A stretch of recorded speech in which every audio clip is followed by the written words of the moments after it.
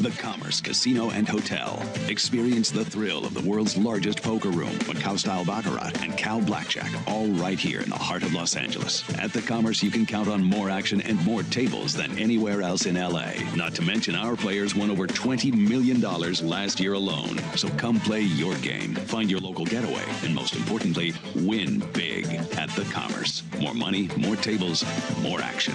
That's why you choose The Commerce Casino and Hotel. Once again, that's why I choose the Commerce Casino and Hotel. This is Bally Live Poker, live at the Commerce. I'm D22 Sosa Wayne Chiang, the host here, and I have 6-time World Series of Poker bracelet winner, Elite Run It Once coach, Octopi coach, Brian Hastings. Thank you, Wayne. Good to be here as always.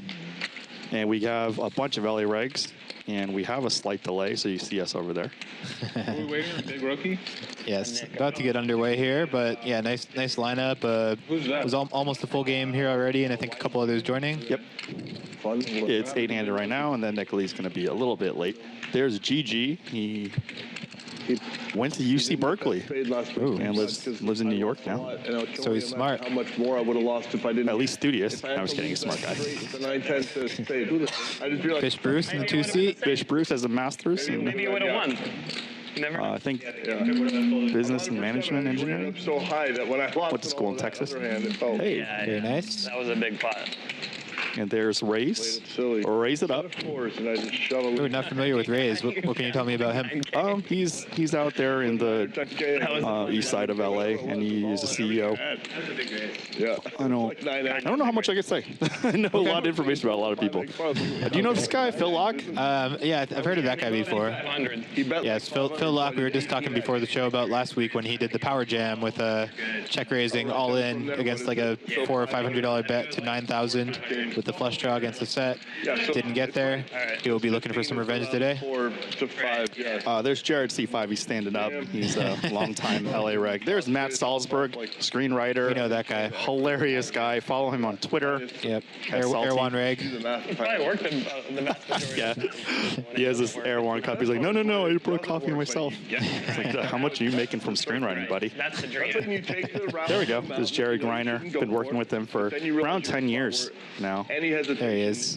LA reg tournament. I will say about Air One's coffee, I do like the activated coffee. You know, they do the one with the MCT oil and all that. That's something that's added that most places don't do. There's Action Antonius. He's coming back. Him and Jared got in and got it with a couple big hands last time they faced off. Yes, and Antonius gave me a glass of Camus before we started, so thank you, sir. Sick. Be the dealer here. It's all melting away. You can ask, or you say, hey, I want to deal. And there's a couple global poker crushers. There was formerly one global poker crusher, but the other one just recently got net positive here. Yeah, 20-ish. I'm sorry, what was that? A couple global poker crushers now. Like a couple days ago, there was only one. Oh. But the other one got net positive here. I'm close. I don't know if I'm quite out yet. But Damn it's very, very close. Very close. Any day now.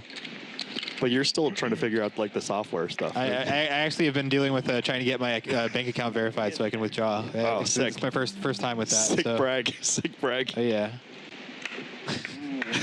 It's funny because I'm doing it more just because I get triggered, but somebody's like, I can't withdraw from Global Poker. I'm like, yo, I don't have any problem at all. I can show you receipts. I'm actually on try number 2. I sent like the bank form, and they emailed me saying the form didn't match my bank statement somehow, or the address, even though it does. So we're trying again. We'll see what happens. Jared, 7-5 suited. We're in a 3-way pot. Yes, the 2 blinds and the button. Most classic positional race in poker. Top 2 for Matt from the small blinds. Antonius with a flush draw. Jared with not a good looking spot. Kind of close.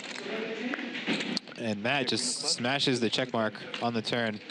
How does he want to play it? Yeah, hey, can I see that menu real quick? A lot of draws out there. So he's He comes with this block size, about a quarter pot bet. Antonius is going to draw, and he's going to be hoping he does not catch a club here. Yeah, we were four-handed for a long time too.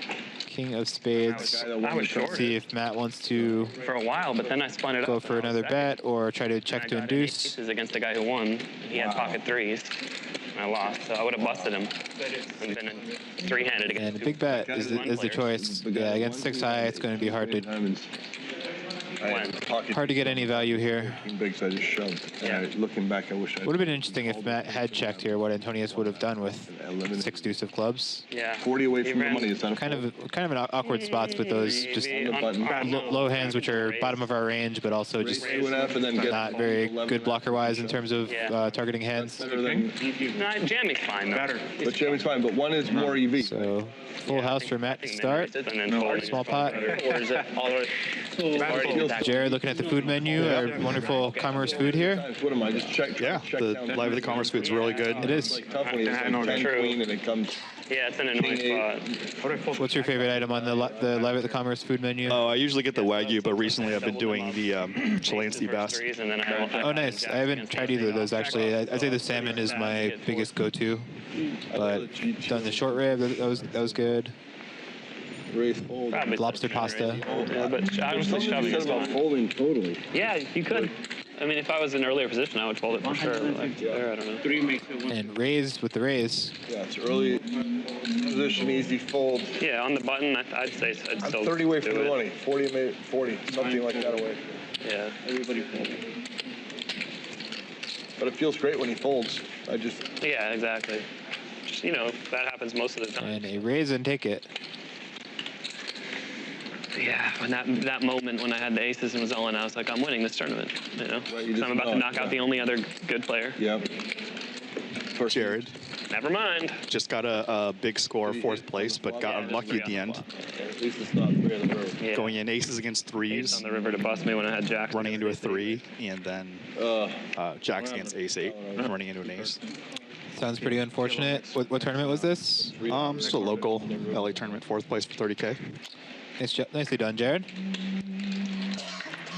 Guys, am I playing too tight for this game? Well, we've only played 2 hands. 3 buy-ins to the Felt like. Live at the Commerce 25-50 game. Or 1, depending who you are. Going by Jared. Yeah, you know, Jared buys in for 10 from what I've seen. So They had one of those little mini things where first place is 100 and something. Oh, that's good. A lot of these guys are so excited to be here. You They got 4th for are out of town, come from out of town. They hit me up and they're just like, "Yo, I want to play." Could I'm be like, better, "All could be right, worse. come on in." Did you end on the day 2? very nice. You said Gigi's in from out of town, and Yeah, it's from New York. Anybody else or? Can I just get the salmon with Damn it, I think asparagus that's and it. mashed potatoes? No, but well, the thing is, like a lot of these guys travel too. Yeah. Like Phil Locke goes to New York and back and race Asia.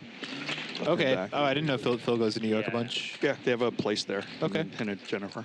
Cool. I mean, yeah. Bruce and Race both travel a lot to China, and then Bruce went to school and got his master's degree in Texas. Nice. I'm Asian, so I got to do the educational background thing.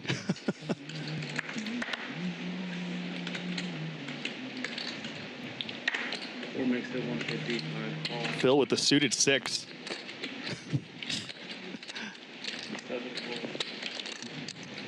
Is that a Baccarat reference of any sort, or? No, I just like it before solvers came out. I always had the running joke that the 6 was powerful in you know, like multiple raised Yeah. pots Didn't have because something- of 2, 3, 4, 5. Yeah. Yeah, right. There's something to that. Monster, but I had a very. They were vindicated by the Silicon Overlord, if you will.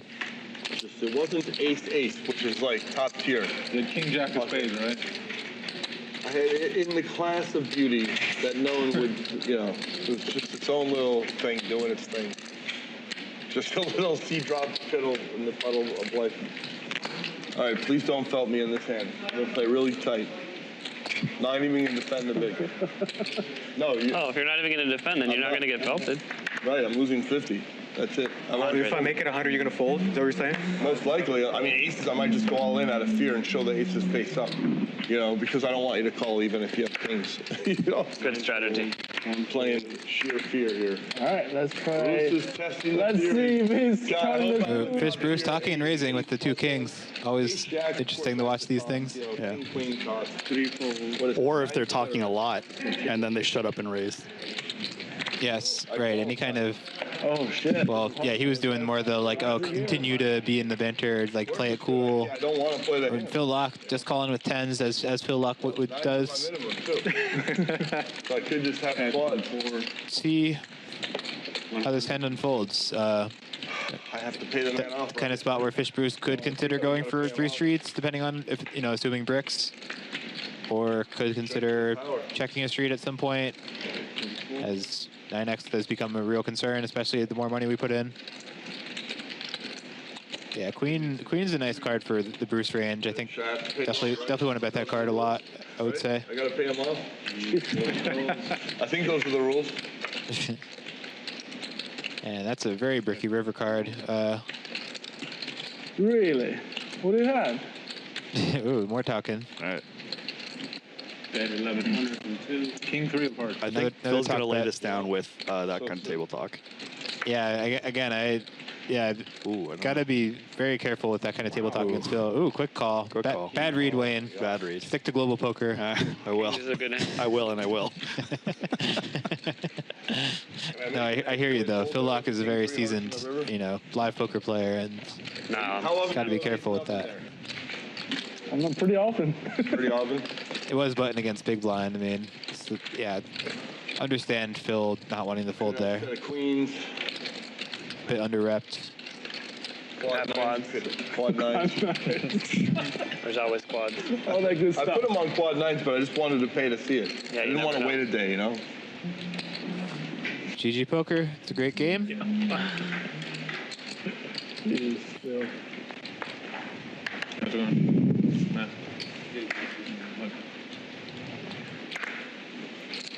They'll come hook that up to you. Don't worry about it. What's up? I'm Jared.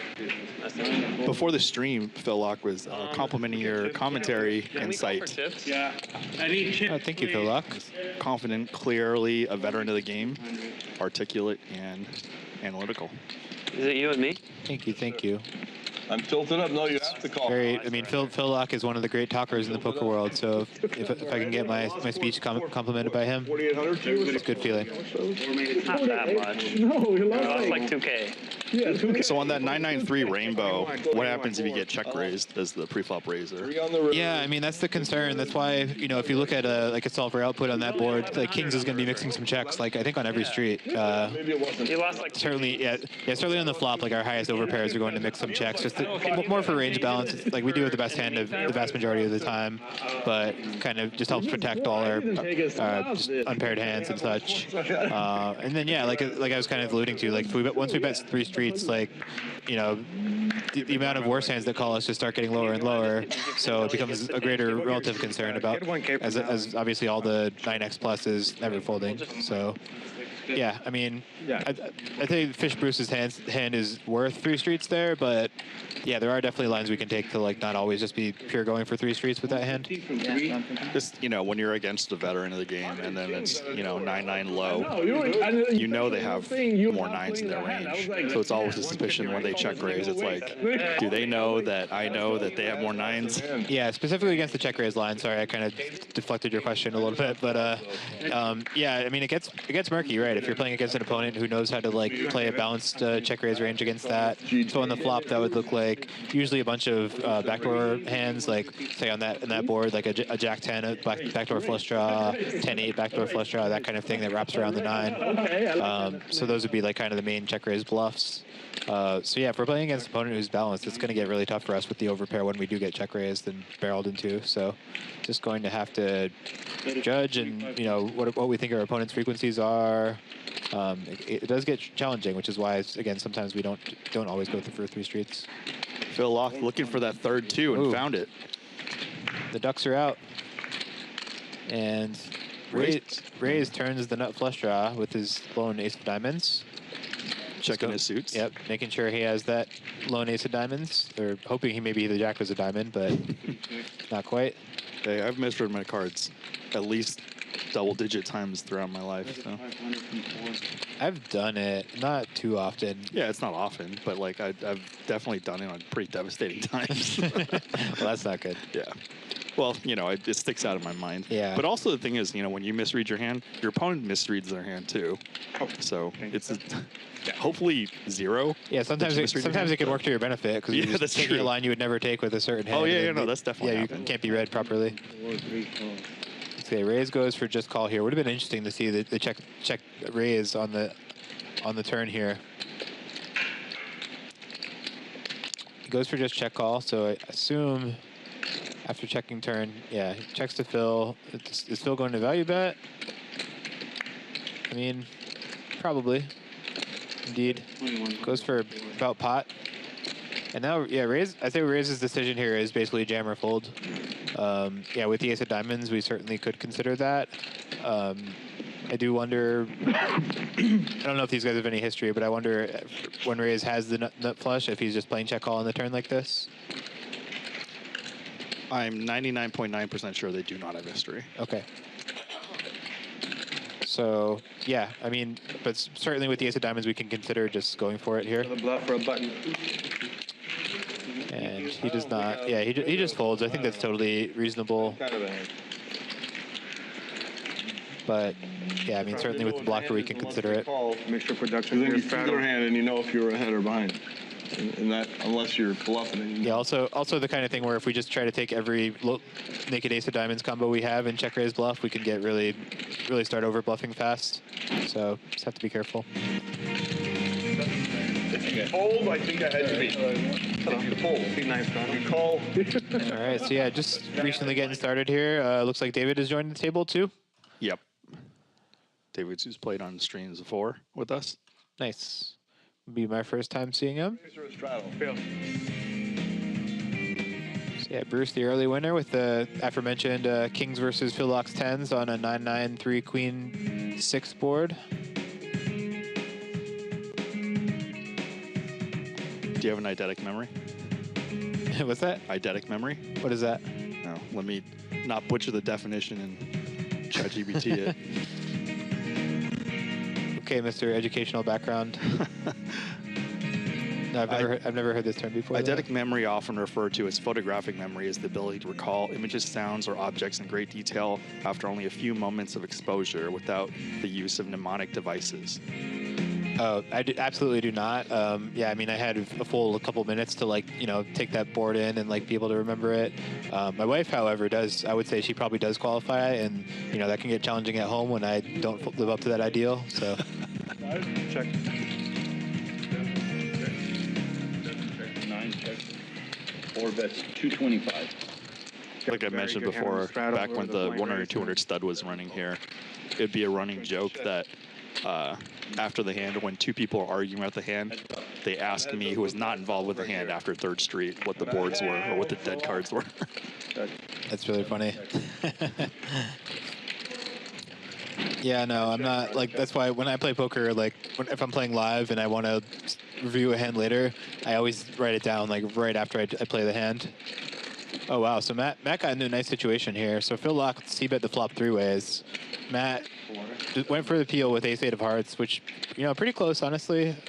I get it, but in this case, working out great as he actually rivers the better 8, and now is going for value. So this is how to burn money. Don't do it. will they not make this video? Phil's not going to be thrilled if he sees Matt's hand here. So if I burn 3 showdown. That would be the cap. 0% chance it's a could buy clip. food with this, or you could just burn the money and give it to Matt Salsbeg. Although Matt will be good to it. He'll Take it to everyone, Matt. Matt will buy us a drink or something.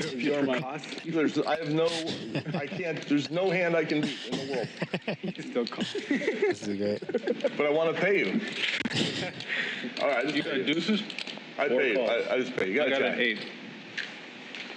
That's good. Yeah. How do you have a monster like that? Damn. That was a fun hand. This is a collection pot, huh? Yeah.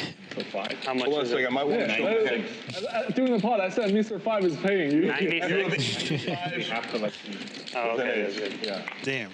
Your hand That's is cold. strong. So 2 losers this hand as Jared gets stuck with the collection as well. I realized a minute ago. Yeah, that was a really funny outcome to that hand though. Matt makes a fairly loose flop peel, I would say, 3 ways, and then just backs into rivering the same pair with a better kicker. Sick. And getting value from it too. Valuation. Hey, if you're going to peel. Situation. I looked at Yes, he you and got the maximum out of his. I was zoned out. I didn't even realize. Just giving all the money away today. I even told you guys how bad a call it was. How bad was it? did you have a pair? At least you have a pair. That I know. He had king high. 6-7. So Phil Lock playing the role of ATM so far, early in the show. I'm surprised you. Not that I can really fault either of call down, but 5% sure against the jack. will be interesting to see if that impacts his procedures going forward. Ooh, Fish Bruce folded the ace-5 suited. Do we get a one-round penalty for that? Deal him out. In fact, let's find out. And pocket 5's in the muck right after that. Invite revoked. Didn't see who folded the 5s. It was either Phil or Jared. I think Phil. 10. All right, three-way flop. Matt hoping not to flop an 8 this time. Oh, well. 8 is there. Not really a board that he figures to lose a whole lot on, though. 1500, that doesn't make any sense. You should be down a little more than that. But not But I that bought much him for more. 20,000 Oh, you won a pot. Remember, we bet 2K on the river against Tiffany. Checks through. You won a pot. All right, so yeah, after flop checks through, Matt checks again. Well, GG, after raising the ace-8 off under the gun, 1500. I've been stuck 1500 before. is going to go for a value bet on the turn here. One best. Really, I've done It's it going to twice. work You've only bet really well in 91. this spot. 91 to 9 to 0. So Good. I wish. way ahead. Probably close Matt to needs like a king. 200 times. Or, yeah, I mean, Or foul deck. probably not likely to lose another bet here, though. At least, yeah, like calls 1,500 more or calling more. turn I expected, but Let's figure half of my poker session. yeah. Several bluff cards Would as well. would imagine it just goes check on the river. For That's true. Yeah, that's true. If like a 10 of spades or something came out, Matt could consider bluffing. Hey, you count every tournament brick I've had that was over 1,500, and that's a I lot. play too. 100 times a year. And that is the dead man's hand right there. Ace-8 off. I might have the suits wrong though. Do people still talk about that, or is it like so far in the past? I feel like I hear it every so often at the table. Yeah. So it's now folklore and legend. Yes, cemented. To buy and have 1.5. Just like the Doyle. You don't cash it. Actually, yeah, I just played a tournament. Way more. We're live at the Commerce here. Played by Matt. Bally live poker. So I want that just to be the opening. Nice, lively, full ring, 25-50 no limit game with an ante. There's like 9 chapters. Love the big blind ante format, by the way. Varying degrees. I think like it's the little future. 350s. Yeah. Here. Where was I going with that? The dreaded like 8,000. Oh yeah, I played a tournament in Vegas this weekend, and That's right. I saw their Yeah, stories. yeah, there was a woman at my table like commenting on getting dealt the Doyle like 2 or 3 hands in a row. So yeah, I mean that's obviously like forever in poker, Yeah. folklore. So But that's at least attached to like a name, face, and tournament. Like Sure. Dead Man's Hand is just like kind of folklore. yeah, Matt getting aggressive here with the Queen 10. He has been Play of the Year at WPT before. Yes, I believe 2012 maybe. Could look that up. I kept those from last Not game. bad timing for Matt though, as Gigi has woken up with 2 kings in the big blind. Thank you. One rated to 12. It was a pretty weird hand. I had the button. You just claimed that you're folding. Everything. I woke up. 4-bet. Yeah, I saw the kings tonight. Yeah. I had an overpaired to 9. Oh wow. Yeah. Oh wow. You had the goods. Yeah. I didn't like the turn and river. Yeah. Could have folded the river, I guess. Just kinda.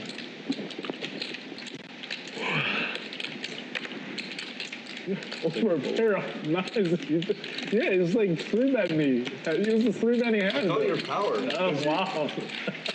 Also, you're gonna fold everything, right? Because I've already announced. I'm Matt developing quick history with GG. my hand. Yeah. Might be. I don't know. It felt like Indeed. the only call. It's going to be hard to proceed here. I know Matt is not one who enjoys folding very much, but this is a tough spot to put any more chips in with this hand. He is out. So You're correct. It is 2012. or I'm seeing 13, or maybe it's 12 to 13, like kind of partial. Sure. It says The season. 2012 in ChatGPT. Matt Salsbeg, that hand didn't go your way. Well, You played ChatGPT the is hand, wrong, it didn't go your or way. at least Google I know is wrong very often. I don't know about ChatGPT, Dig but in, loosen up and I know AI is still working itself out with a lot of this play the stuff. hands you're gonna lose. It is, but I'm still sticking with it for now because Well- there's a lot of cool developments, and I've showed you some of it. No, totally fair. I get that. Obviously, it's going to continue to improve every day, just as we should strive for as poker players. Get Right. a little better every day. I mean, AI is just going to do that. So I was like, Also, just like we know of, some stuff that's lost in poker history is actually being there. So, when AI is more developed, you could talk about how it was undeveloped and what the errors were back in the day. maybe we could, get a AI to take us into just like a video where we can watch Doyle win the main event with the 10 deuce, or Yeah, after this hand, I'll mention something. There's an ace for GG. Malicious. yeah, very good start for GG here. Probably going to end the hand on the flop, I would imagine. But yeah, I found an article on worldpokerdoor.com, so I will take that as authority. It says he won in 2013, but yeah, perhaps the season started in 2012, which makes sense.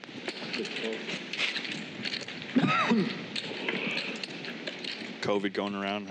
I was working from home last week during the ladies' night, and a nice game with Kitty and Phil Locke, Frankie and others last Wednesday. COVID ain't what it used to be, but still lingers. Yes. Well, glad you're doing better. Appreciate it. Yeah, I haven't had COVID in quite a while. I have gotten it twice in the past, and both times it was playing live poker, traveling to live poker like tournaments. So. Yeah, well, I'm at Commerce every day, so.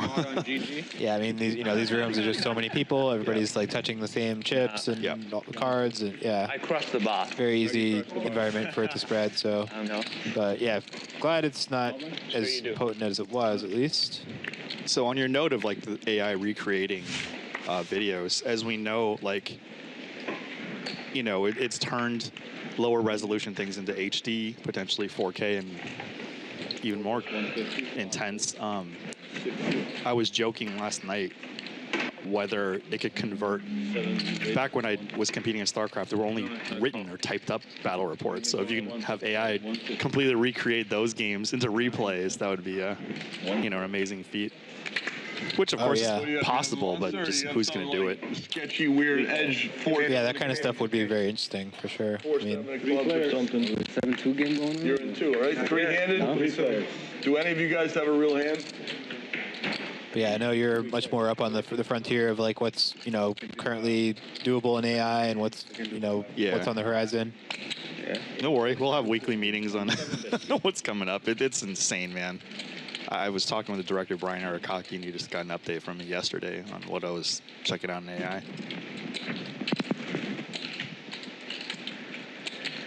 I know. I listened to Patrick Howard's podcast, and he mentioned how like it's allowed him to just like code, he could use AI to basically like code programs. Like I actually started using an RNG that he made on my laptop, and yeah, but beyond that, just all kinds of like software stuff. Just allows basically you to code without actually knowing how to code, sort of. Yeah. Kind of like using calculator to do math or. So I was drawn. It's true. I just posted today on Twitter/X. That it's been doing my math. It will be doing my coding. I had a mom. It's doing some of my legal work. Definitely doing artwork for me. Definitely doing video clipping for you. I don't remember the last time we talked where I mentioned what I was using for AI. We can talk about after. Jared raises his jacks. 3 J's. Jared, Jack and Jack. Can AI help you give you better cards if you're running through a card dead stretch? Can tell you what's a fold pre. I don't think Fish Bruce is actually 3-bet to 200 here. That's not even legal. I have the position. You do. Phil has the worst position. Yep. Probably work out for him. Check. 4 check. Phil flops a gutter. Yeah, Bruce has a dead 7, so only 1 out for him. I think he flatted. Yeah, or probably Jared made it 200 to begin with or something. Or something of that nature. To call 225 in these positions. Well, that would make more sense. Likes to call. Phil calling out of the big blind, so it's probably Jared raising under the gun and Fish Bruce calling the blind. Right. Phil improves to an open ender. Now can catch a 4 as well as a 9. Jared still with the best hand, and he's just going to bet it, which I think is a good move here. Goes for about half pot. Yeah, once again, Phil has now an open ender. Could even consider raising sometimes. Like I think that would really put a hand like Jared's in a tricky spot. After this speech, I don't think that's going to happen. Like 8, 9 of diamonds, or you have legit like queens. Either of those are possible. 8, 9 of diamonds. I would like that hand. What do you have? Better hand than you. I thought. Maybe not. I don't know what you have. Possible. That's That's your foot. Okay. Yeah. You order as well? This is what we're here for, Phil's talk. I did know for a second. I like his outfit today. Sunglasses. Oh, King Jack of Diamonds. Does just throw his open-ender away, which is understandable. Yeah, I think raising is an interesting idea there, because, yeah, calling is a little dicey. Like, you know, our outs aren't even clean on the diamond runouts, the 4 and the 9. So, it's, yeah, it feels like the kind of spot where it's sort of close between folding and raising to me. And, yeah, raising is just like, we represent a lot of the, like, turn 2 pair. No clubs? Potentially slow-played stuff as well, on the flop as well. And then can just put a 1-pair hand like Jared's in a tricky spot. Yeah, I'm researching and dealing with AI every day. I don't know what the last thing I talked about to you with AI was. Video editing, probably? Yeah, definitely that. You did mention that, yeah. I'm dealing with Opus Pro, which was referred to me by Bill One, a.k.a. Bill Masitis. He was the chief marketing officer of Slack, Zendesk, Salesforce, and also my Command and Conquer mentor back when he was... Oh. He was 21 and I was 17. He was number 1 on the ladder. Then he mentored me a little bit, and then it was off to the races for me. Jared Wow. with number 1. It's pretty cool, the connections you just make from competitive gaming. Oh, I yeah. mean, They've, can imagine. a lot of them turned out to be mega successes. Not surprising. 5 makes it. So, yeah, Jared wakes up with aces against a raise and like a small 3-bet on the button. So let's see if Rays wants to see a flop. I mean, doesn't seem like the kind of guy who wants to fold 10-9 of hearts too often before the flop, but we will see. It is a pretty large sizing by Jared.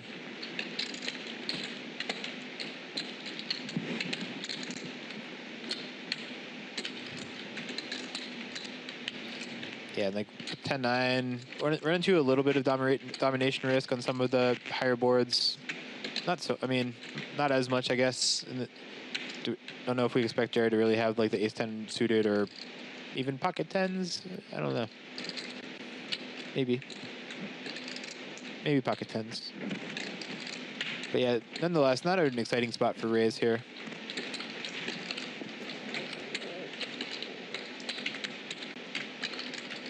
I literally couldn't read whether Race was going to call or fold for like 5 to 10 seconds. He seemed very genuinely conflicted, and yeah, I think it's probably against, just because Jared went this large, I'm thinking like I would probably fold, but it's close. But yeah, I mean it's a pretty hand, and definitely a hand that can crack the big pairs. So, ooh, well, here we go. Speaking of, It's about 60% guess.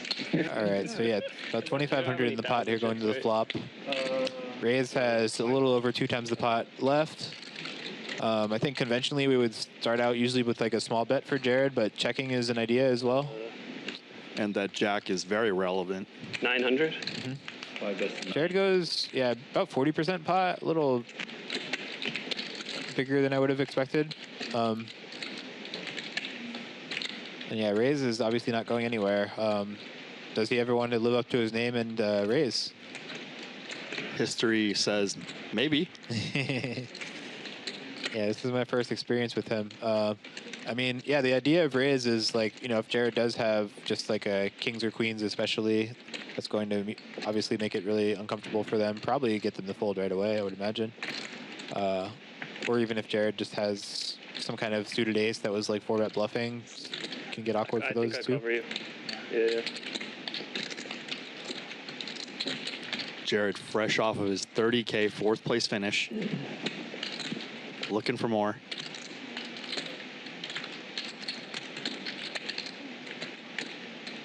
Did he get any double bag bonuses? Knowing him, he definitely attempts to. Okay, makes sense. Again, the king not irrelevant to the situation.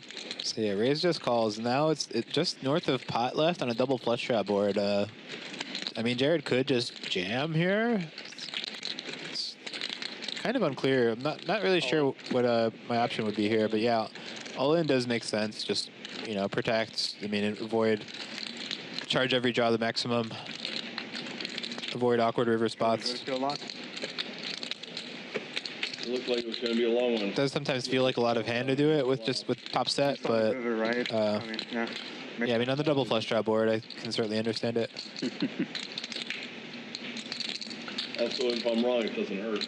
Pleasant's here. And yeah, Ray's turned to gutter, but you can see. I mean, you can see the graphic here. 28% equity against Jared's hand.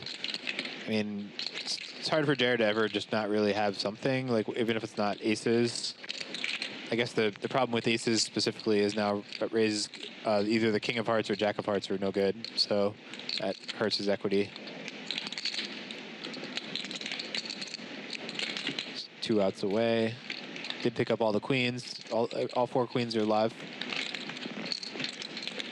But yeah, I mean, again, this is all in for just north of pot, so Rays would need about 35% equity or so, a little bit more. So yeah, correctly does find the fold here. Always king. Set of jack arena. No set of jack. King, queen of hearts. Blinds? Big blinds? So nice pot for Jared. Gets all the protection. So I'm publicly warning people that AI will be taking a lot of jobs away. It already started.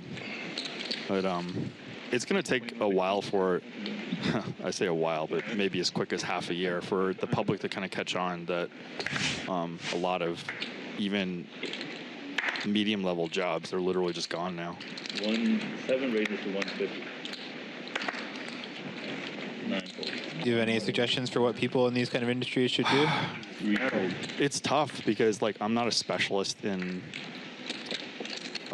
the 50 is what he bet, right? Yep. micromanagement part of like media, which is where a lot of work is getting chopped off. Like, you know, Opus Pro can just like But it felt like you raised. clip podcasts in hands, just literally save so much time, and it's just going to get better and better. 7 check. Yeah, I definitely see that for that kind of stuff. Yeah, I mean, my sister is a TV writer, so yeah, I mean, in that type of industry, like, I feel like AI is certainly not there yet, and it's kind of unclear going forward with like the creativity aspect and the humor. Like, It's not, but I did a stint attempting screenwriting, and I got finalist in a couple of contests. So what it can be used for, it cannot be used to release the final product. But say as a TV writer, you know, there's going to be like 24 episodes in the season or something around that. You can have AI just like bam, bam, bam, like rough drafts for certain concepts, and then just kind of like put them next to each other. yeah, that would make more sense. Just like use it as like a compliment, which would that mean like you wouldn't need as many writers in that instance. But yeah, right. It seems like in that kind of thing, especially with like comedy, like I don't see how it could be like a total replacement. This is a look and raise. Gigi, I know what you're doing. You're looking at your cards, and then you're reacting to your environment. It's right now. It's Actually, I'm not having a compliment / buddy to speed up and check options quickly. Plug in, hit stop sets. Rather than a pure replacement. That makes sense. Yes. Very good hand that just says flyers and then get raised. 6 calls. So how long until it's sending us all off on rocket ships tomorrow is to just go? I don't know, man. Like, I'm not at the forefront of this stuff. I'm more an observer and a fan. But already it's just like incredibly scary. That's kind of always been my role in tech is like, at best, I'm good enough to understand, but not execute. They know when you're walking out and they mute it for you, but if you want to be I mean, I think execution, I would imagine, just with like with anything else, just comes with reps. Like, I mean by execution as in like creation and innovation. Sorry. Execution, yeah. If you put it in front of me, it's. I've said this before. For like Google, when it came out, we could tell it was superior to the other search engines, but we didn't know why. And then a decade later, when they released the framework and algorithm for PageRank, I'm like, okay, I understand this. But if you send me back in time before Google was founded and give me this, could I have done this?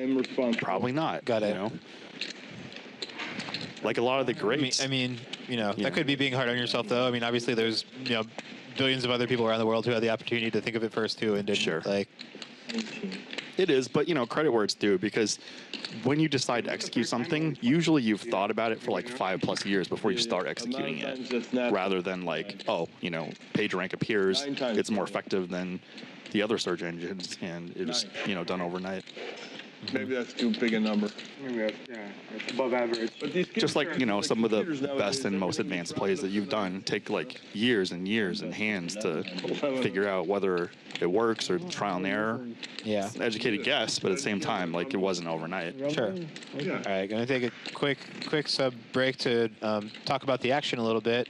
When bet call in the flop, Gonna live forever, huh? GG was the aggressor, That's damn and GG now turns the nut flush draw. David turns second pair, which is the best hand, You might get. and Antonius is probably out of there with just the gutter and nothing else. Yep, we gotta stay healthy.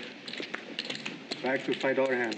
That's actually a delicious meal too. I've had it so many times. So heads up to the river. Blank will be interesting here. You talk yourself into it As after you know. yeah, usually when we miss the flush draw, those are not like the cards we want to have in our hand to bluff with. At least this hand peaked at $10. Yeah, David check called twice already, so Queen is very much within his range as well. Into the $1 million moments, you know. So. Oh, yeah, absolutely. His actual hand makes sense, but like there's a lot of like 6x that's just gonna fold the turn here. I think. I If played he with called flop. GG a bit, although smaller stakes than this, and he definitely barrels in smaller Well, stakes. he's going for all of it here. That's yeah. This is Diamond, 5 of What the spades. hell was I doing We want there in the flop? the all-in bet size to me indicates that GG thinks David often does have a queen and is trying to make him fold it, 5 on like 4. or at least 5 make him have a tough decision with a queen. You So. just have such. And yeah, he certainly put David to a tough decision here, so well done. GG has gone all in for. What is that? What's your prediction for what David will do here? I have no idea. I actually have never played with David. Do you know if David and GG have ever played together? Definitely not. Okay.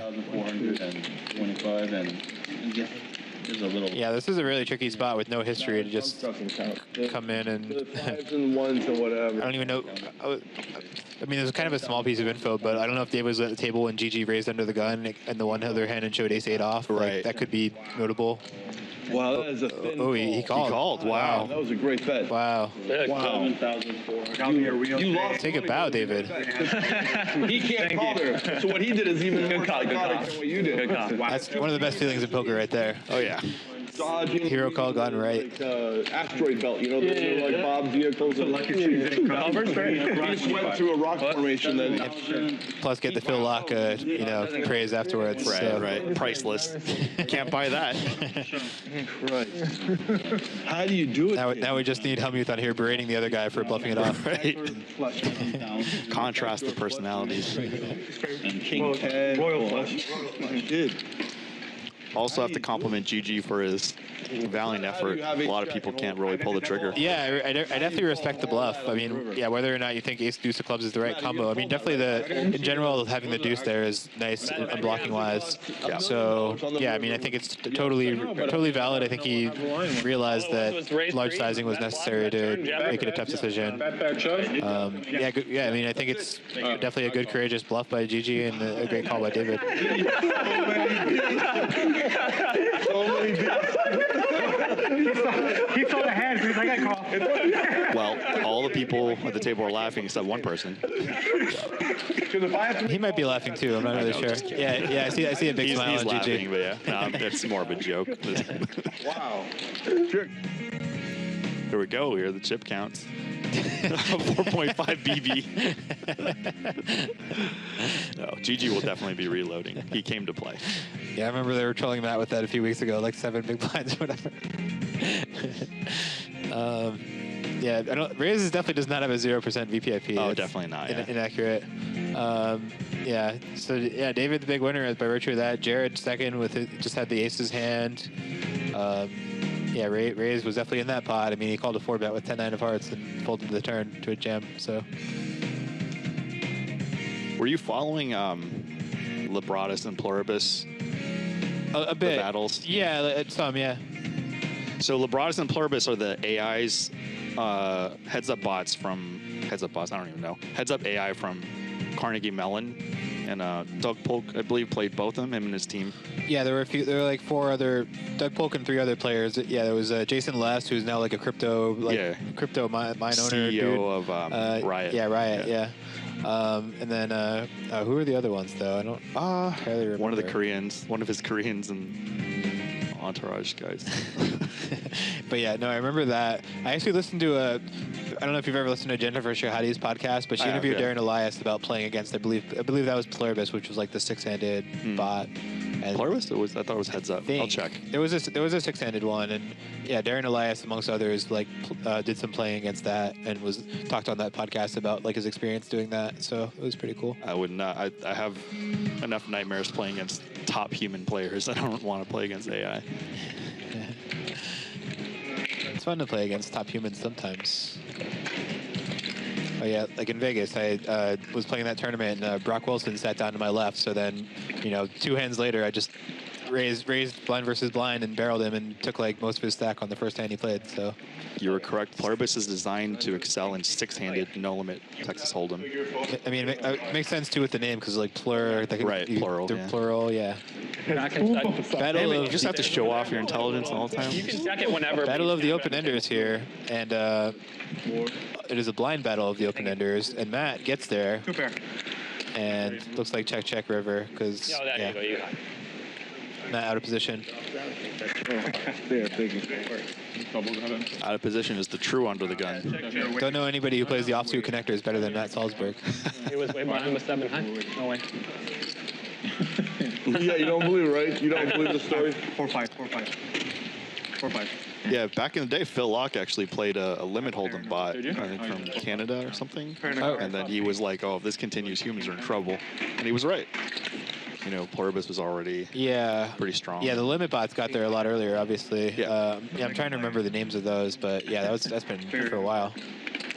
It is wild to think that like during my early days of like playing online poker, like there were just like all these like limit hold'em battles going on like live online, like people just battling in 300, 600 heads up limit hold'em. Oh yeah, Joe Cassidy, Mark Newhouse, yeah. Thunder Keller. Yeah, shout out to Overnight Oats. That's right. Shout out to that in a bit. Indeed. Kenny Liu, Kenny Tran, Devin Miller, who's, by the way, in Vegas with the Magic the Gathering World Championships or whatever with John Finkel, Bob Maher, and the rest. I was invited. I just have to do this stuff. Job comes first. I don't think I know Devin Miller. I know John Finkel, though. Devin Miller was Savage Gamble. Okay. You know who Savage Gamble is? Yeah. Yeah, and Dumb Animal. Those were his 2 online names. Okay. Yeah, sure. See, you can't Google this stuff. You actually have to know. Sure, the records probably weren't good enough then. Oh yeah, I heard like Pocket Five's like online rankings are like, deleted recently. A lot of people were really upset about that. The damage is going to be after you show me the 750. So Phil Locke 3-bet here, stepping out a little bit with +2, and very good flop for him, both in that he has a flush draw and also that it's not good for Fish Bruce.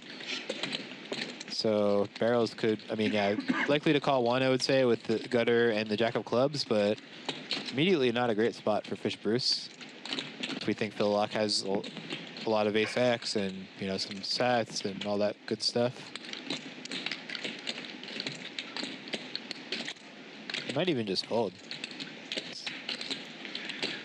Seems, I don't know. I feel like the longer he thinks, the more likely it is he just pitches it. Like the super tank call doesn't exactly come off as very strong in this spot. Yeah, this is what you and I probably know is you have to practice your,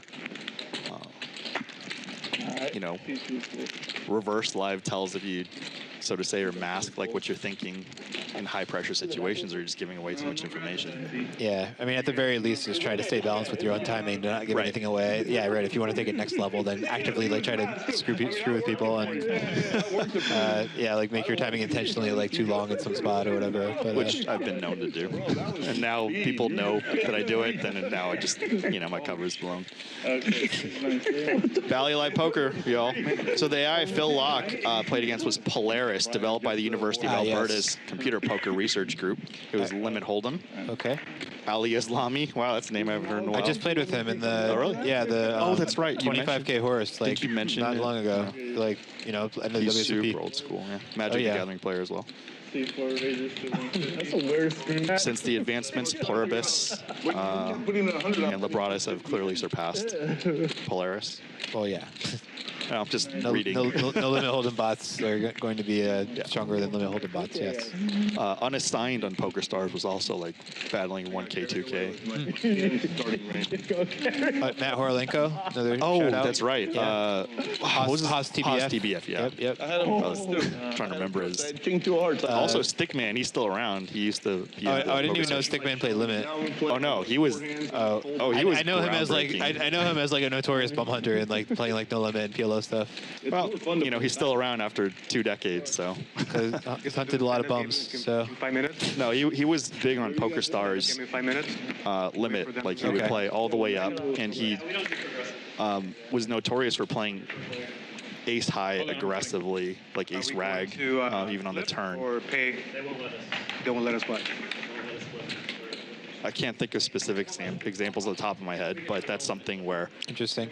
potentially people call him a fish, yet when you look at poker table ratings, definitely not. Yeah. We're putting it in the middle into a flip. Yeah, another I know, Terrence Chan. Yes. I don't know if he ever played like the super nosebleeds, but probably played like some, you know, 200, 400 and such, I would imagine. Oh, really? Oh, okay. I heard you. Sorry about that. Mike Schneider. Oh, yeah. Used to make card owners limit hold'em videos. Yeah, I played with him out here live at Commerce. Oh, nice. Yeah, I don't know. And of course, back in I poker. don't know what he's up to now. I haven't really. I think he's in Minnesota. I think he's still in Minnesota. Yeah, seemed like a Minnesota lifer for sure. But yeah, I don't know if he's like playing a lot of poker or doing something else. Shout out to Snides. Yeah, Schneids. He's there with Bicycle Kick and a couple others. Yep. And if it's a 10, you go to the next card. Palomino. 10. So 3. 1, 2, 3. So he'll be it. And Action Antonius living up to his name here, cold calling the 3-bet with 10-7 of diamonds and flopping a flush draw. It is just a Matt Salsbeg 3-bet though, so take it with a grain of salt. Oh, damn. But that's actually a compliment, right? Because it means he's balanced. Yes. Or exploitative. Yeah, yes. Right. It is. Yeah, the old show him respect. Like, you have to respect the strategy by not just auto-folding everything. If you guys aren't following Matt Salzberg on Twitter, he's one funny guy. Yes, he is. That is not a good turn card for Matt. Not seeing the flop action yet. This graphic's still showing pre-flop. Yeah, he checks the flop, or I mean the turn rather, which is warranted, I would say, with this hand. And Antonius with the flush.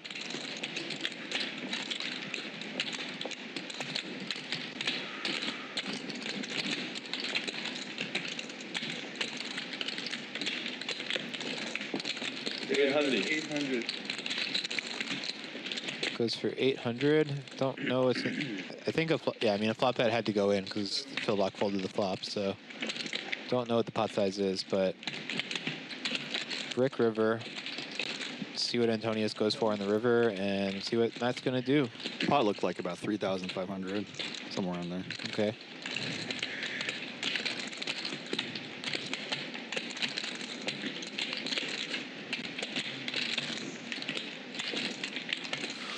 Antonius, by the way, told me before the show today that he's rescued about 15 dogs in the last year. Pretty awesome stuff. Nice. And 1,200 and a quick call from Matt on the river. Yeah, that's against presumably a small sizing. Again, don't really know the pot size, but you know, it was 800 on the turn. So yeah, kind of hard to fold an ace given that, I would say. I put you on ace 10, ace 2. Oh, I put you on queen. I really.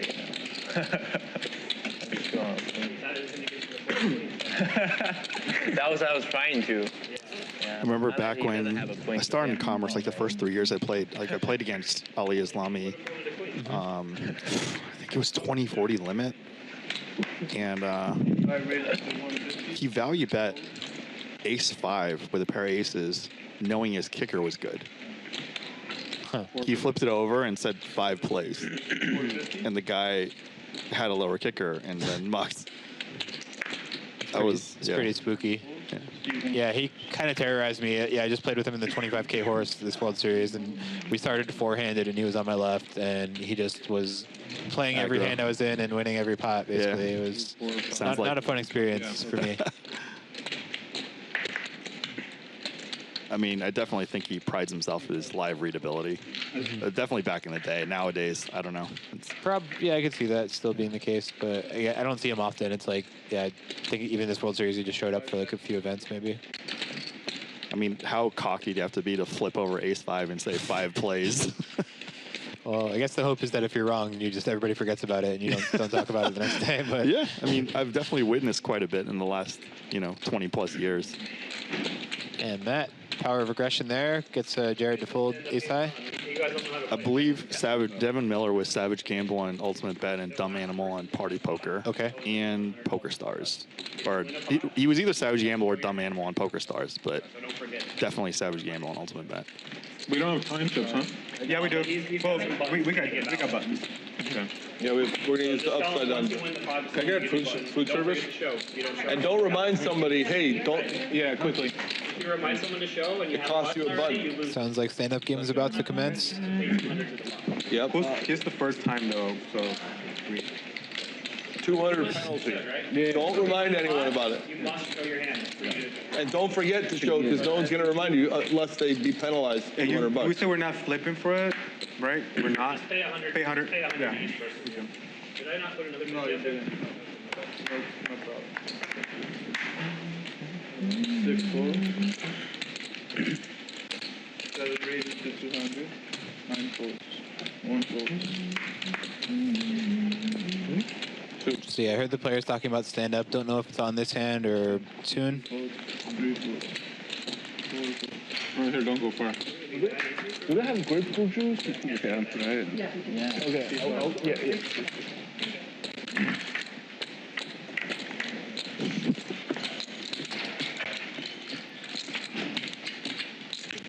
See if I check. Check. Yeah, let me have I worked with Jenny for about a decade now, maybe even over. Here you go. Oh, wow, that long. So $6.50. And I might order something, too, in a second. Thank you. Yep, Jenny always providing great service. Yeah, I've only known her for a few months, but didn't realize you did for that long. Yeah, I mean, we've been around, so we've seen a lot of people come and go, and the people you see are survivors. Maybe a bucket with water, too? Yeah, you just figure out what you want in life. It's not all it's about battling the highest stakes on the site in the room. Yeah. Okay. Do the combo on here. Jared taking an aggressive line here. I do the 3 on triple H. I do beef and broccoli. Double gut shot for Matt Salsbeg. Yes, as he tries to get food order in. Or I think he's done with that. Yeah, but you want the flavor. Ooh, folds it. Wow. Jared, the natural 9. Black pepper and You hate to see that smile right after a hand. You're like, oh, mother. Yes. Yeah. Conversely, like I said, one of the best feelings in poker earlier when you make a hero call and it goes right. Yeah. Yeah, just made it 1400. making a fold and just immediately seeing that smirk. Yeah, it's not a good one. I also got a gutter. Stealing from the people. So yeah, that was stand-up game too. Do you feel Matt, bad about that, or you feel okay with it? I'd say a pretty tight fold there with the double gutter. Game. Yeah. If it was regular And poker, ace might be good. One, and I just get to chill and watch you guys all go if for it it. was regular poker, Hey, you'd be maybe in the queen. stand-up game, you don't- Maybe, or maybe you didn't need anything. Yeah, maybe you didn't need anything. Maybe ace high's good. That's all we need to do. Just need to fade a 4-5 and All we can do is know 3. he's out of the stand-up game. Man, oh man. D1. 175? Yes.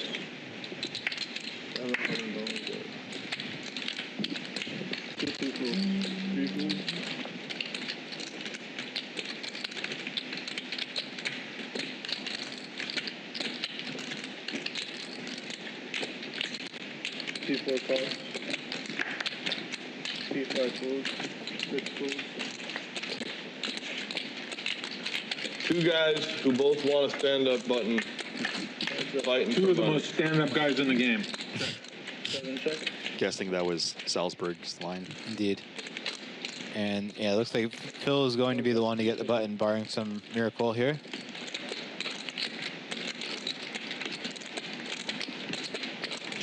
Yeah. Drink.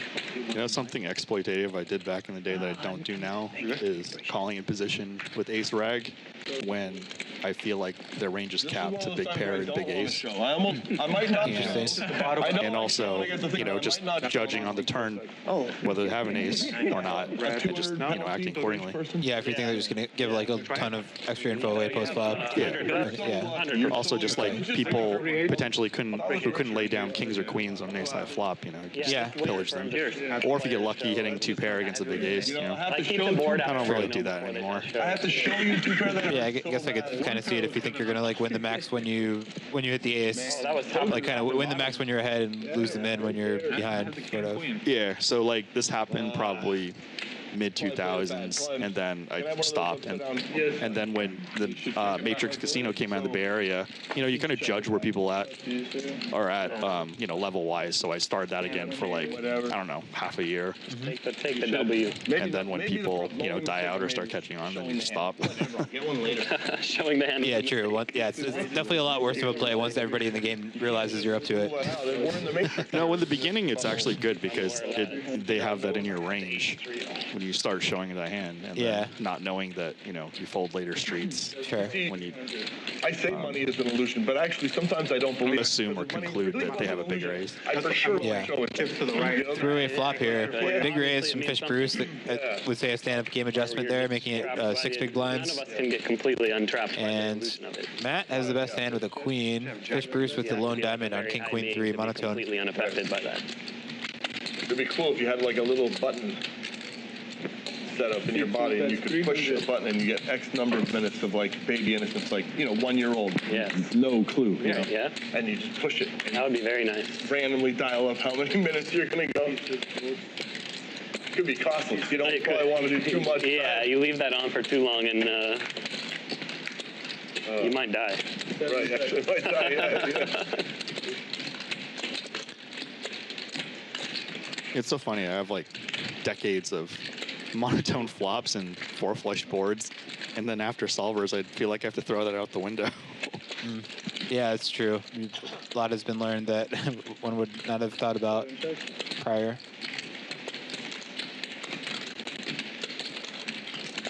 Does Bruce want to go for value here?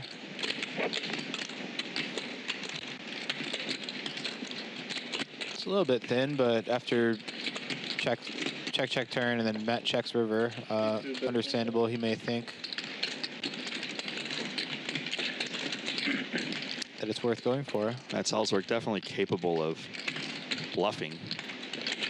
Yeah, that is a good point. Yeah, Matt is the kind of player who could think, well, not after this routine, but in general, could think Bruce is capped after checking back turn and attack the river bet, potentially.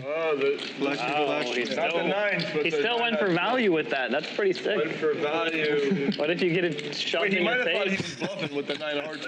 Yeah, why don't you shove it in the face? Oh, yeah. Guys, this is about needling the other guy, preying on their insecurities. Going for value. Newer players, they get really insecure. I remember I was like this when I first started out.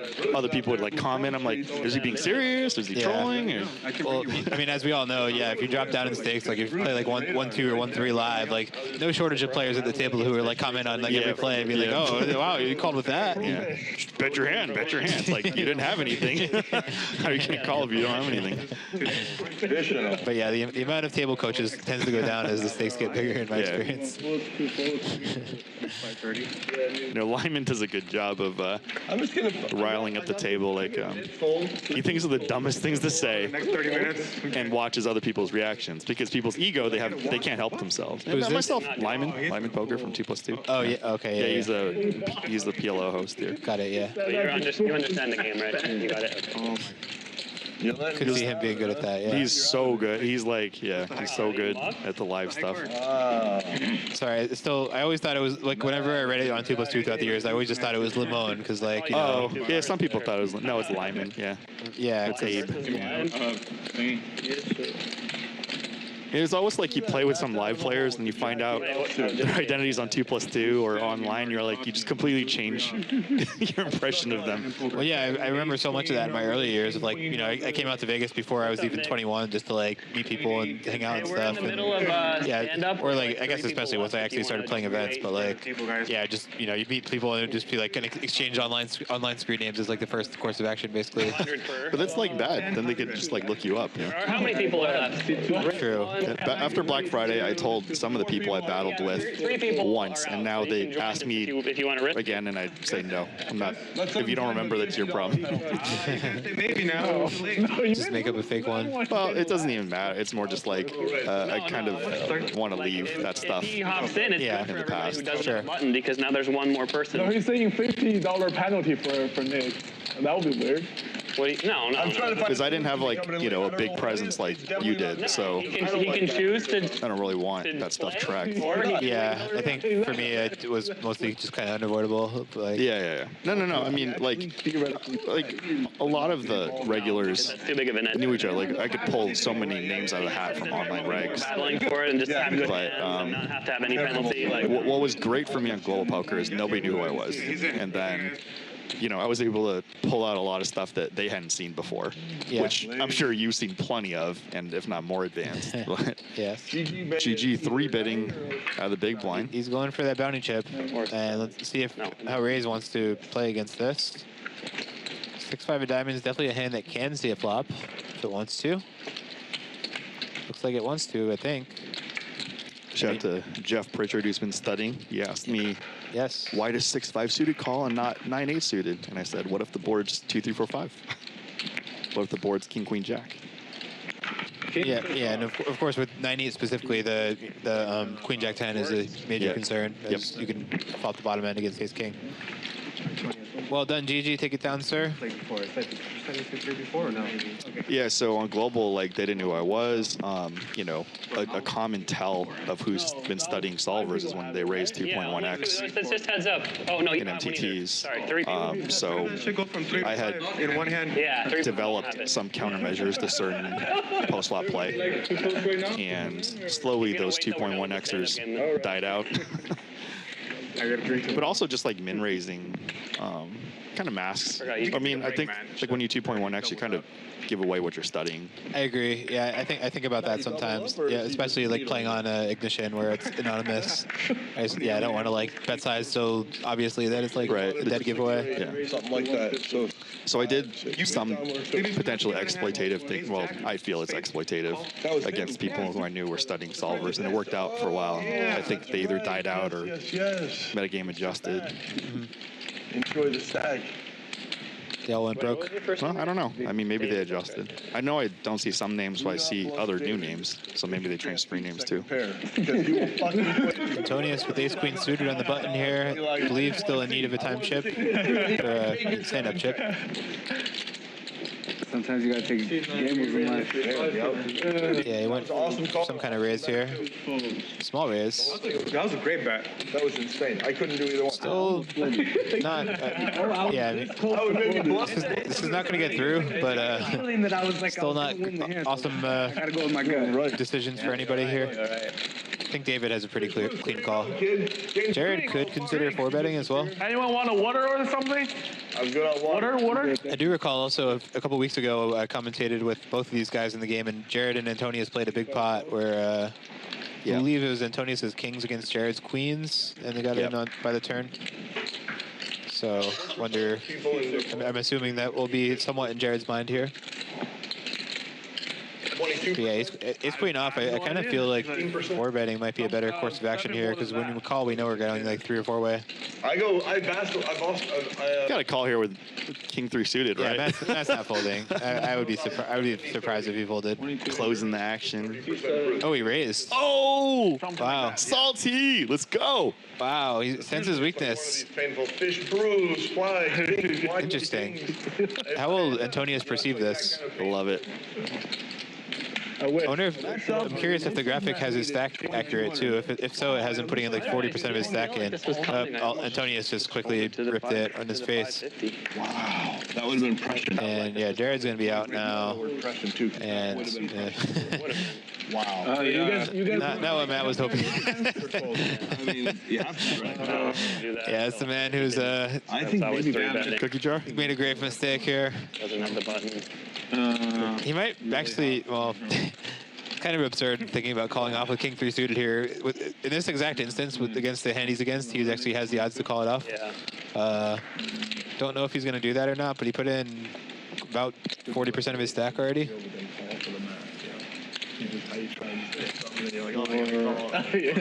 Like my life story in poker. Yeah, it was a pretty ambitious play by Matt after overcalling the initial raise and then back jamming or back raising. thinking if I should just gamble and price in. I'm pricing in. The creativity, though. For the show, you can gamble later. It's funny because this hand is between how many? 1, 2, 3, 6. Oh, there's 3 without. Nobody else called. So no need to gamble. What? Nobody else called. No need to gamble. No, don't worry, you're in good shape no matter what shape you have. Yeah, if he folds, you win that 2,200. If he calls, he's telling you that he thinks you're beating him. So that's the summary, right? Hastings, did I get it right? Yeah, pretty much. Good analysis, Phil. Yeah. Right, how are you so Phil Locke fast? breaking the fourth wall over there. Talking to Brian Hastings here directly. So instinctual, you know? Yeah, this guy, before you even acted, he's like, Right. Yeah, Matt, you're pot committed, bro. You have to call. You have to Boom. call. Doesn't matter. Yes, Pot committed. Anyways, you have at least 30%. 35%. I'm in bad shape. I had ace queen. Well, he is, yeah, against Antonius's hand, he is very correctly getting it in, especially since it's a dead ace queen, too. This is the GG moment. This is what it's all about here. Just King 8 heart. gambling good. Ace and a So it's queen, so blocking the, I think he has 9 blocking the king pairs eight. there. Here's Run the, it twice. there's the king of diamonds. Whoa. Really good right now. they don't allow us to do it, but we can. What? How would you No, do you it even can't. though you can't? You can't. Antonius. You literally can't. What's the- We can make a deal now. I guess you can. The last time we did that, they got very angry, so I don't think that we can't do that. We all know a 3 of hearts is river bound. 2 aces left, right? Yeah, there's 2 aces left, yeah. I'll take it. Maybe one, but the graphic maybe, might yeah. only be one, according to the graphic. Jack of Matt diamonds. Salsbeg, ship it. Man, how good is Matt Salsbeg? That's what players of the year do. Wow. Send the king 3. Standard 60-40. How does he No, do it? he didn't. King 3. You know, there are certain tournament ICM spots that these small suited king X get are favored hands for rejams and such. Shout out to Brian Kim. It's a stand-up game too. Yes. You gotta get the No, I know. That's what I'm saying. Like I felt like it was a good squeeze for him in the stand-up. Your and I king didn't think eight he was gonna- hard Yeah, why- even like better than his hand. Paranoid of revealing too many of my old screen names I had a is feeling you were going to do that, too. I didn't even want to Shout out to call GG. my hand. Yeah. I had a good hand. I was like, some people held over me, you know, and right? I was they thinking definitely afterwards that it would be had a good fucking grasp of me, aces. and I don't, you know, word travels really fast. Yeah, you know, I mean, after he files, I can't do it. So If he doesn't do that, I don't want those people coaching Yeah, I'm a little people I'm worried. against. I would be tempted. He would have got And there were that. definitely, like, you know, study groups on certain players. raw power. Like when you get in the high stakes, you know, multiple people are analyzing your play. 2,200 and you that's not feel fun. the king 3. You know, it wasn't Yeah, like I mean, These you two know, guys are it came up in the era of just playing big, high stakes online and having people in the 2+2 high stakes thread just saying all kinds of stuff. So Maximum defense right there. That was So I'm careful of that because, okay, when it, especially when playing against some of their heroes. So yeah. It's rough though, you know, when you're down there and you're looking up and I want to play in the biggest stakes in the room in the site. Yeah, it's a rough road, a rough fight. It's Matt definitely Salsbeg fun. leading the VPIP and also leading the most money put in pre-flop with the King 3 suited today. Sick. He's going for that salty play of the year. Yeah, it's the second biggest winner after David, who made a really nice hero call. Yeah, really nice. Earlier against GG. So yeah, Hey, yo, GG. Antonius down a bit after that debacle for him. So like most of the people I coach, like some of them can't help themselves and mention I coach them, but I literally tell them, don't tell them who's coaching you because there are people in my past that have held over me. So when people I coach run into TV players, I literally, I kind of tell them what to do because I know how they play, and they get so excited when they outplay the TV player. And one specific one in the Reno area was asked the person I coach, he's like, "Who's coaching you?" And that person's like, "No one." And I'd say, "Just deny." Just say it's all you. Yeah, it's plead the fifth. Yeah. Yeah. Bally Live Poker here.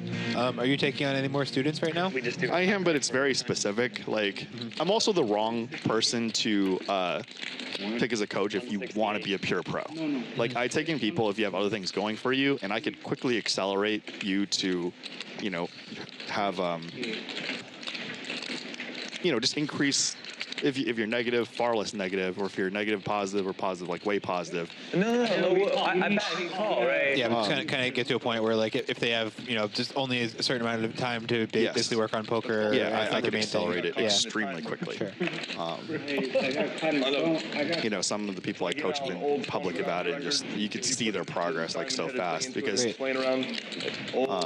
So GG with the nut straight race. 10, 20 years. Yeah, it is a paired board, but yes, GG with the straight. And yeah, Ray is betting into him here. Definitely a malfunction. Not even a malfunction. Goes for just call. It was like a flutter. Oh yeah. A flutter in the time matrix. Yeah. Ooh, wow. That's a nice card for GG as Ray's rivers aces up. No. So I would guess, well, I haven't seen enough for Rays to make an accurate prediction, but Is it a hiccup? Yeah, hiccup. check and then a big bet would be the most likely way for this to play out, I would say. But Rays could also go for some value here himself. 2K to Yes, check, and then, yes, big bet. 2,000 into 1,500. How did that king? So remember, yeah, GG got caught bluffing earlier for stacks, overbetting the river. That was good. You had 200 with king 3. And yeah, he gets pretty quickly paid off here on the overbet. So, there's the value of bluffing. I mean, a lot of times an isolated bluff is like pretty much a zero AV play, but it's going to help us get paid off on our value hands later. And that's kind of the main value of the whole proposition. So, yeah, I mean, certain other players who have a different image might not get paid off there, or at least get more consideration in not getting paid off. But yeah. Okay, so now yeah, regarding coaching though, I mean, yeah, like I've kind of experienced the same with some of the people I coach. Just yeah, oftentimes it's like people who are not full-time poker players, but do play a good amount, but yeah, like maybe aren't privy to some of just the ways that like a pro poker player would like approach the game with studying various spots and all that. I'm just the wrong coach for somebody who wants to be a pro now. But if you want to kind of be good luck, Nick. serious hobbyist and kind of you have other things going for you, and I basically micromanaged your occupation, and I put myself in your shoes and derive your strengths and bring it out in poker. And I've been pleasantly surprised. I think most of the people that have been long-term coaching have been very surprised at how quickly they Expected him to fold there. progress. that. Especially PLO. Like I'm watching Don Weissman, Chris Weiner, and Jay Nandez, and all the other PLO people, but I don't think the way that they coach is the most effective for people who don't have much time. Fair enough. And just want to improve their PLO game incredibly quickly Obvious plays. to be able to combat against a competitive field. You guys better than second pair. Yeah, no, I think that's definitely true. I mean, just from talking to Dylan about PLO, his approach is definitely more sophisticated. For somebody aiming to be a super pro. Right, like even for someone like me, there's just like spots where I have to dumb it down myself just to like, because I'm not putting the amount of time and effort into that game as he is. So like, yeah. And like like we talked about, Vision has some outputs. The run it once PLO solver. I'm just like, I don't know what's going on. And Phil Lock with the pair flush draw. And Jared, It's a big bet. doesn't have an easy spot here actually. I mean, it's almost a surely he's going to put in more chips, but You already have it. What are you trying to do? he does have to expect he has to wonder what he's going to do on the river. Yeah, again, interesting to see the table talk. Jared commented that it was a big bet. A little bit more back and forth. Interesting river card. Wow. So Jared made his aces and jacks. However, the straight gets there and the front door flush draw gets there. Definitely a card that a lot of Jared's hands are not going to love, but Phil does wave the white flag. No good.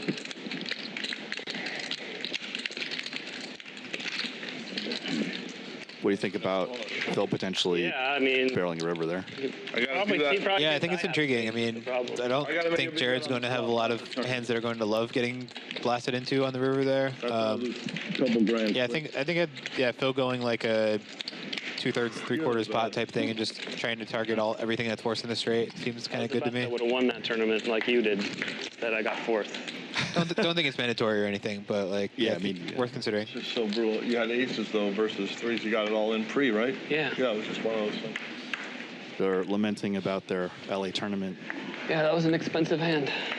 Jared Griener run. Race to 150 from 6, 7, 12. Hold on, who's over there? Oh, I'm sorry. Nick is putting 150 in. David did as well. Neither have a buck. And one of the first things I coach in PLO is there's 3 spots in PLO with low or almost no variance. Wait. Oh, yeah, you're right. Do I get to? Speaking of low or no variance, Phil Locke, I mean, I know he likes doing this kind of thing, but against the raise and a call, just flats the queens here. Yeah, we talked about it in commentary, and I talked about it, you know, So I check. Yeah, with Phil off. Seen it time and time again, but yeah, I mean, he does have a stand-up chip, so it's not like he needs to win a pot, but yeah, I mean, it is an under-the-gun raise as well, but still, yeah, against the raise and a call, I would say it's surprising to me. Yeah, I mean, with certain big blinds, like aggressive players in the big blind, you can back raise and throw people off. Yeah, I don't see Jared as going for too many, squeezing all that late with, again, under the gun raise. Definitely capable, but the frequency is, yeah, you know, probably lower. 300 from 8, Ciao. 4, 5, 4. Ooh, Nick with the turn raise. Nick's grown so much since he's played on stream. It is an amazing. Yeah, I mean, this is obviously play. he's just going to get through here, but yeah, even if this was against one pair of aces, I mean, I would. Pretty nice play, nice combo. You know, when I play with Nick, he like needles me. Like when people 3-bet me or flat me, they're like, "That's so disrespectful the way," and I'm like, "Man, what are you doing? Just let people play, man." Hey, can kings be good here? Yeah. Heyo. They could be. That's a pure gutter ball right there. See, Nick just comes in with 4 people left because he just believes in himself so much. Kings could be there good somehow, some way. So Jared's referring to the stand-up game. He's coming in late. Oh yeah. He's just like, whatever. Well, yeah, he knew it. He knew he was going to win the pot. No. Did he have a pair too? Not worried about it. Straight draw. My bad. I thought he just had a straight draw. Okay, well, never mind. It's not that sick of a play. Damn, taking back the compliments.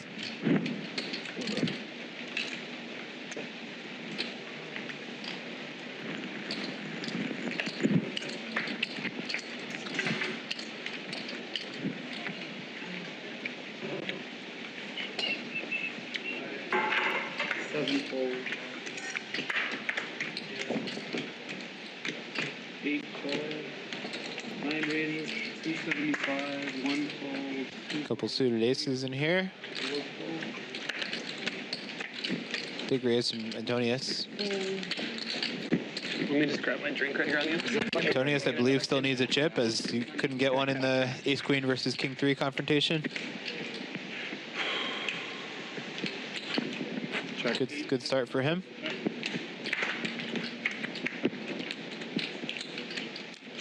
Check.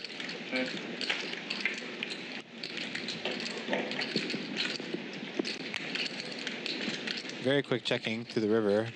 Old Nick decided to stab. He's pretty low in his range here. 300 from 8. Call. Yeah, not gonna work against. Antonius didn't get here to fold there. I mean, especially after Nick showed that deuce forehand. Nick's style is to win 3 or 4K and then lose $200 or $300. Then win 3 or 4,000, lose. Gotta be king 3 though. King 3. King 3. Spades. That's the hand. That was Matt Salsbeg style. I'm talking Nick Lee. Nick Lee just wins 3K to lose 300.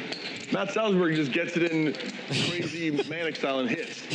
Look at him. He's a mad bomber. What do you expect? You think he's going to like have King, Queen, and flop a straight? It's not his style. So he's it's like that's those guys over at the club. Hey, you want your small blind? Yeah. He wants a small one. Yeah, of course he does. Yeah, I was gonna say, David. Here's a little preview of my PLO coaching. There's 3 spots in PLO where they are low, if not no variance, which is overfull over trips, set over set, and flush over flush. So I think beginning poker players in PLO tend to play double suited cards too much without really understanding how to deal with it post flop when you don't have like nutted flush draws. Yeah. And that gets you in trouble when you make a 5 card hand. You literally got there just to pay the other person. People are going to hear that. The cook might be. Big raise from David here. Order from the VIP menu. My recommendation. Oh yeah, two different cooks. One other thing you ordered is from the main floor menu. Yeah. The menu that has like. Believe it or not, there really are. There's 2 guys. If you want a good chicken, you should have got the airline chicken. They have like which little, is on the VIP menu, and it's good. Oh yeah, that one is good actually. The airline chicken. I forgot about that one. Yeah, the Salsbeg menu. Yeah. I mean, this is half of it is good. Yeah. No, I've had that chicken many times. That's what I get a lot when I'm out there, and it's a kind of a flip. Yeah. Yeah. Well, it's just weird that like. Interesting Even when matchup of hands here. Right, Yeah, David made a big raise after Ray's limped in here. Chicken in there. Yeah, I guess. High variance chicken. And check. High variance chicken. And I would imagine David's going to try to represent the ace now. High variance fish, I think, but you know. And when you pay for it, you get a random number that spins. Yeah, I guess undercooked chicken is more likely to kill you. Or pay nothing for like a great one. Tough spot for Riz. They can make the spicy. Hasn't had many good spots yet. Right? Yeah, when they get. You never know if it's going to be a 1 to 10. That's a game. Yeah, David betting If it's about like Thai food or something. 80% pot here. You get a 10 and you go to the emergency room. Sauce fell on the front part of your fell. Now it's on the ground. You're good. It actually wasn't sauce. It was a crispy something. Curious what Riz is thinking about in terms of like, is he thinking about calling or is he thinking about raising? Pristine. Do have some nice blockers that could consider doing a raise. Oh, he does just find the call. Nice. Sick. We playing some poker here. Pieces of chicken. 2 are bad, 2 are good. Well done. See how we run on the Now we're store. in the street. Tough stuff happening. Been some fun hands so far. Yeah. You guys want to do side action on my last piece of chicken? Yeah, I was thinking the 80% river bet might seem a little too strong for like 1 pair of aces to do. More. These maybe. Oh, you won one. I still have one question. 2 more, but. Oh, no, Bruce has one. It's over. Yeah, it's game over. What are we waiting for? Do you guys want to flip for it? I think we can do a flip. I don't think you can do I that. said we can't do bomb pots. We can do a no limit flip as long as it's no limit. They told me we could. Okay, no limit flip. But we said pay 100 Yeah, early, we right? should pay 100. Just pay 100. Look, okay, if you guys want to do a flip, we would do this. He'll give 100 to everyone. We each just put 100 out and check it down. Okay, That's too much time. Let's just. Yeah, let's pay everyone 100. Let's do like a And the next one will be a flip. Next one could be a flip. So you just Yeah. give everyone 100 from that. We just have to do gymnastics to get Next around one the will rules. flip. Next You one get what will I'm flip. saying? All Spias, 100, call. Let's not abuse the Klingons and the. No, but they're okay with us doing that because it's legal. The free space. Yeah, I know. I mean, everything is legal, but Were you in the party poker streets? I didn't play much on party actually. A lot of It's all so the other time casinos consuming. just bend the rules. Just a little. I think once I got set up on the other sites, I didn't really. Yeah, I agree. Right out of the gate. I just like. Yeah, Ultimate Bet was the main site I like initially played on and just like That's always. spun it from battle. I keep forgetting. $50 to $300,000. Sick brag. Then I turned 18 and branched out from there. 9 fold, 1 fold, Oh, the good old days. 2, 3 fold, 4. I missed the whole like community feel of online poker then too. Like Ultimate back then, if you played a tournament, like everybody's in the chat box just like talking to each other. And, Oh, like, really? Yeah, or like you play high stakes and there'd be this like railbirds on the chat, just like sometimes asking for money, which was like kind of funny. But That's like, funny, yeah, I But remember also that. just like rooting people on and just saying random stuff. Like it was, I don't know, it was just fun. I remember that in the chat. They're like, "Hey, what's up, so and so? I'm a really big fan. Can you transfer me $50?" Yep. 8, 6. But yeah, I kind of missed that. I mean, well, Global actually does have the chat box, which I respect, but most sites got rid of it, and I get it from a business side, but Call 200 on the I know it's annoying to just deal with, like, you know, people like saying foul things in chat and stuff. But like, Yeah. What you know, games like Hearthstone did is they limit the amount of things you could say, so you have an option of like 8 things. A knit tight check. yeah, that kind of goes along the lines with like, yeah, Ignition's basically like that. Like you can say stuff like nice hand or like wow or I don't know, a few little phrases, but that's maybe like it. on the next dealer change or something, whenever you guys want. But yeah, it's not really fun if you can't like freestyle it. 200, huh? I know it. Just say it. It's okay. I already know the I guess it's a little bit fun, the emoji type thing, like, you know, like a GG Poker does or other sites. Shout out to Elkie. I knit checked it. Yes, Elkie, very big on the GG client. Forever enshrined. Although I might make it 200, you make it 850. 150 from one. Gorilla style. You know I can't call. 850. Raise to 500 from two. Fish Bruce coming in with a 3-bet from UTG 1. 4-fold. 5-fold. 6-fold. David wants to see a flop though with his ace-7 suited. A lot of relevant dead cards here. I saw several clubs folded, another ace folded. I think the 4s are live. So yeah, gonna be 3 ways to the flop. Calls.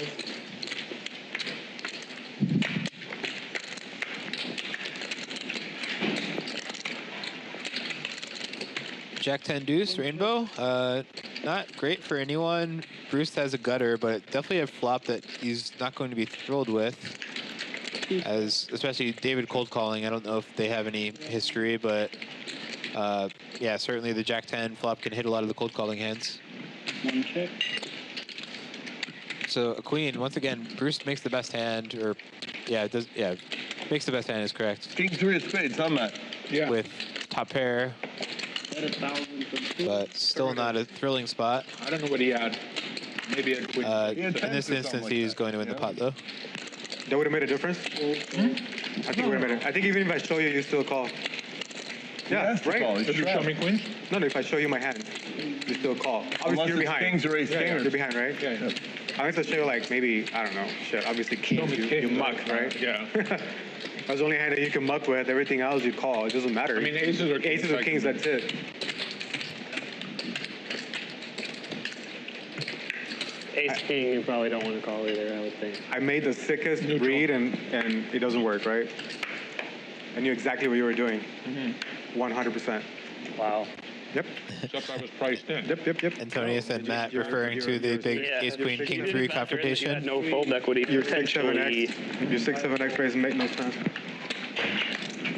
Which, if you missed that, basically, it was someone raised early. It was a call. Matt overcalled in the cutoff with king 3 of spades. Antonius squeezed small on the button with ace queen of clubs. Back raise like in that spot in the stand-up game. Oh right, yeah. Both other players called, I believe. Yep. Came back to Matt, who back raised to 2,200. Antonius went all in, and Matt called off for about 3,200 more, and got there with a king. Antonius now with pocket aces, chance to get some back here. Raise to 750 from 9. One fold. And 750 again, pretty small sizing against a raise to 250 and a call. Would imagine this goes 3-way. Yeah, David's getting a price to set mine, and he's shown a willingness to see flops. 6 call.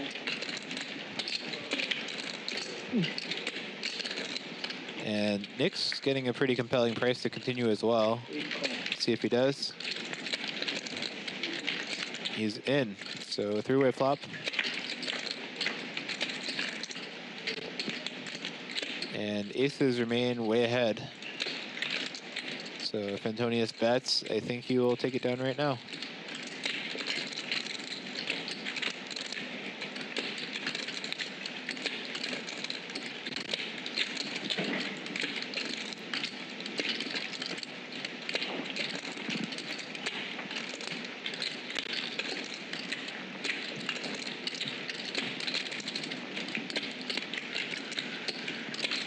$1,600 from 9.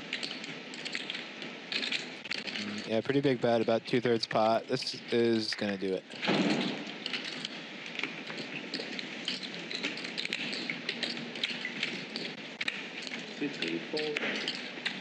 Did you have folded if I jam? So were you following the study of Libratus Anything. when Doug Polk played against him? Dongers, that's the Korean guy that in Doug Polk's crew that played Yeah. Libratus. Donger Kim. Yeah, Donger Kim, Yeah. I mean, only loosely, I'd say. I don't know all the details about how the bot was created or all that. Yeah, it was CMU. Knew that. Was but- it Noam Brown? I don't. Let me look it up.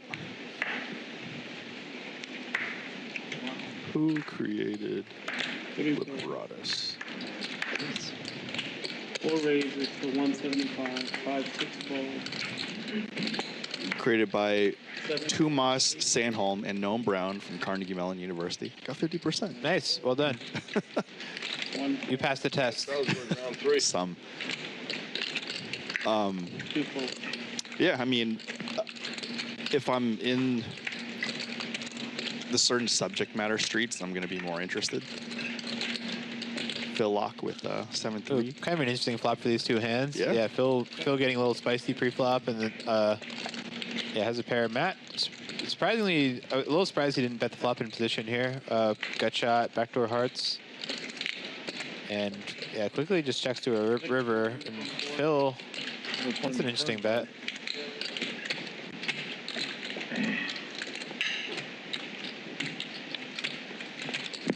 I wonder if Phil Show thinks four Matt in the has race. pocket fours.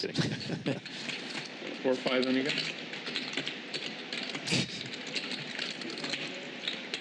You got a 4-5? It might be good. We'll see. 4-5's a straight. What are you talking about? Oh, you folded a pair of 4s? No. Ace 4 hearts. Interesting river bet by Phil there. Well, did you Went turn for like 80% pot. I rivered the king. Oh, the river flush draw. I flopped the gutter. I'm afraid I had you, Got me a retreat. I think. I wasn't playing heads up at the time, Calculations. Can so we include the matrix or pre-flop only? No matrix. when the information about Libratus came out, I was more interested in the AI side and hearing about what adjustments Libratus did against the I humans. didn't play it conventional. Because when you're not active, it's really hard to give opinions on, or draw opinions and give opinions on the subject matter.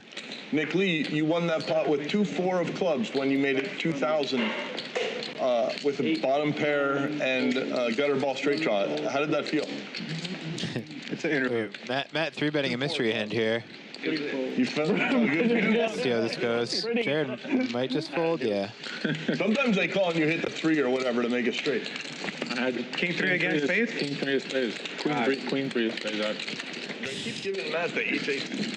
I'm going to try it next time. See if it works. What's that? I'm going to try it. Yeah. I'm going to do a Tracy 6-bet, 6-7. All right. Sorry. What were you saying about Libratus? Oh, I was more interested in the AI side because I wasn't actively playing competitive heads up when it was coming out. Yeah. So it was hard to draw opinions on the latest because unless you're active Right. currently, it's hard to draw, let alone make opinions. A little bit. Oh yeah. I wasn't playing any kind of serious heads up at that point either. So From last time. yeah, it was more like hearing what like the top heads Doug up said, players' yeah. takes were on it. Yeah. Queen, the He bluff raised for the king. Yeah. Much like I was saying that like Pluribus, like the podcast I was saying where Darren Elias kind of talked about his impressions of Pluribus and like kind of interesting things it was doing and all that. Yeah. So I heard Libratus was just doing a lot of overbets in spots that humans would never do. That's what Doug Polk said. Obvious bet, right? Yeah, obvious bet. Obvious 2 bet, obvious yeah. calls. Well, obviously, Pair the board. Yeah, I think there was some of the same with Pluribus. All diamonds. Also, just a lot more kind of like mergey check raising, which like is definitely a thing I've like seen in solvers now, where like bottom or middle pair with like a bad kicker is getting check raised some percentage of the time. I just getting There it is. I mean, How do you- people who First is were really into limit King 3 ended up doing that stuff in no limit, in certain eras. Yeah, But yeah, it's funny. Some of it's come full circle. Where like in the early days, it was like people were doing it, and then like good pros were like, ooh, that's bad. Yeah. And then it's kind of come around to like, oh, actually. Yeah. So. No, I mean like some things. Limit players learned a lot from no limit too. Like a lot of the checkbacks. I'm sure limit poker is a lot of aggression. Yeah. And then with the big bet games, you come back and you're like, oh, actually checking back in the spots. Not just better, but far better. One fold. 2050 from 4.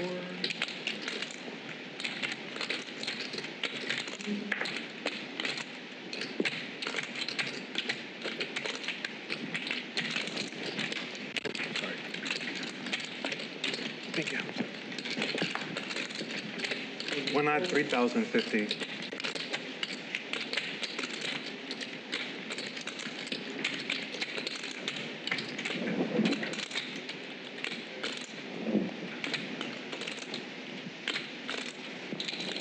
King 3 no good.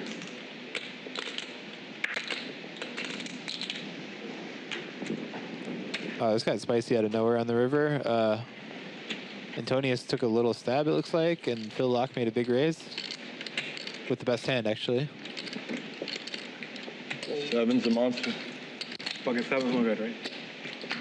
Fucking 7's, you betting for value? Yeah, I was. That happened. Antonius going with the lie about the hand that's going to be shown on stream in 15 minutes angle. I knew 3,050. 2,050 is like a value bet, 100%. Well, Phil was correct in reading not strength there. I know the thinking too.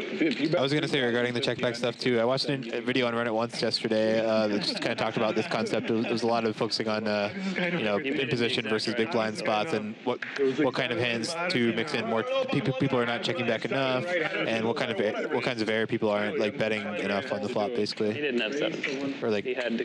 In some cases betting, in some cases checking. But I mean, I think the general theme was like too much betting of the kind of error on flops that can turn equity, like backdoor flush draws, backdoor straight draws, and not enough just betting like pure error that has like nice profitable bluffs on a variety of turn cards.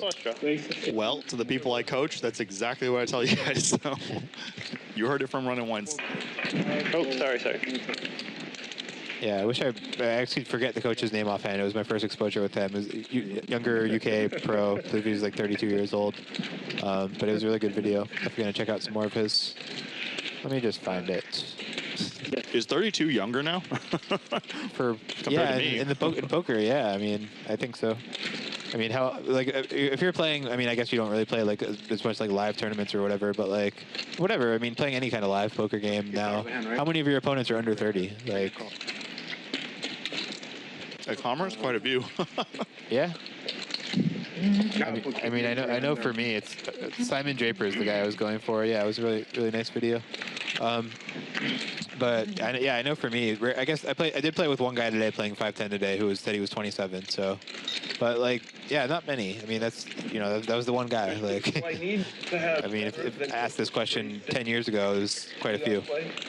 Like, let's just say there's just, I mean, again, since online is just not where it was, there's just not as many avenues for young players to come up in that way, like I did. To correct, I don't want to be having doable still. Okay. Yeah. But trips. What's the interesting spot here? So GG has obviously jacks overpair. Antonius has 3s, which has an open ender. David's in pretty bad shape here, but he's thinking. I was thinking, I'm never just calling that. Yeah, I mean, if this gets like 3-way to showdown, David has no outs actually, or I guess he can catch a 3. What do you have? Trips. No, I didn't say I had it. I'm saying hypothetically. But I will say this: if he shoved, I would have had to fold. Right. He does find the fold. Antonius with 3s here. I can't imagine he's folding. So let's see. yeah, this was clearly a 3-bet pot 3 ways. Let's see if Antonius wants to call a raise. I think both players are totally viable here. I mean, it's in some ways kind of nice to just do the raise thing, and sometimes we get it all in against just like an ace-king, ace-queen backdoor, and we're just way ahead. Call HR on Phil for you. And yeah, I guess the worst case scenario is like this, where we're still, you know, have 25%. I'm actually trying to career pivot as an intimacy coordinator. And so this is good for you. This is good for me. It's good practice. All right. That's a little different than matchmaking. I want to get on the L word reboot, be an intimacy coordinator. Intimacy coordinator. That would be a.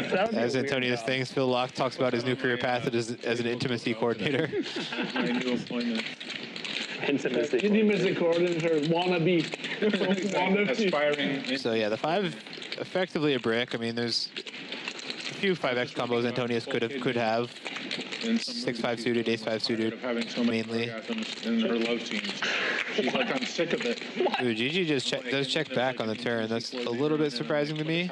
Oh, I've heard of that. But yeah, I mean, again, the 5 is a possibility, but you know, we're playing a SPR 1.5 here on the turn. Me too. Yeah. Let's see. Antonius is reaching for chips. Looks like maybe blocking for thin value. Making sure everybody's comfortable. Can't see how much he's reaching for though. 1,500 from that. Yeah, kind of like a smallish bet. Yeah, perhaps intended to get hero called by ace high, perhaps. Which seems maybe a little ambitious on this board. Just it's hard to have bluffs after we check all the flop here and the board runs out this way.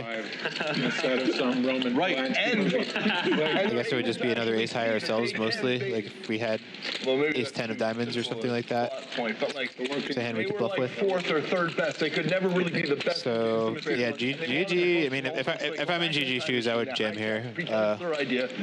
Especially since he has the image to potentially get paid. Light. People's head in the 70s. Just don't think. Just to excel. Don't think typically players are blocking this river super balanced and having really big hands doing it. It's usually a lot more of this like thin value idea. When I play poker, sometimes I think, what should I do with my life? You know, do you ever do that? I think I do that on the daily, I think.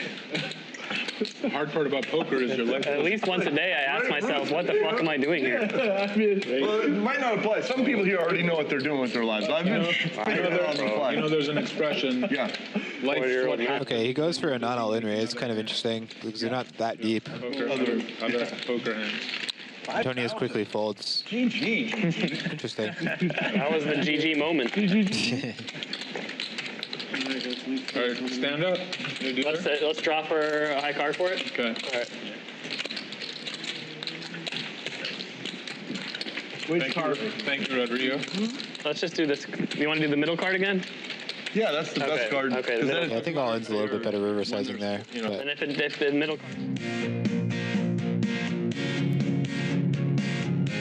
Let's take a look at the stacks. Yeah, Phil Locke bought in for 20, so Matt Salsbeg still leading the VPIP as well as the most money put in late, and he is the biggest winner. But yeah, we have 4 winners right now: Matt, David, Jared, Fish, Bruce, Antonius, the big loser so far. Obviously, tough one with Ace Queen against Matt's King 3. Yeah. Phil Locke having a good time today, just in prime Phil Locke mode. A lot of fun chat, tangents. We love Phil Locke here at Live at the Commerce.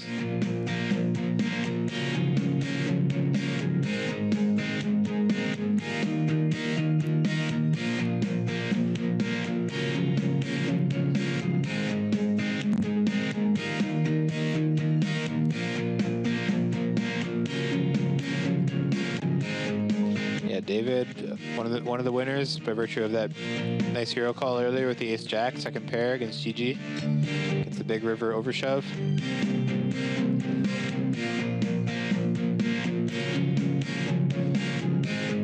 GG all smiles despite of being losing that big pot we just talked about. Yep, we're here at Bally Live Poker. I am Brian Hastings along with Wayne Chiang. Stand up on your butt.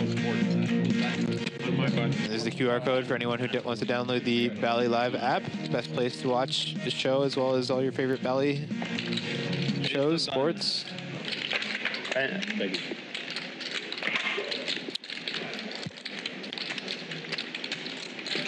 trying to think. 6 bets 400. I'm drawing a blank. I can't think of any. It's gotta be something. Bryce, right? Yeah.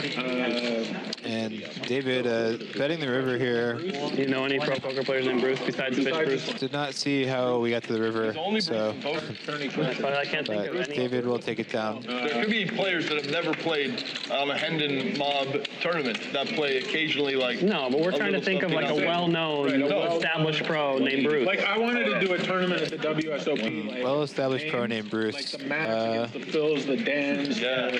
You know, Let's like do that. That'd be fun.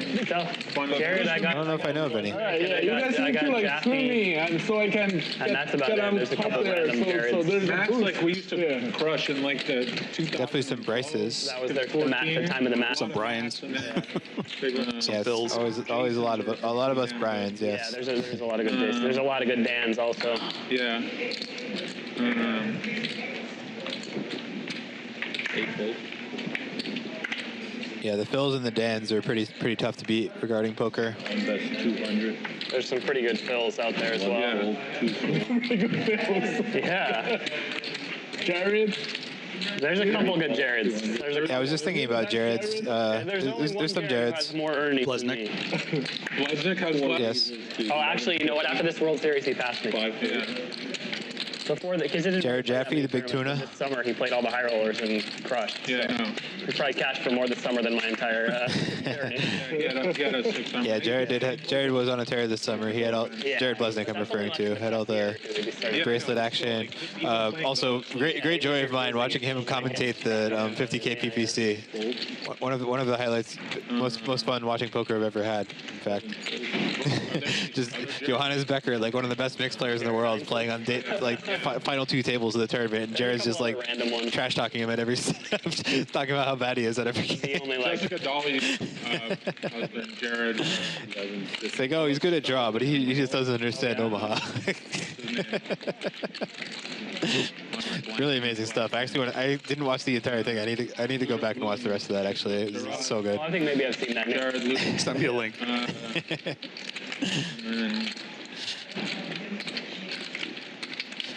All right, we got some money in the pot here. 2,600 to go to the flop.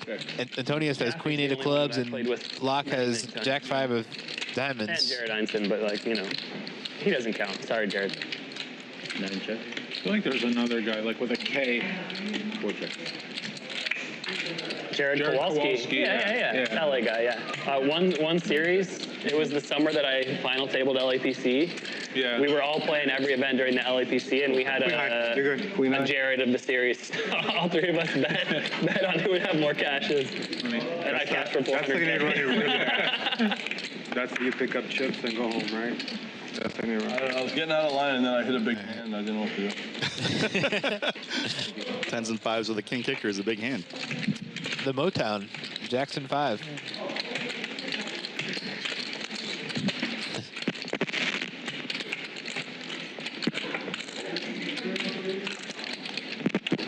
I mean, obviously, Matt is just by virtue of how common a name it is, there have to be like quite a few good poker Matts out there.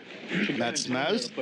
Yeah. Suited aces on Poker Stars? Some stuff. Oh, I don't know if I'm supposed to. I didn't even know what his screen name was, but I'm outing people. I'm sure he probably doesn't care at this point. Not the high stakes poker. Not the high stakes poker, but what's the one where they spin the wheel? Yeah. I think they took the Who gamble. starts the stand-up again?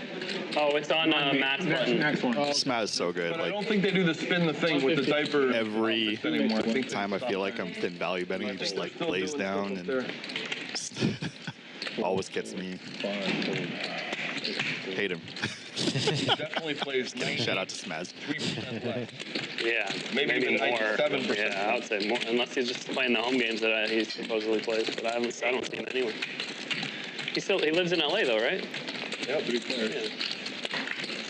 Three-way flop here. Years ago, he was still not playing a lot. He randomly Not showed stand-up up to play game like a yet. main event at the Top Pike, 2 and he for won. Matt. Like a 1700. Not much for anyone else. Randomly showed up and won first place.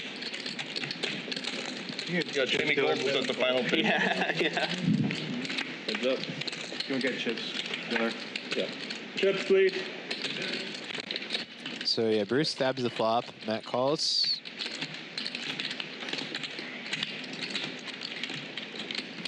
Two check.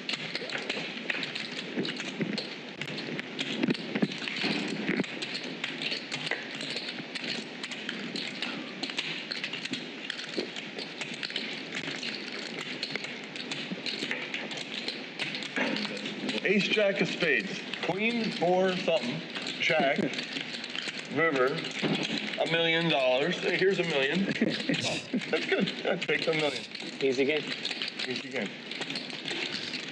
One hand wins 10K. No problem. Two-fold. I grind. And no hero call for Bruce. Matt takes it down. I fought hard. I only lost. We're starting stand-up game right now, FYI. This is stand-up. Still kind of trying to think of like who on Hendon Mob, what would be like the Matt who has the most tendon caches? You could just play that. Just play the first. I can't think of it. I don't really know. That's what I usually do. Like I know like some Mats who are like longtime players, but like I'm trying to think of like who's gonna be like at the top. 12 hands. It's one of the two. Hey, Matt Berkey's out there in the streets too. Yeah, certainly in terms of cash game players, yes. You a huge amount of money. I don't know.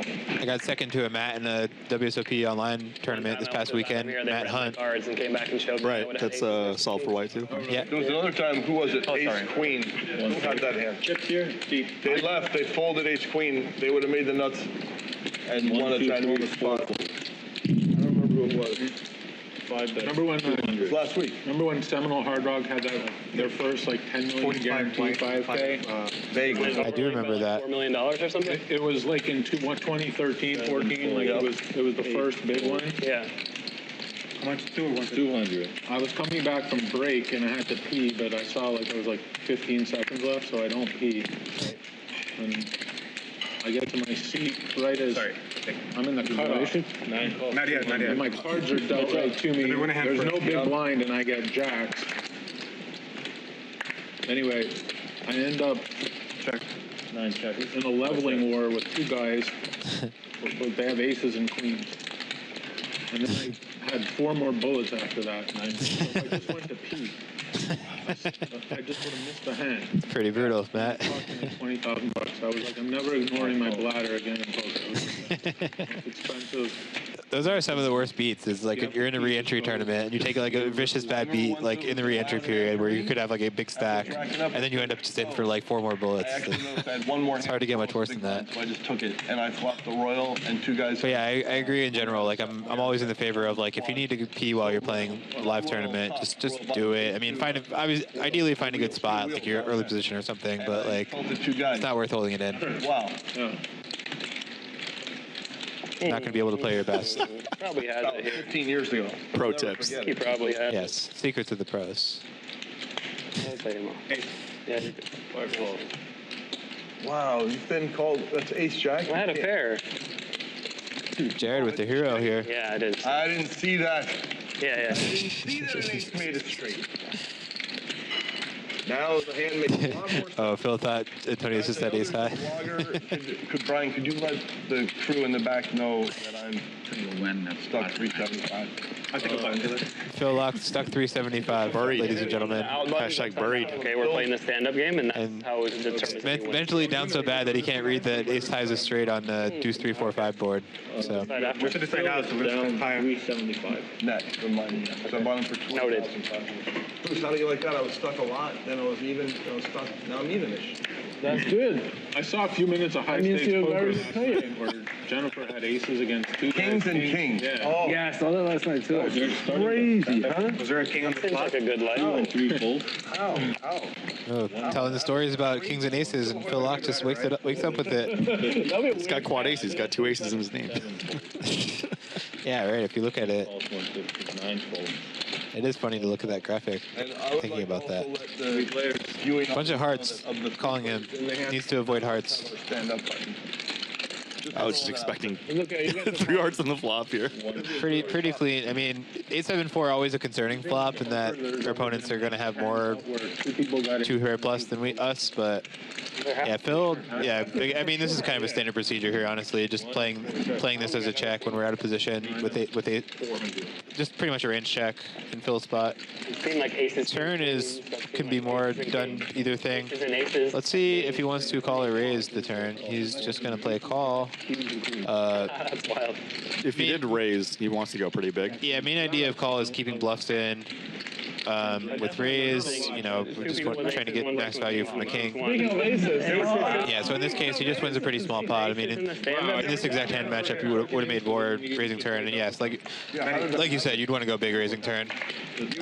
Yeah, double flush draw board. I would be making into large sizing if I raised. Matrix, it's like a time, showing that you have time flex powers. Very, very cool.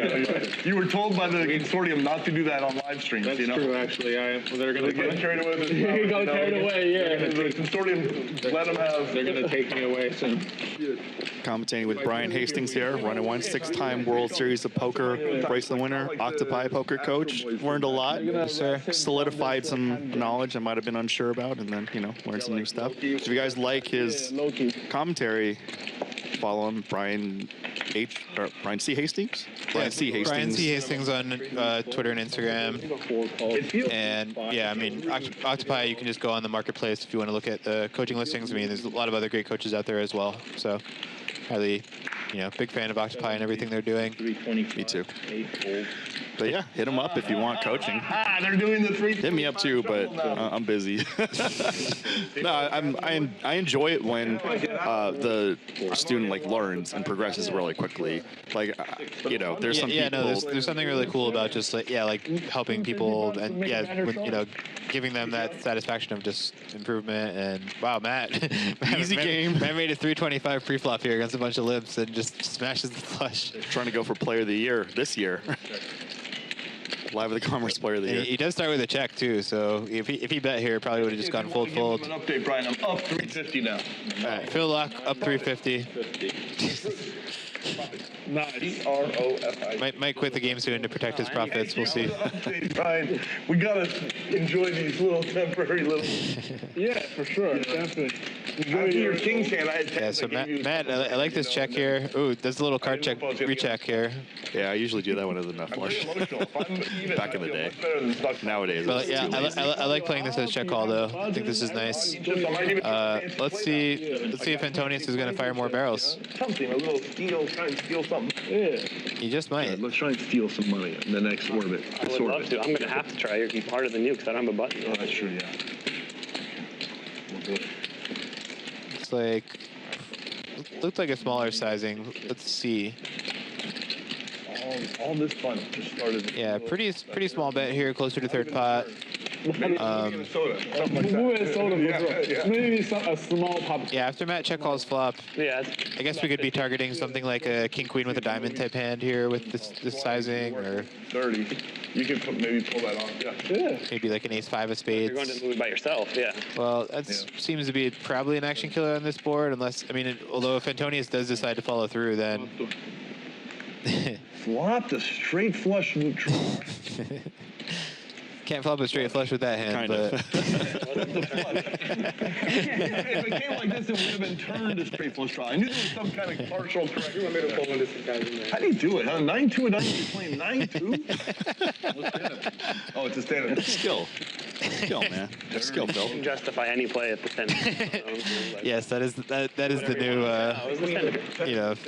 the new justification here. Yeah. Oh, but it's the stand-up game. You can just any putting money in the pot action can be justified. I'm not sure. 4 diamonds came. It's like the new butted was suited. Well, I tried to punish the limper. He raised. Yeah. Oh, he made it 375 with the whole. I'm gonna remember that. I know you. I always think the butted was suited thing is funny though, because like that's the same idea. Like when we first started playing, it was like a way that people would like kind of mock the bad players. Like people bad players would play like that, then like good players would be like, oh haha, playing any suited trash. And then like since the solver, it's like, oh actually yes, a lot of suited hands that we didn't think are playable are actually playable in a lot of spots. Like Exactly. very interesting. Great when you do it. There we go. I'm going to do it anyway. He's doing it. He's doing it. He's doing it. So Matt coming off raising the 9 deuce has a real hand this time, as is Antonius with 2 8s. Wait, did I put 100 out or? No, he did. He just calls. Okay. Okay. You get a Small rebate. one. Yeah, GG also just calls, I believe. need to play this. Yes. Yeah. Oh, Bruce has queens. Ooh. Everyone seems to want. That's oof. Rough for Matt here.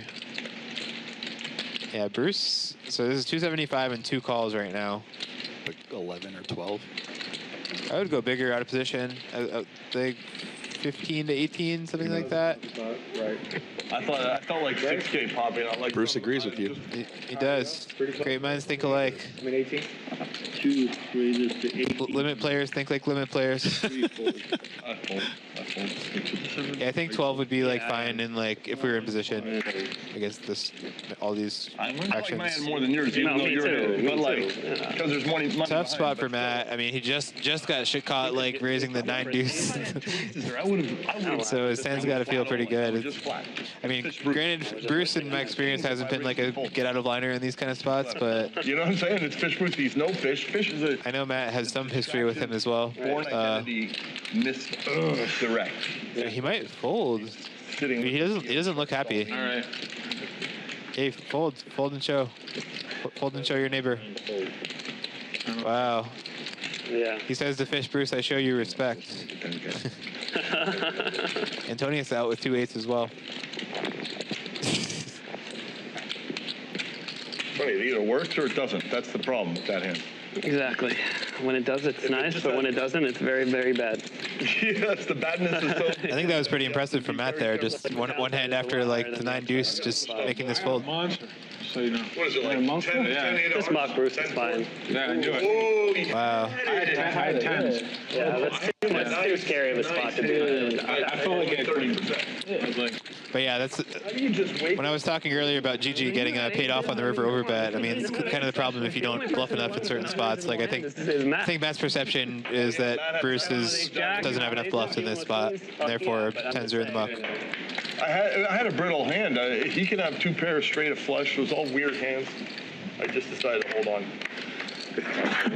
left. Thank you. 6 calls 50. 7 calls. Here comes Nick Lee. 10s again. He's doing a raise, no problem.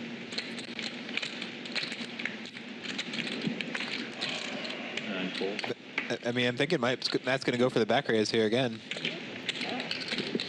3 calls 300. What a versatile Oh yeah, player. raises in. Brian, this is a 2-part hand. 1 is I fold. 2 is I'm in the quarter, even if I'm not backing for the next hand. Okay, for the small. So I'll put it right here in reserve for the next hand. Okay. 4 folds. Yeah, I think Matt's going to back raise this again. I mean, it's obviously going to work very well against these hands.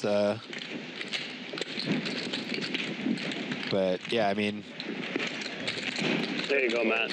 I need you in here. Oh no, just a call. 4 players. I mean, perhaps I'm biased from seeing Nick's hand, but yeah, it just seems like we're doing quite well against these ranges. And obviously have the credibility out the door too on the back raise, so can get action from worse. Yeah, look at race. Yeah, Hammerlock with it. 55%. 4-way. Queen high. Only heart. Yeah, didn't notice exactly how many other hearts were folded. I don't think that many though. Yeah, I don't think so. Wow, the 10 is such a spicy card. It would have created 2 straights and a set. Yeah. 7 and 8 check. Ace of hearts. Yeah, 10 of diamonds would have been the card. 3 check. Looks to be just a check down. Would be surprised if anybody bluffs now. Jack of hearts. Thought I had the Jack of hearts. I guess I had the Jack of diamonds. Yeah, I'm a little surprised Matt didn't go for the back raise there, especially in light of just the king 3 earlier. Wish you did. I got greedy. I wanted somebody to spaz off, post off. Like I definitely had the best hand here. Saying he was trying to trap and let people spaz off post flop. Okay. It's a lot to take down pre though. About 1,000 dead.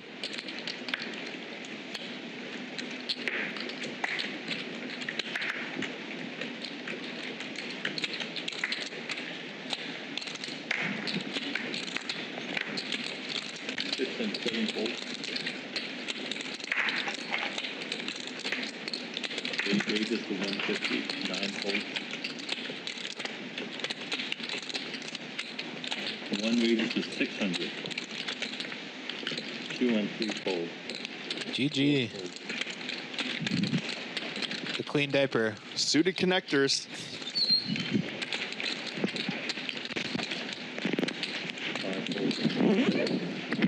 So back on Nick. And Nick is going to see a flop. That's up.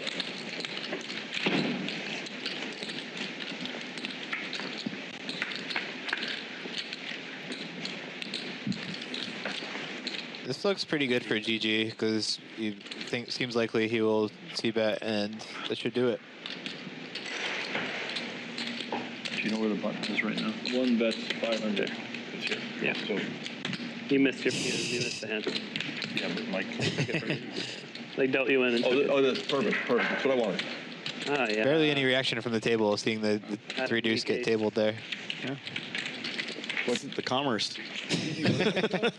Nuts. Very quickly, you're just not surprised with anything at the commerce when it comes to the poker play. That's why the games are still around. I was playing with a player today at 510 here, and he bet like some hand and said, "Oh, I had diamonds," and he had many other flush draws recently. So I was like, "Wow, another flush draw," and he's like, "Well, yeah, I play every suited hand," and there's no joking there. He really does. I mean, that stuff even happens online too. Yeah, you do make a lot of flush draws if you play every suited hand. I don't remember the guy's name, but back in the day, party poker, there was a guy who was running way over EV with making flushes. Okay, this is the first, right? I know it was posted on 2+2, but he was just up so much, and then they did research, and he flopped a way inordinate amount of flush draws and completed them. Very infrequent thing. That's freaky. It's old school. Yeah. Oh, which one? But that's just a note on variance. Like, Thank you. Yeah. as Dan Zach said, somebody's running top 1% out of 100 people. Somebody's running the bottom 1% out of 100 people. Okay. But I was happy to put 50. Nice little flop for David here. Double gutter. Ooh, comes Boom. right in. No waiting. So yeah, Jared fired the flop close to pot. See if he keeps going on the turn. These players are jockeying for the stand-up chip as well. So Sorry, I my thought bad, that was part of the. No, that was my leg, but it's all right. It felt exactly like a cushioned Phil Locke rubbing up against Jared's leg as Jared bluffs the turn. table support, like whatever. All right, close enough. It's my leg, but it's fine. Phil and Jared face each other a lot in tournaments in the LA area. Yeah. And probably Vegas too. Oh no! I was just cracking up at the like that was my leg. Oh, it felt like just like the table support.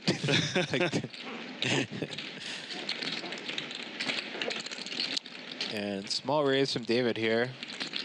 Do it. Nice. Yeah, I'll do it. Boom. Wow. Another butter. Butter. How is that the turn? Wow. That's some sick shit. David can do it, huh? He doesn't just need second pair for I thought it was pretty funny if you said, "Oh no," and you raced it back. Not at work. Wow. I was big blind. Everybody limped in. I checked it. Yeah, I do respect how like talkative Jared can be in the middle of hands. Like that's not something I'm always like awkward about. I don't know what to say and I don't want to give anything away, so I just like shut up. Hashtag fist bump online players. I started live. But like, the turn gets raised there, and Jared's just like, "Oh no, I don't have that in me." You know, I mean, he knew he was folding too, I guess. But yeah, Matt, biggest winner. Then David, Bruce, Jared, all winning. Antonius, the one big loser so far. Gigi clawed back to just about even after the big bluff gone wrong earlier. Tomorrow we have a high stakes ladies' night PLO. So we got a lot of regulars. Stephanie Chung's coming. I don't know if nice. Yeah, I'm familiar. She is. Yeah. I saw her playing some 10K PLO events. Yeah, I know she's played some in the studio and all that. Yeah. Who else is expected for that game? Jamie, Yan Dang, Yana, check the list.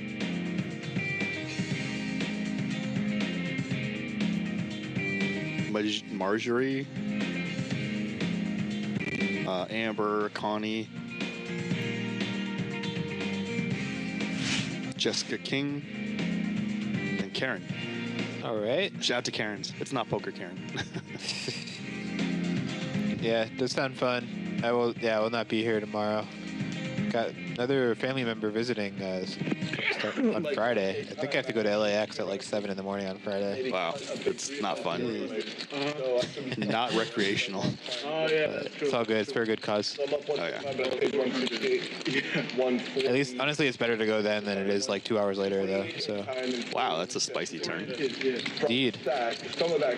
David flush draw with his 9. Raise. Ace is up. It's okay. I'm just gonna stop. Will be some money going in the pot on this turn. Whatever number they come up with. Yeah. I'm fine with it, even if they're wrong. Yeah. That's the you with it. It's okay. Yeah. C3 bets 900. So 900 into 1550, about 60% or so. Yeah, exactly. Seems like a pretty clean call for David. Always be happy. That's the most important part. These guys, they like putting money into the middle. 900. Yeah, I think usually we want our bluff raises to be more like the combo that does not have a pair. Ooh, there it is. Makes the heart. Does he ever choose to lead here, or? Yeah, he is going for the lead. That's 2,000. Yeah, it goes for 2,000. So yeah, a bit under 2/3. I like this. I think a lot of players freeze up on the river in position and just take their showdown with whatever. Plus 3 calls. Wow. Yep, nicely done. How does he hit? I had 7-8. He just has it, or he makes thin calls for all of it. It doesn't matter. Whatever he needs. He's a beast. That would have fucked me so hard. Yeah, I would say this is even something that in my game I struggled with in the past. Is like just I don't think I found the leads enough on these board changing rivers, and yeah, I think it is a spot where the equities can shift a lot, and yeah, certainly the net advantage can shift a lot. So yeah, I think it's good. Doesn't mean we have to lead this hand here, but I think it's good to be incorporating them and always thinking about these things rather than just kind of defaulting to checking to the aggressor. It was so rare. He took it like a champion too. He's like, wow. Shout out to Kay, apologize. I met her again yesterday in Chris and Jamie's game. And have you ever seen Nick lose? I think Jamie was like, "Oh, you know Wayne?" She's like, "Yeah." I'm like, I just completely forgot that I knew her because she's an attractive woman in poker, and nowadays I just there's a lot of them out there. So apologies, Kay. She was coming around the corner later. She was paying like, oh, what? It's crystallized in my head. Come on, Wayne. Yeah. Here it comes. Here's the I've seen so many people the last couple decades, so I apologize. There's people I've known for decades. I'm like, God damn it, what's your name again? Name at the beginning. I agree. It took too long. It's me, not you. It's the most beast-like bearings. It's so right. If you outplay me online, I'm more likely to remember you. Portrait, everyone. Portrait on the player. 8 checks. 1 check. 5 checks. 6 checks. Check. 4-way pot here. Checked around on the flop. David making the best hand on the turn here. Sliding in with the 3. 1 check. 550. 550.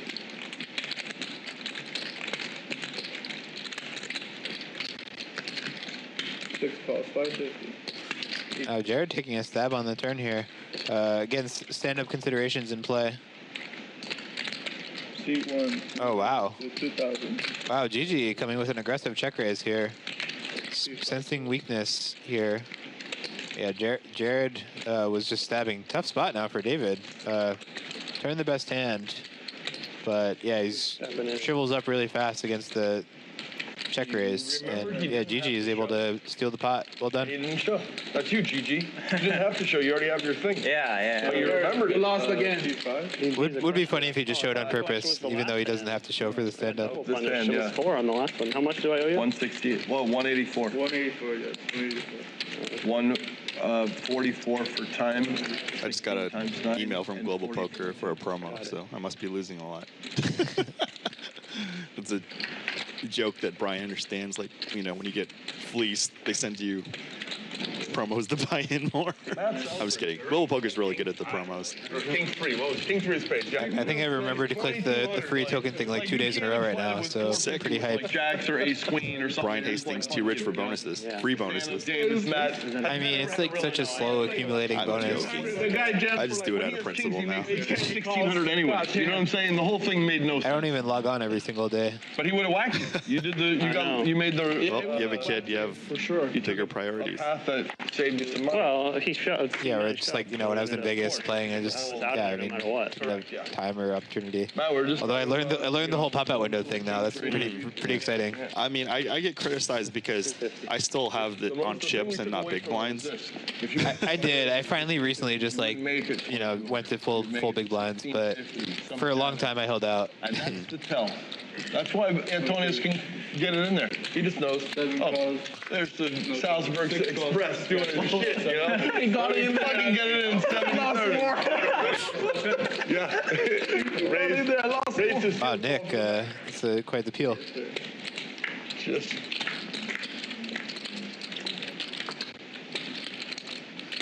3 10s for David. 3 bricks from the other players, however. Right. 6 checks. Let's see if he does slow play. Wow, now Jared's in an ugly spot now. 8 checks. 9 checks. 5 checks. 6 checks. 300. Nice little casual flick of 300 in the middle. All right. 9 folds. We got we're looking at the river now, Brian. Here we go.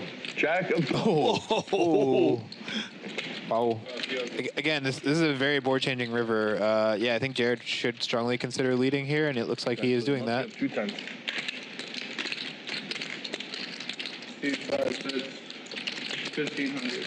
Yeah, goes for close to pot. Yeah, I think this is nice. How do you feel there? Like, so the thing is, Jared here too is like a lot of our hands that could check all the turn are like stuff like 9s through 6s or 9s through 5s that gets counterfeit and have a strong incentive to want to bluff river. Like, can't even beat misses anymore. So yeah, I think it's really nice to just take our Jack X and some of those hands and bet. Really nice for him that David has the 10 as well. David, to his credit, is not snap calling. Giving it serious consideration. Jack calls. Oh, Jack. Yeah, I wouldn't pull the 10 as David here. Sure. But I think it's insightful that he did take that much time to consider it. Yeah, I could make a runner under straight too. King for a chop.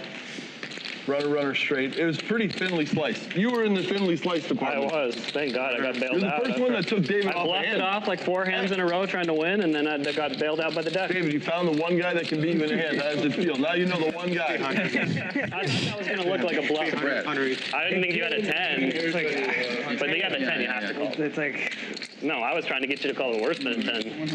Thank you. Yeah, I think it's a mandatory call with the 10, certainly. I thought it would look like I was trying to fucking win the stand-up game there, you know, at all costs. Especially with the stand-up, yeah. I wasn't even really factoring that into my thought process there, but Yeah, you know, it was just me and him. yeah, I think the Jack just wants to lead there a lot.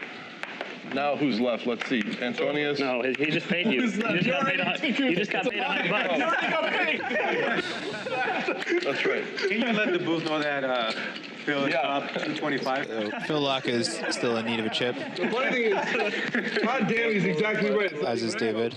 Not a joke. I know You were up 125, and he goes. Because I bought it for 20,000. Yeah. I can. Brian? Yeah. I was kept updating them, but then I realized I didn't know what it was exactly. I know. And Matt, once again, the offsuit connector king. Whew, that was a lucky hand. Fighting for the wow. Nick coming with the 3-bet with 10s here. Deems his hand good enough and obviously doing great here. I swear. Yeah. What do you say?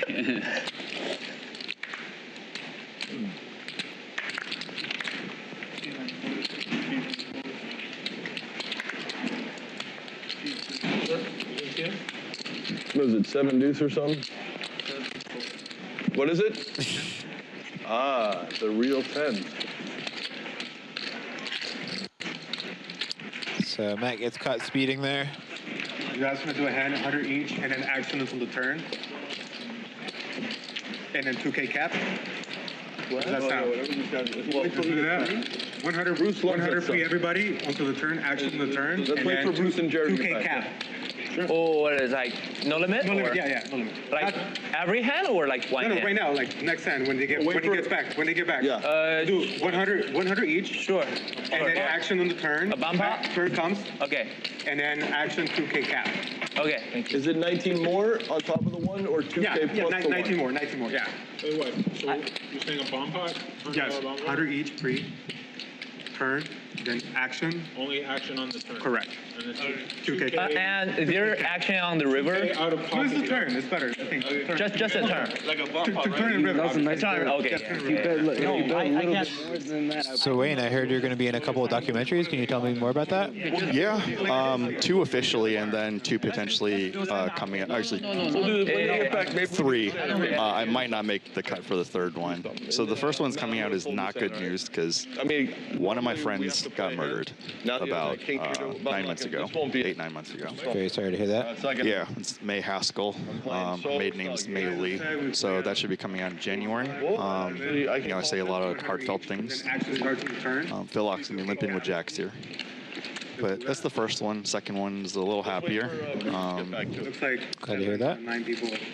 They're releasing a StarCraft documentary. Ooh. And this is not the standard. And I should be just regular poker. In the very beginning.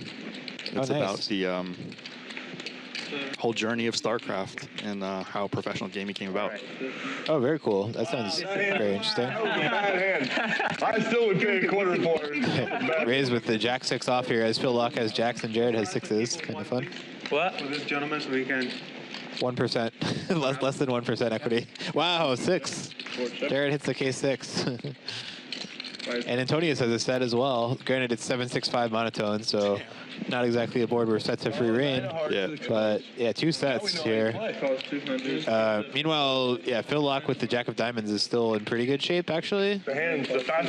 David with the Ace-9 with the 9 of Diamonds is still doing okay. Phil still had cards, but it's okay. That's just folding. Okay, you guys all bet and call, right? We're going to the turn and full hand back. Yeah. Fast hands, McGraw, getting out there in the streets. All right, yeah, 3 is not a great card for anyone. This might just check through.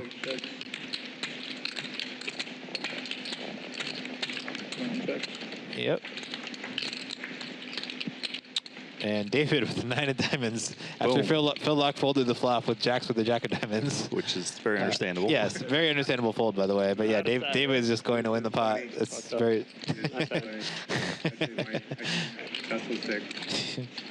Pretty funny. Okay, yeah, sorry, is there anything else you wanted to say about the StarCraft? Yeah, shout out to Zombie Grub, Jessica Chernega, who's a caster and a commentator.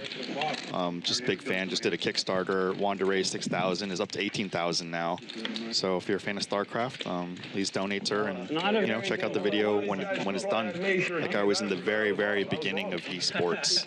It was so undeveloped. I was a pioneer, and there's a period I thought I was forgotten, and that turned out not to be the case from many different sources. I had a Jack of Diamonds. So that is definitely a nice thing to realize. Yeah, I mean, Tasteless and Artosis, and even Tasteless's mom. Some people who went from my high school, like, kind of reached out that were years after me, and then yeah, just the whole community, Elkie, Guillaume, and I had all the money. Kareem Toe, a lot of people just mentioned, Kazan, a videographer, they just mentioned I had a pretty important chunk of StarCraft and esports history. So good people. Very cool. Do you know where this is going to be available to watch? It should be on YouTube, but Zombie Grub's going to keep us all posted. Okay. Well, definitely update us as you learn more. Ray is nice. Good read on Matt. Going with his name. Matt speeding again. Has him dominated too. Sick. Stand-up chip? Stand-up chip?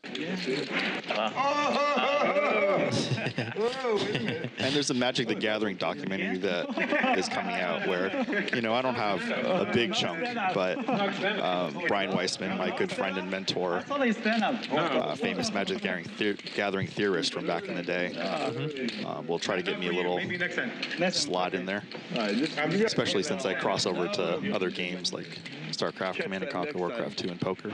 I didn't beat.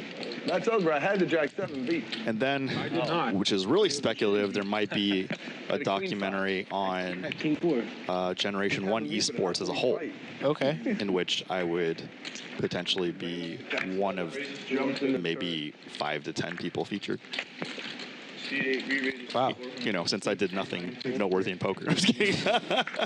It's not up. I'm joking, but. Wow, it's a lot of different projects like forming out all at the same time, but very cool. Yeah. It's funny because you don't realize this. Like when you do something significant when you're younger, you pretty much wait 20 to 25 years for the documentary to come out, and then get mentioned. 7 checks. Matt, or wait like 50 years for a slot to be open for the Poker Hall of Fame. Yeah, maybe. Yeah, I mean that's how Hall of Fames work. You got to earn your keep. Put in your time. Yeah, but with poker, it's one player a year. It's like slow. Yeah. Wow, Nick turns the 2-out-9 against Matt here with not that much money behind. Nick only has about 3,000, a little bit more it looks like, but not too much more. Call. 8 bets 1,200. Goes for 1,200. So Matt does have the diamond, so still, as you see, 26% to get out with the diamond.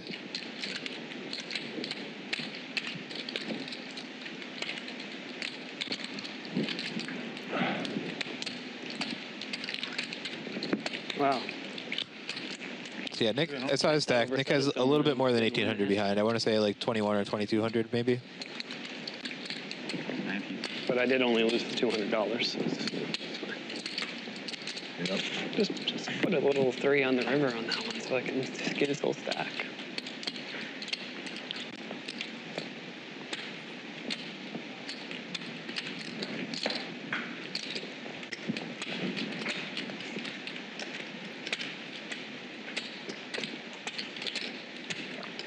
So Matt deep in the tank here.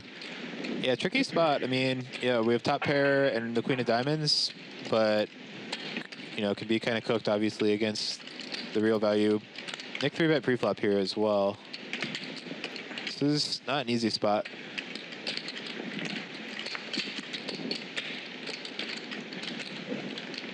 Going for the stare down a little bit.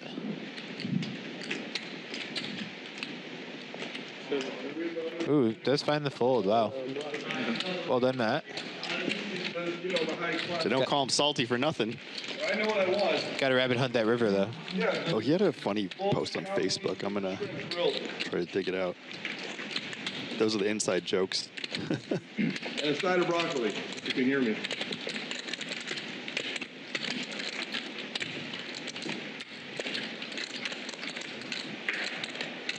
I'm up $50. Now I noticed that you're up more than $50.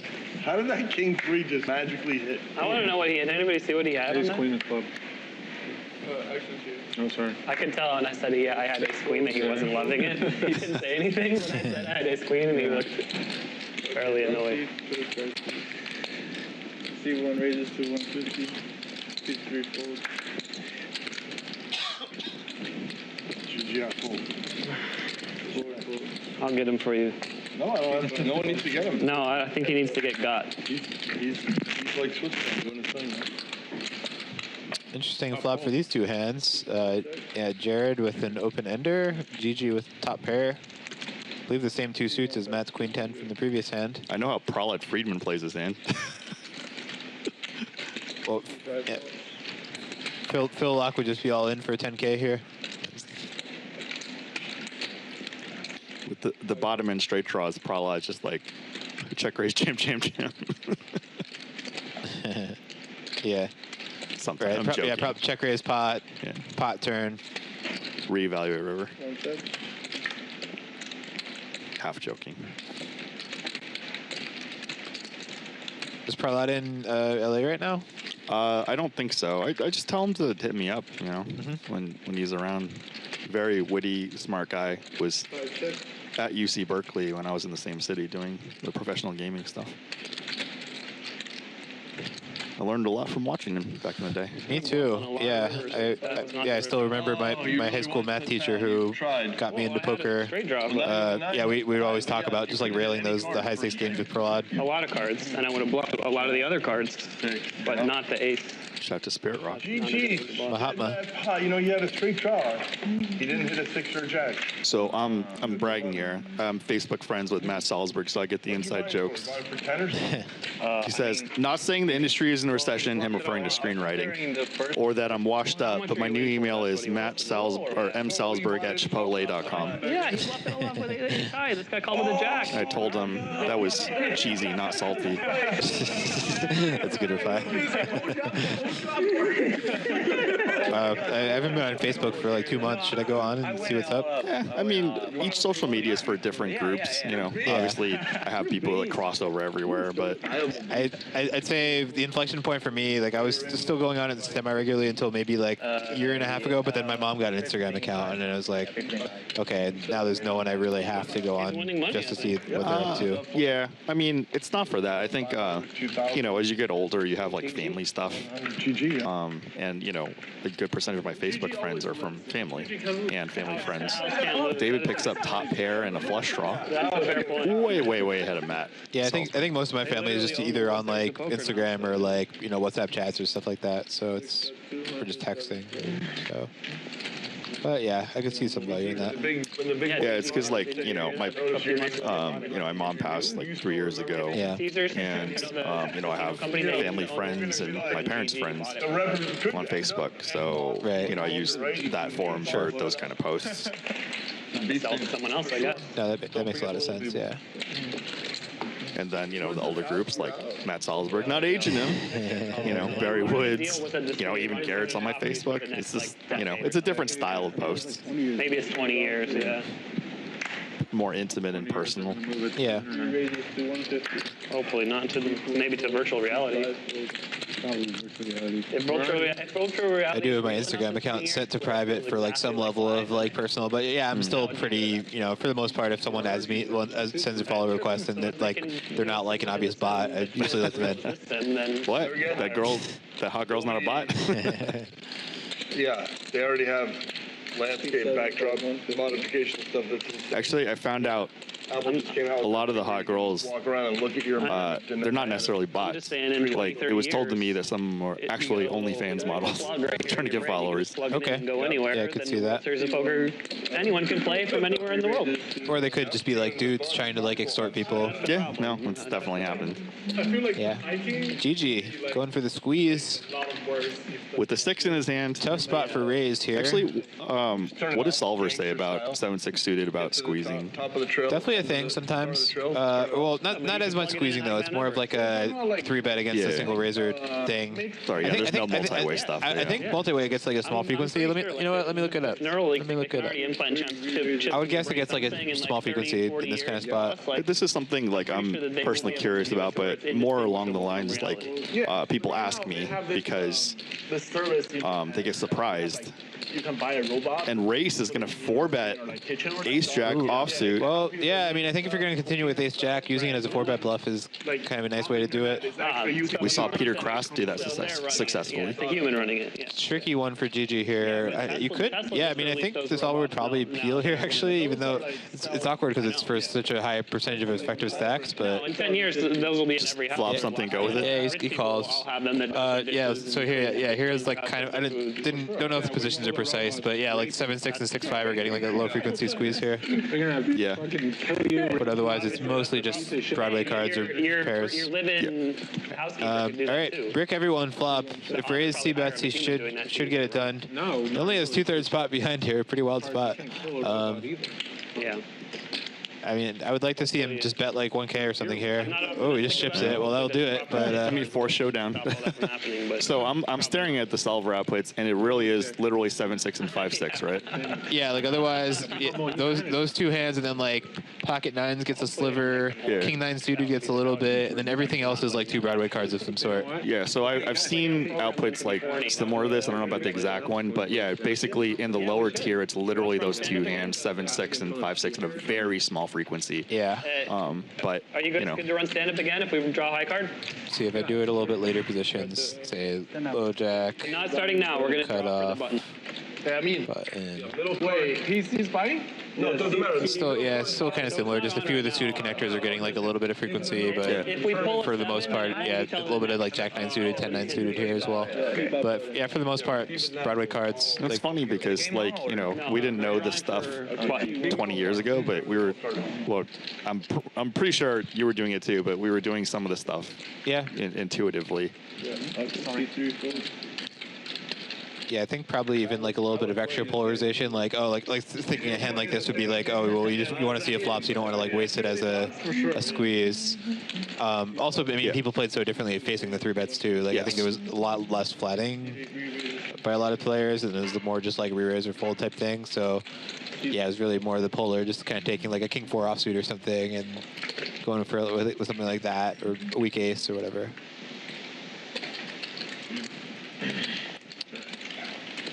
So Nick 3-bet here. Each 5 is the stand-up button. And C-bet's 400. David has a heart. Oh, nice. Yes, it is me. And some cards that are kind of, working with the king a bit. Like some good turn cards. This is pretty cuspy, I would say, in terms of whether we want to continue this. Raising could be an option, even. Like, kind of blocks some of the King X combos, but he just folds, which is totally reasonable. Easy game. So I don't know Stephanie Chiang that well. Do you know her background? I don't know her that well. I think I've seen her like posting on Twitter and stuff, and just like in like PLO tournaments and studio, and yeah. I've seen her like post about buying or playing 10K PLO tournaments. I'm like, damn, that's big. Yeah, I've never played a 10K PLO tournament. I played the 10K WSOP PLO this year. But yeah, I haven't played any of the studio PLO stuff though. I mean, it was not bad. I mean, yeah, definitely had some, my first earlier tables weren't too bad. Yeah, I ended up losing a bunch of chips to Recchi, I remember, and then yeah, just busting kind of near the end of day 1. There's too many names in poker now. What's his name? Yeah,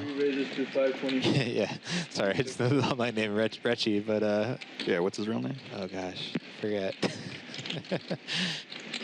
So see, I'm not the only one that just forgets people's names. I apologize. I shouldn't have forgotten too, because I final tabled a tournament with him at Hard Rock in January. Like I got 9th and he got like 3rd or something. Needle. Okay, now you forgot Eric Lube. Now it's bothering me. I was like, there aren't that many people you would play 204 and no limit with. You just forgot little old Eric Lube. Yeah. Did Eric play that big? I don't remember. Really. Well, I'm not going to bet my life on it. But I could be wrong. Those are robots. I think he did. Dishes. Are they call themselves a dishwasher? Or are they a controller? So the theory is that they can just hire a bunch of people in India. Dan Martin is Recchi's name. $2 an hour. He got second in that tournament, in fact. Way cheaper. They just sit at their computer and do it. Yeah. Right. It's like extra flavor. Yeah, basically. That tournament in January, that was also where with 16 left, I bluffed all in -1 chip on the river. The AI got a snap put all in by Benny Glazer, who had quads. And then recovered, spun it, and ended up getting 9th instead of 16th. Off 1 chip? Yeah. I mean, I had like 23 big blinds at the final table when I busted. Pretty advanced. Got Jesse Lonis out in 9th. Wow. Advanced play. Yeah. But I'm pretty sure bust hand in that was really interesting too, actually. 3 or 4. It was so Jonathan Jaffe was the cutoff. No. Sorry, Jonathan Jaffe was the button. He like him and Jesse were the two big stacks. I believe Jesse covered by like a little bit, but they both had like 90 big blinds plus. So John raised button. Jesse 3-bet the small blind to like 9 big blinds, and I had like 22 big blinds in the big with pocket eights. Black Mirror episode. So very murky spot. Wow. Obviously thought Jesse was super wide, and I put it in and lost to Jack 10 offsuit. It was called Me and Lee. It was like, you know Lee Majors is? I think it was probably a small mistake in hindsight by me. Well, this is what the internet's for. Eric Lewis indeed played 200, 400 no limit on full tilt. He's playing with Phil Galfon, OMG Clay Aiken, Patatino. Do you remember that? Oh, yeah, of course. That was Guy. Oh, yeah. JK. And you're in danger, one of the Dang brothers. Yeah. Okay, so maybe he took a few shots when Guy was in the game. Yeah, I mean. Thank you, Brian. I took a few shots at 5100 online, no limit. I'm like, no, it's okay. I'm good. Vancouver. Okay. This is Bally Live Poker, live at the Commerce, D22 Soso, Wayne Chung, and here with the legend, poker legend, Brian Hastings.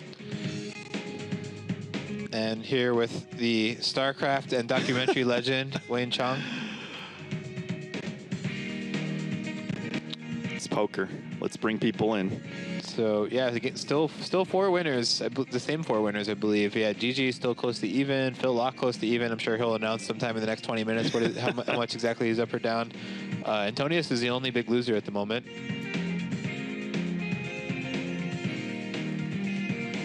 I mean, that pool must have been really small, the 200, 400 pool.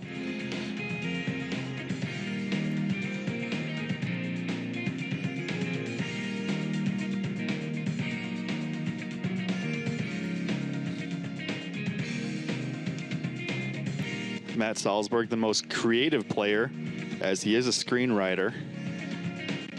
For those of you who are fans of Entourage, I know I am. He was part of that show, and he's, you know, famous for Weeds.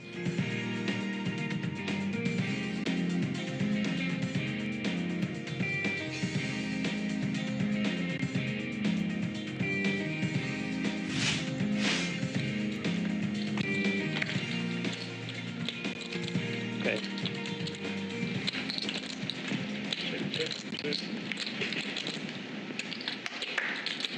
That is 275.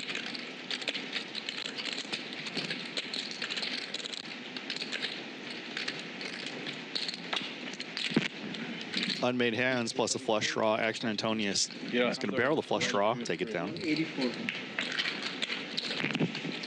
When is it? This weekend. Time and 42. Okay. 80. 184. Yeah.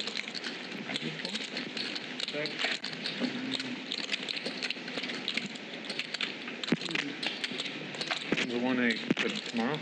I don't know. I would assume, yeah. If there's 3 days, it must be tomorrow, Friday, Saturday. The 3 mil guarantee? I think so, yeah. 3,500 Canadian or 32? I think 35. Could be 5K. Honestly, I don't know. I knew I wasn't going, so I haven't even looked at the details. Here, so hopefully, I haven't run great there. But I did all right. I got like 20th once. I've only been twice. I've cashed a few times, but I never went like super deep. I don't think.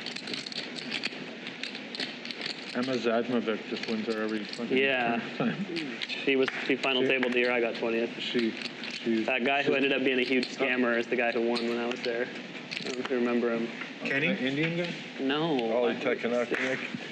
No, it's this white guy. I think he was Canadian, and he ended up being like a big-time scammer. I forgot his name. Like a kind of fat, younger white guy. Oh, wait, He was like sponsored, and like it was like a big deal. And I can't remember his name. I don't remember who that was. Yeah, I'll have to look it up. I forgot. American? I think he was Canadian. Oh, Patrick Serta? Yes. Yeah. He was a scammer? Apparently, yeah. 275. Stand-up game's not on yet, right? They still want to bum though. Oh, Jack 3 of suited. Suited. There was also that guy who always Anything with a 3, I'm gonna raise now. King 3, Jack 3, 9 3. Worker or iron. Oh, yeah. Some people. Every fucking WP Montreal, the guy was like Just had piles. had piles. Yeah. Like, this guy was such a legend. He's like the Masood Eskandari of Canada. Yeah, basically.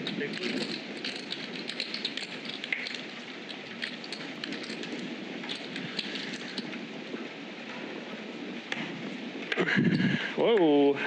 Well, if this guy's not back, I don't know what we're supposed to do. Next hand, maybe. I mean, We told him it was we going to said be. next hand. We said on my button. Have to start next hand. Yeah. He just never yeah, plays. we'll start next hand. I think But that's I fair. kinda- That's fair. I don't know if it Whatever you is. guys want to do. That's He fair. probably doesn't care, but Yeah. he probably doesn't know what's going on with the button and the 5, and he probably missed that.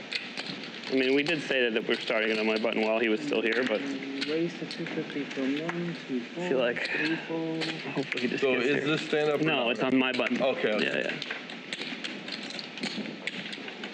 4 call, 5 fold, 7 fold.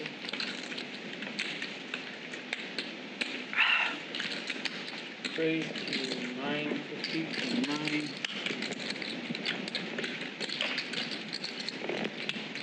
All right, some nice hands here. Antonius squeezing. Looks like he limped. Sorry, I just got back. It might be a straddle, actually. Oh, that's Usually true. don't go 'cause I go see my Although it's family plus thing, 1 though, so not they even don't UTG. go this year, so Oh, you're right. I believe it's just a limp raise. Yeah, GG is a hand that could see a flop, but if he might just think the limp raise is too strong. But I don't know. I'm going to Vegas for Win for 3 weeks straight, so it's just like kind of kills my desire to travel between now and then. I'm not even going for the NAPT because the MSPT 1K is the same time as that here. I didn't know that final table also included seats. GG does want to see a flop. So yeah, we saw 1 queen dead. I forgot about that. I fucking should have knitted up one. The extra 1K. I mean, I was on a page on too, but Yeah. And top pair for GG, which is not great news. What did you put placement? Obviously some outs, We but were never at the same table the whole time. It's crazy. wait, is that all On in? a huge flip right before Wow. the final table that got me there. Tony's just jams for a 3x pot here. It's interesting. Nice, you're back just in time because the stand-up game It's around starts on the next day. 6,500-ish. We were trying to decide if we should start without you or wait. But you made it. Okay, I believe stand-up game's on, which makes this make some more sense, I would say.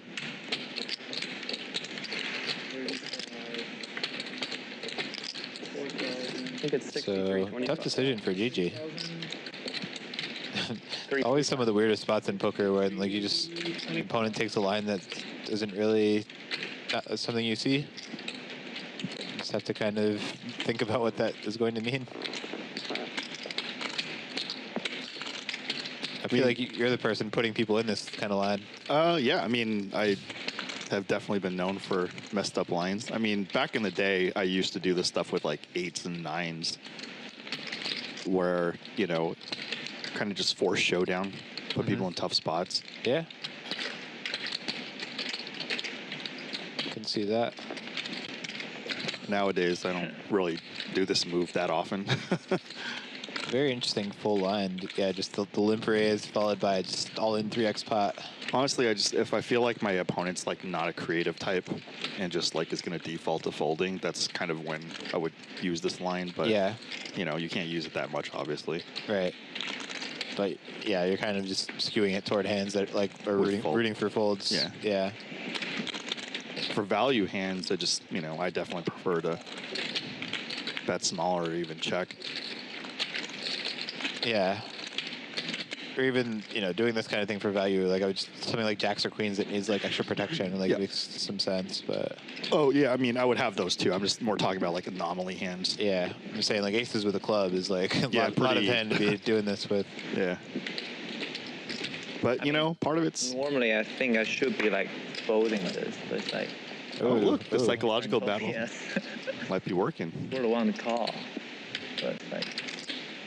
Look, like we know, poker's like a lot of profiling your opponent. Indeed. And tendencies. So. Right, yeah, that's the other thing is, aside from just thinking about the spot, it's like, oh yeah, what is this particular person thinking in this moment? I hit a 10. I hit a 10. I mean, 8, 9, like. This is the one card show. What's the kicker though? Oh, Antonius trying to use some table talk, get a call. I always love to see the speech play. The kicker matters. You should probably fold. I think I should probably fold. I think you're probably right. I mean, it's like, what the fuck? Do you find when people say something like that, you should probably fold? Like, do you think that usually tends to be an honest comment, or? That's the thing is like having a little edge on in the first 5 years when after the moneymaker boom, I think tells were more reliable. Nowadays, people are so experienced, with no limit. It's just like a lot more misdirection opportunity. Yeah. I feel like I still think more often than not, like something like that will be truthful. Yeah. And he'll just have it more often when he says something like that. But don't go back too far. Back a little bit and fold the pre-flop. Don't go back too far. Just take flop. Oh my god. If you fold, I show you only. That's usually a bluff, but again, it's like 20, 25 years in, so yeah, the leveling war. Right. Also, just extra interesting when they know those cards are all going to be shown on the stream too. Call with his hand? Can I call with his hand? No. Cannot. This is the friendly camaraderie. So Gigi does correctly find the folds eventually. Yeah. Matt asks if you can. I believe that was Matt asks if you can call with Gigi's hand, which I'm sure Antonius would love that. But I don't think I should say anything. Well, we can find out in like 20 minutes. Just find out later. Yeah, there's a lot of stream camaraderie dynamics too. Like if you're on stream, you tend to be a little bit more honest because people are going to see the cards. Right, it's going to get shown soon. Yeah. Action Antonius also has AA in his name, just like Phil Locke. Yeah, there's a lot of AAs and JJs and KKs and the poker world. Yeah, yes. It was funny, like you're mentioning, because you were in the Rail Heaven street, so you know who was there. Yeah. It's some of us on the sidelines don't necessarily know who were the regulars. I know the Dang brothers were. Yeah, I'd say I played a good amount of like 200, 400 NL before like really mostly going to PLO. I played a little bit of 500 1K NL, but not wow. That's live? Not that much. I'm talking about online, but that was on Full Tilt? Yeah. Okay. Broccoli and rice pilaf. I did not know. I didn't play a whole lot. I mean, I mostly just remember the one hand where I got screwed for a 280K pot. But who else was in that pool? I mean, Guy was driving it for sure, and the Dang brothers often. Phil Gelfond at the time was definitely playing. Tom Dwan. I'm trying to think if like Benjamin was playing that. I'm not sure. Definitely the 2-4, but I'm not sure if he was playing the 500 1K. Maybe. Or Phil probably at some points. Patrick Antonius in there? I think probably at least Patrick. Maybe Ivy some. Yeah, probably both at various points, I would guess. Again, I don't think I really played the 500 1K. I know like that much, but no 6 right on the flop. Oh, good flop for 9-6. Yeah. I'd say my real bread and butter was like the 2550 through 200 400 PLO. So since you showed, you're awarded a stand-up button. Well done. Especially just like heads up, like there was like random like heads up action I would get was like so insane. I mean, and like some reg battling that I think I had like smaller edges on, but like. I mean, some really insane random action too. I believe it. More trip than but I played a lot of 6-max as well, and played with like Ben Tollerine a bunch. Who, obviously he just won like the 25K PLO at PGT a couple of days ago. I'm completely blanking out what side I played after Black Friday. Yeah, after Black Friday, I mean, I moved to Vancouver for a bit and was playing mostly stars. I remember when I got set up there, like playing like 51 PLO on there. A lot of the same characters. 25? Okay. Yeah, some of you guys invaded Cake Poker after I was there. But there was another site, I can't think of the name. I played PLO on there, like $2, $4, and $3, $6. Okay. And did okay, and I think that site collapsed. Lock Poker? Don't remember. True.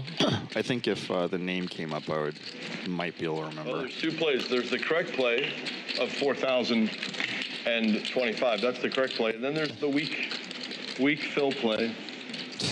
4,025. The correct play of making it 8x. Make the mistake and All right. just fold. Good. I appreciate that. Jared, you had him dominated. I take the. He did, but he wouldn't have liked it if Phil made it 4,025. Would have been tough to continue. The stand-up game was too stressful for me last time. I hate being heads up in the stand-up game. I feel desperate. Oh, it is. I mean, it's not I got good. bailed out by the deck. It feels bad when you're card dead and you're the last 3, if not last 2. Yes, it does. And, no shortage of fighting for the pots at this table, too, so. Thank you, yeah. For all 3 of us. They want their food here. I'll take mine up there. P3, you said you have to leave in 1 hour, you said? Yeah. Okay, cool. Ace 3, dirty rat. I mean, you had the best hand, but still, Right, dirty see? rat. Yeah. Ace is a good card. 2 calls. 3 calls. 4 calls. Phil Lock doing Phil Lock things here, is overlimping the ace king. Yeah. Oh. 5, 3, 6, 4. Oh, yeah, Jared's going to pump that one. It's like, it could be a Phil Lock back shove, potentially. Could see it. It's going to be like call, maybe Bruce calls. Play again? Make it 4K here? Setting it up to make it 4K at least, yeah. 2 fold. Here it goes. You convinced him to do that. You realize that,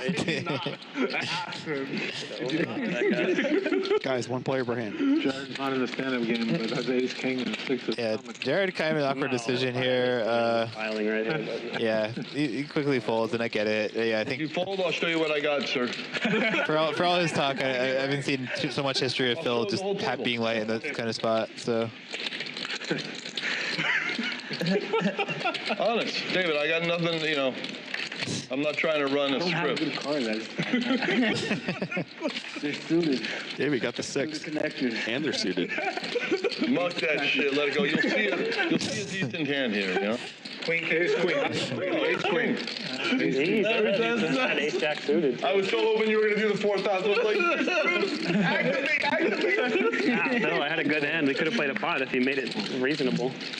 I had ace jack of clubs. Oh, man, I don't want to be trying to beat ace jack of clubs. You don't? You're so lucky, man. You get jack for your breakfast. Phil saying he did not want to keep ace jack of clubs in because Jared's too lucky. Okay.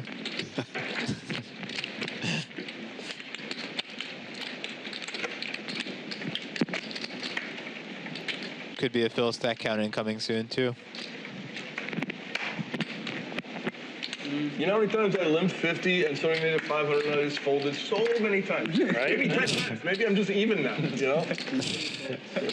Or Bruce wakes up with kings. Master. Probably needs a chip, I would imagine. I haven't seen him play a hand in a while. 300. Raise to 300. Thank you for not having kings or aces by me, because I you would have wish. punished me, Same and thing. Yeah, I would have felt I would the have done the pain. same thing. I had a very good hand. The ace jack suited is a good hand.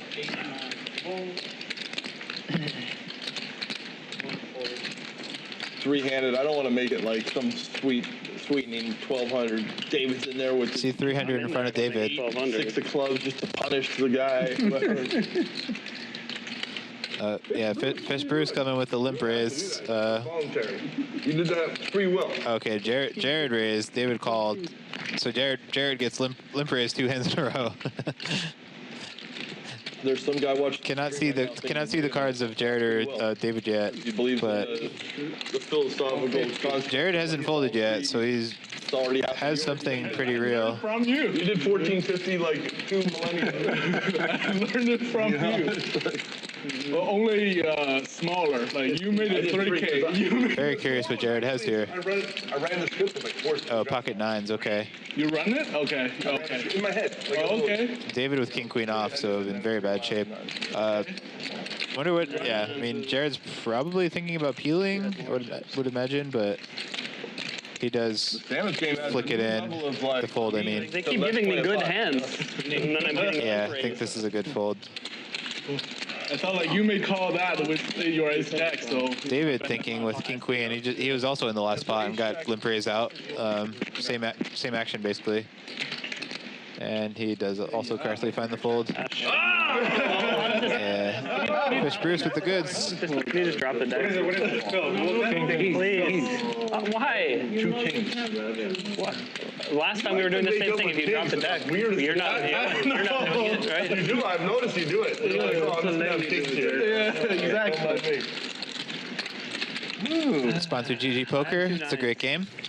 If you had 15K, then I'd call you. I run into it back to back. That's crazy. I mean, I do the same with like ace queen, ace jack suited, ace king and stuff, you know? Yeah, I know, but those are all flipping with me, you know. Like I said, if you had more chips, then we could see a flop. You could let Brian. Or if we are playing if I didn't other have games, we can also say the flop. Right, yeah. Right. I know there was a 4 on the flop, but that's all I know. Oh, okay. 6 fold. And Matt Salsbeg hasn't gotten to play a hand in a while, so he's in there with the 4-3 off. I forgot to do the move. I was like, hey, we need to see the flop to determine Yeah, you just do the move, yeah. Also, perhaps in search of a stand-up chip. Oh, Nick, 3-betting. Jack Deuce offsuit. Here we go. Can you tell the box people, Brian Hastings in particular, I'm up 175. Down 75? Down 175. Phil Locke is down 175. Just announced. It was 175, but my confidence is so strong. I thought it was 350. Wait, you just got the pop. You're just gonna pop. Oh, GG. Wait, did he just 4-bet jam here? 175. Wow, GG just 4-bet jams. This is a pretty wild play. Obviously going to get it through against these hands. That's a good one. That's a real GG moment. Did he show when you folded the queen 10 of diamonds? Did he show? He showed just him. He showed just me. Yeah. Oh, okay. Yeah. I'll find out what it is later. Yeah. 17 more minutes. No, it's probably like 3 or 4 more minutes. Yeah. He had an overpay. 354. We'll find out. Is there a lag or something? It's on a delay. Jared says correctly calling out that Antonius had an overpair on the jam hand. Yeah, seeing that hand. Probably on there right now. Yeah. You can go look out the window. It's on the TV right now. Thank you for keeping your integrity. 4 fold. Is this mine? Yeah. No. Yours? You won. Yeah, you had ace king, remember? Oh, right. Yeah, I know that. I was just bluffing. Phil Locke in shock that he himself has a stand-up chip. All right, Jared, after a bunch of raise folding this orbit, has 2 kings now. You get kings twice tonight. I know. Yeah. You didn't get full. Nick is really going for the stand-up chip right now. I mean, there's not too many people who need it. Looks like David needs one. I mean, like, I made a pretty reasonable size. I didn't make it 3K or 4K, right? Right. That's what you have to do against these wizards because they'll call with anything. They call with anything? Okay. Yeah, king 10 of clubs, stand-up game. You got to make it 3K. Make it 3K. They love calling. They're like, they love to call. Apparently calls are unwelcome at all costs. Likes to raise more than To make it too much for calls to happen. Does love to call. Check, 9 check. Check around. So yeah, check around, and then Jared turns top set. Nobody else has anything though, so he's going to need someone to bluff at it probably. Stuff like that. Thank you for the update. Looks like he bet himself. See, it's that whole thing from paying time. Yeah, paying time, Indeed.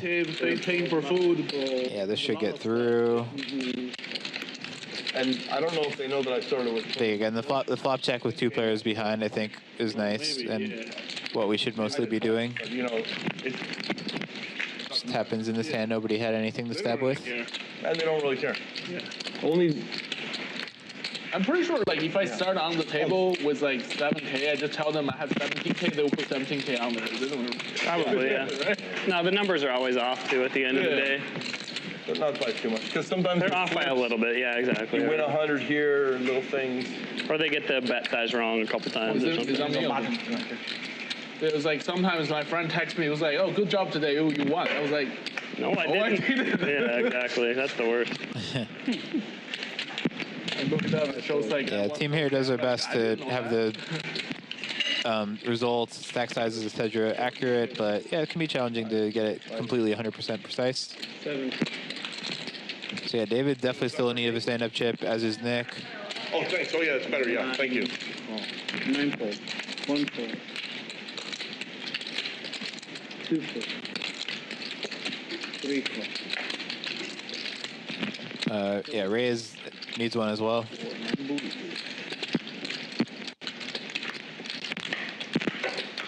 A lot of low diamonds accounted for. It's kind of in the wheelhouse of everyone a little bit. Reyes has 2 pair. 3 makes it 4. Everybody else, just various straight draws. Reyes goes for the lead, too, into the field. Interesting. The hit or miss chicken. And Phil quickly out of there with actually the best of the draws here. Open ender.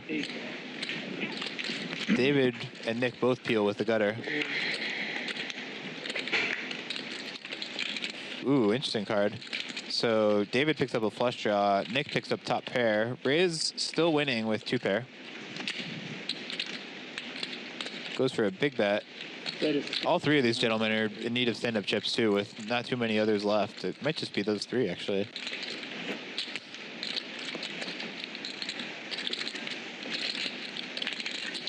So yeah, David with now a flush draw to go along with his straight draw, I would imagine is, yeah.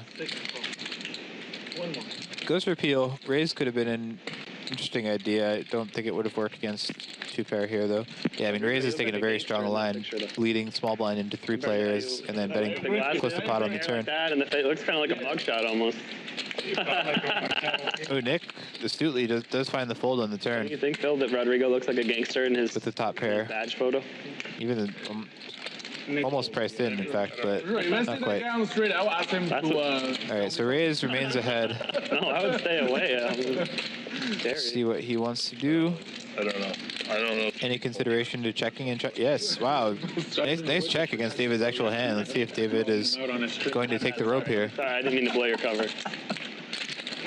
Pretty tough to just check back with 8 high. Be on stream, but you know. Yeah, but like, the idea of checking back and losing to like 10-8 or Jack-8 is pretty rough. So yeah, I feel like David will feel compelled to fire something in here. So yeah, nicely done in this instance. That said, Reyes' flop and turn line did seem quite strong. So maybe David will. Yeah, he does check back. Nicely done, actually. Yeah, he's like making like. I think this is a really interesting spot as David here. Like, you know, theoretically, like, yeah, we have the bottom of our range. We lose to everything. So in that sense, we'd want to bluff. But Raise, again, betting the 3 players on the flop from the small blind, and then bet pot into 2 players on the turn. All things, you know, correlated with having something really strong. Like if he does have just like 10-8 of spades, is he doing that, or Jack-8 or Jack-10? I think unclear, but definitely not, I would say not as likely as doing it with a good hand like he had. So yeah, I think I totally understand David's not wanting to bluff the river, and yeah, certainly in this instance he saved himself a good amount of money. Bring me both the basket and Sriracha, please.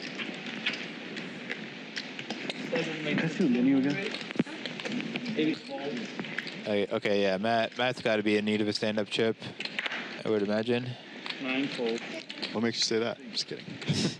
Yeah, usually he waits for the big hands like 6-5 offsuit instead of King-5. King-3 suited. Whoa, and GG smells blood with the people absent. The person absent, the people absent. Let's see what Rays wants to do, facing 3-bet cold with ace-jack suited. Interesting spot. Really depends a lot on our perception. Okay, he's going to go with the flat, which is one route. Call for 3. Call for 4. I do think it's a viable route, this deep. I tend to be more of the 4-better fold mentality. Phil Locke, of course, yeah, he's, again, as Phil does. Matt, the three of us were wondering if you were going to put in like 5K right there. We were wondering. So Matt's king is live. Oh, there it is. How good is Matt Salsbeg, player of the year? Just peels off the This is what we're here for poker, you know. Hey, Like over a little bit because you're bumping me. it takes a lot to win WPT player of the year. A lot of skill, a lot of focus, a lot of effort, a lot of luck. It's a skill game, Brian. So GG with the worst hand of all 4 of them is c-betting. About 20% pot. Raise out. Phil Locke quickly out. GG, I mean, obviously Matt's not going to be out, but that little 20% pot bet accomplished a lot for GG. Got 2 better hands to snap fold. Oh, and he turns the best hand. Man. Matt does have the king of clubs. Wow, there were only 2 aces left there too. So Matt's still very live in this hand with the king of clubs, though. Although obviously he can't hit his kicker, which is matching. Yeah, Brick River. Does Matt ever bluff in some capacity here? I think if we were to bluff, it would be like a check raise bluff here. Yeah, he goes for check, and let's see if GG goes for value. He does. Wow, that does open it up for Matt to consider that. Wow. Very interesting idea for Matt to try to check raise this hand. I mean, the king of clubs is such a good hand to have to do it.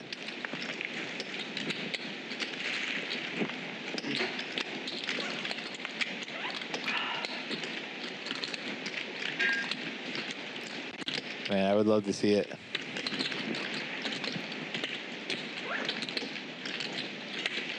I guess here's another question is, if we're not bluffing with this kind of hand, what are we bluffing with?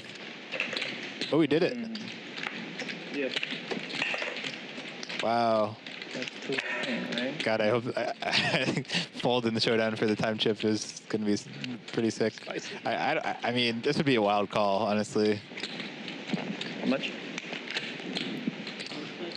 I mean, not that I can put it like just the look of GG is like someone who can make a call like this, but yeah. Would be a wild call. But yeah, like that was kind of my thought though. Is like if we're not bluffing this hand, like what are we bluffing with here? That's fair. The 3 games I've played, it's been like that small win, small. The 5 even kind of neatly blocks some like weird, you know, be it 7-5 suited or something. Oh, Matt knows how to play King 5 offsuit. Yes. You don't become player of the year without knowing how to play King 5 offsuit in any spot. I saw Antonio today. I remember the game you had like. Yeah, this is pretty nice. I love that Matt went for it. Like I think theoretically, like you kind of have to if you're getting here, if you have King 5 offsuit with the club, the King of clubs. I mean, but like, you know, yeah, there are some spots like this where like, you know, we know it's a good viable play to pull the trigger, but it's so hard to actually do it. There is this stand-up consideration too, which could make, you know, GG a little bit more suspicious, possibly. But like, yeah, the stand-up game was on. I ran queens into kings against C9, and then I ran ace king into aces against C9 both time with like 2 or 3 people left. Yeah, I just think this is good. And obviously having the king is also just nice insurance against GG having like ace king even. There is like getting stacked. Yeah, that was a fun time. So he is actually standing up, and we don't see a lot of actual standing up in the stand-up game anymore. But this has got GG on his feet.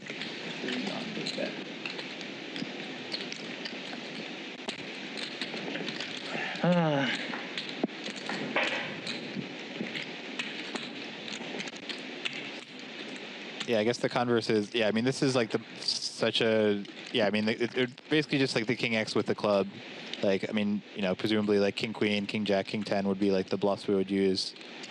For value, it pretty much has to be a flush, I think, for this sizing. Like, would be hard to see Matt just like pulling this with like 2 pair. But yeah, it looks like it's going to work.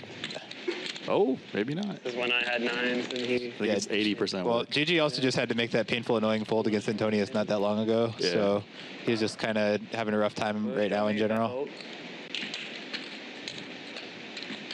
GG. Do you know who Matt Salsbeg is? Player of the Year, Entourage and Weed screenwriter.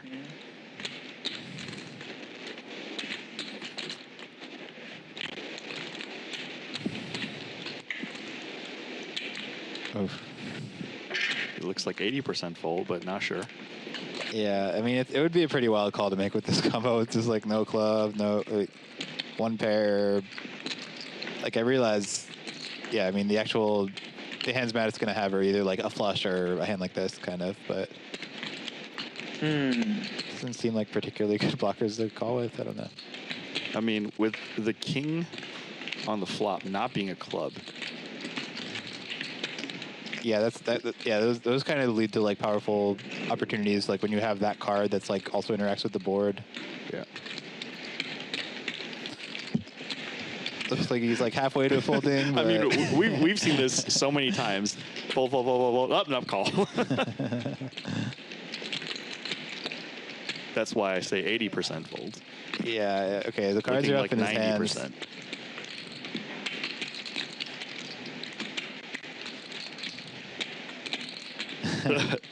Back to 80.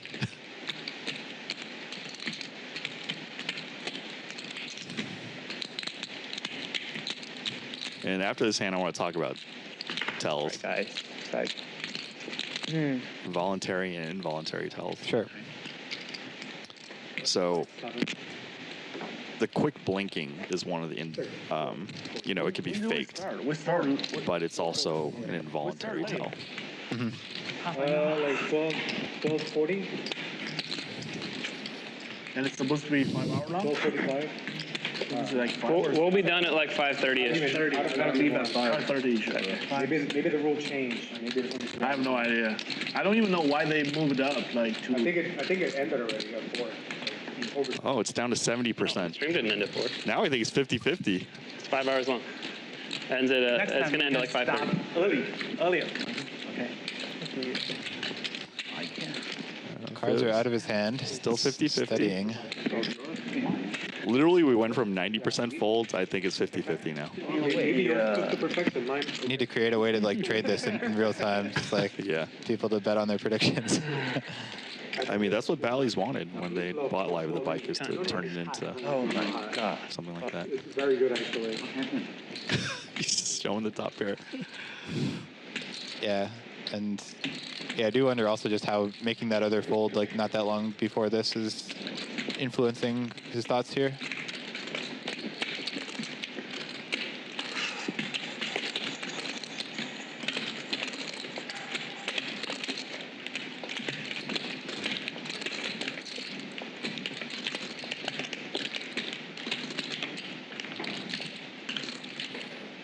How is this not the GG moment? It's not over yet. Probably GG moment at the end. This is so sick. Who raised pre-flop? Matt did. All right, let me just draw something random. Yeah, I mean the king not being the club here. You know, Go for me. opens so many If this one is an D8, I will possibilities. I call. Wow. What's that? Wow. What's that? Ace five. Holy cow. Wow. What is going? Who are you, GG? What is that shit? That's pretty insane. Yeah. And you use a random human, and the random human take days. He just flipped for the call decision in the end. Jeez. Wow. Yeah. 50% randomizer. You got nailed by the randomizer. That's insane. How? Nut blocker. How? Who are you? GG, who are you? Is your hat on inside out? Well, it's a GG moment regardless, because his name's GG. Thank you. Right, exactly. That's what I was going for. I literally had him at a 90% fold. It really, yeah. I mean, he had the cards in his hand at some point. He just seemed like he was kind of doing some last-minute little checks in his head. Pretty lucky. And then he got to the randomizer. He got to the 50%. And was like, all right, let's run it. That's the thing is, we've seen that so many times. They're literally, or we're even at 90% fold, and then we're just like, yeah. Not always think wrong, think wrong, think wrong. I mean, I like sort of do the same kind of things sometimes, like with the randomizer. randomizing, but like, you know, it's more of a number. Like I'll decide in my head, like, oh, I want to call this like 70% of the time, and then just run a number for that. But like, or sometimes even just use it to like slightly bias my thinking and still not make an absolute decision. But yeah, that was pretty wild though. That was wild.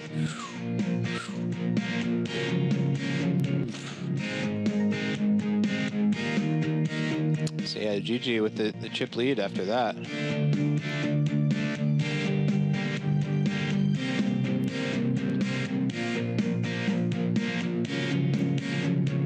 And yeah, big winner. Matt stuck the most. See if he gets back in the action.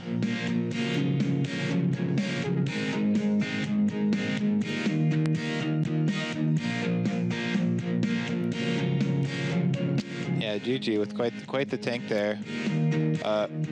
Yeah, he did ask at one point, Matt, will you show me if I fold? And Matt didn't respond. I tend to always not respond to that personally, but I think that can vary. And I do think when people do respond affirmatively, they usually have it most of the time, more often than not. So, what else? You said you wanted to say something else about tells? Yeah, just involuntary tells. As we know, like for no limit hold'em, when you're being stared down, the receiver can't hold out forever. You know, there's going to be involuntary tells, and some people are better at hiding it than others, which is probably why you see in those super high rollers, people are, you know, wearing hoodies and covering their faces and stuff. Oh yeah, certainly a big part of it. Plus, just like covering the neck pulse is another big idea. Neck pulse, you know, some people are much better than others at reading and sensing those. Also, like fast blinking, like one of the weaknesses that potentially beginner players have is when you're being stared down, you try to not blink, but that causes you to blink heavily later on in the hand.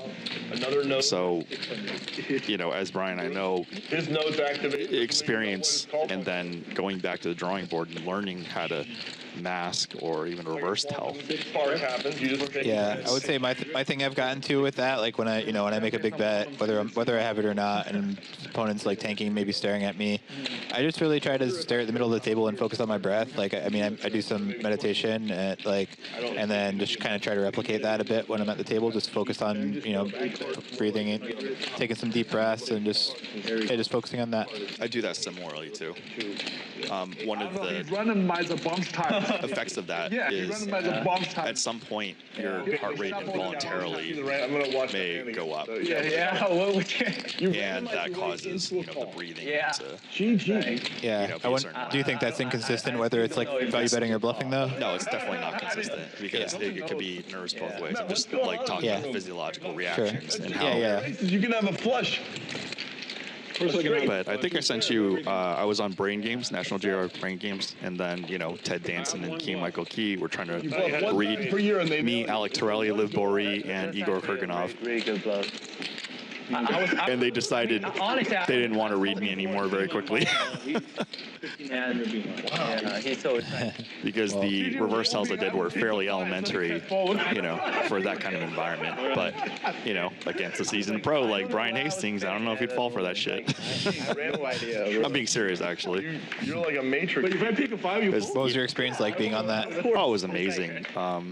It's fucking semi-living, but it was like an actual Hollywood production. And this is what I was saying, like randomized into dust. It was like people want to find like the next Garrett Adelsteins. Like you kind of need to find somebody who has had experience in actual Hollywood productions because they're pre-selected and they also learn from that process too.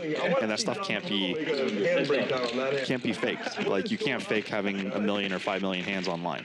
Like you just learn certain. I mean, presumably if you get good enough, you're going to learn certain things that you just never know. Sure. Even the first 100,000 hands. Sorry, I do kind of want to hear this table chat. Not gonna lie. I'm not going to tell you that for sure. He goes to the edge of the matrix and writes his own subroutines. Maybe. I heard Phil Locke saying that Salsbeg got randomized into dust. It's yes. All right. that is going to fall. Okay, two? Yeah. Okay, how much? 184. All right, so small win for Matt there, getting a little bit back. So yeah, stuck 7,500 after the last one, but it went out down like a hero. Give me the lucky chip back. I mean, I like his bluff there, but yeah, I mean, obviously pre-flop you can squabble with, but I think getting to the river that way, I think, yeah. I would personally regret not pulling the trigger in that spot. Did you still have king? Yeah, he needs to. Yeah. And yeah, I think I'm pretty shocked still that GG was able, found the call button with, even if it was a 50-50 randomized with that particular hand. GG. But again, yeah, the whole, I mean, he was given the stare down. Who knows if he picked something up that made him feel a little bit more confident. 9 call. So yeah, GG all of a sudden the biggest winner. Well, you've been better 2,000 on that river. And now he's playing lockup mode. Just folds the king 7 suited now. That is winning. David first did it to Gigi, then Gigi did it to Matt. Now Matt is gonna do it to somebody. 4 calls, 5 calls. Button is somewhere. I don't even know. So Phil Locke's gonna have an opportunity to make a winning flush now after GG folded that king 7 of clubs. Oh, it's David and Antonius are the last two, I'd say. Correct. Yeah, you got 5 players. Yes. There you go. So David and Antonius looking for stand-up chips, both involved in this pot. So yeah, again, the king 7 was folded, so David's 10-8 is actually ahead now, slightly, well, only a pip ahead of Nick's 9-8, but I mean that's enough. So way ahead, equity-wise. See Matt with ace-3 of diamonds here, just the backdoor equity, has 21%. I mean, it couldn't just hit an ace as well. Ooh, that's an interesting card. So yeah, combo draw now for Matt.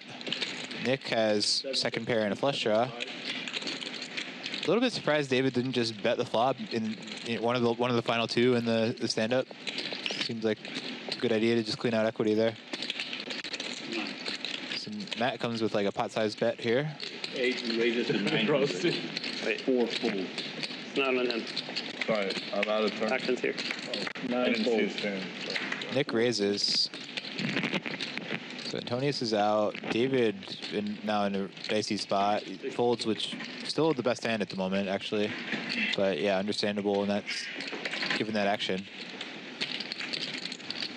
And yeah, I think Matt's just gonna want to call here. Definitely not folding.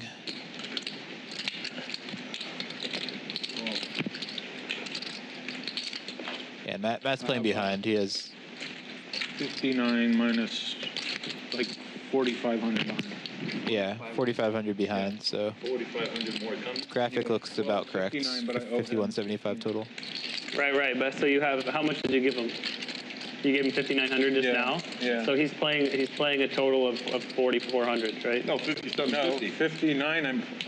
Oh, 47. Oh, you gave him 59, but you don't have the 1.5. Did I give you money, cash? No. Okay. So you're paying 59. Minus 13, which is 44.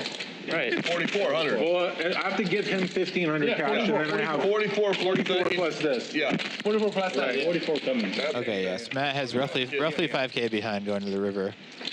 And that is a brick for him. Yeah, Nick's going to take it down. Oh my God. You get a diamond, you get the full double. You know shit. I mean, it's like, but Nick, man, you run so hot. When you don't want to get a card, but you think you want a card, the gods, they still favor you. He really did. He thinks he wants a I thought he diamond. had King X of diamonds actually, but Blind? Oh, Nick is the best. He doesn't get the diamond. He runs hot and doesn't get the. Matt, understandably a bit frustrated right now.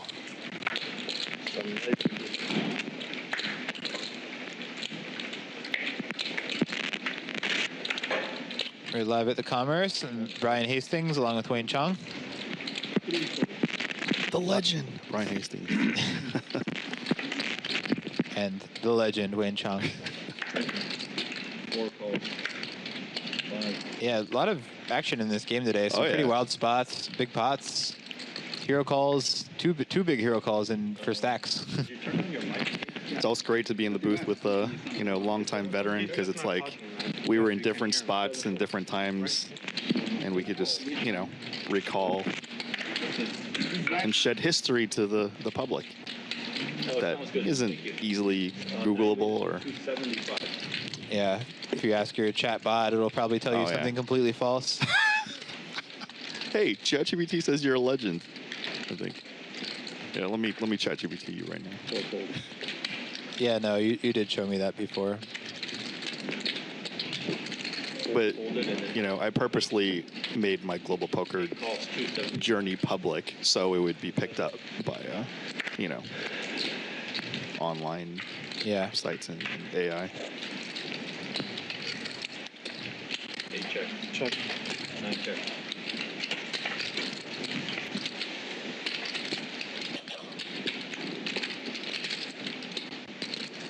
So Antonius pumped it from the big blind pre-flop here. Check, check, flop. 400. And just quickly gets out of the way on the turn. Interesting.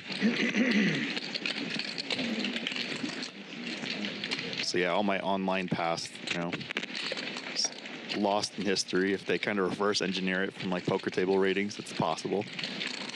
Yeah, I wonder what I could find of mine now. I haven't really tried to look, but you know, from like High Stakes DB was like the big site that like did all the tracking for those games back then. So Right. I know it doesn't like actively do anything anymore, but I wonder if the archives are that available. Yeah, I mean, everything could be dug up. I mean, even stuff from like the 90s, you know, 1995, 1996, like my Command and Conquer record is not very thorough, but it's still Wayback Machine picks it up. I'm sure other sites do too.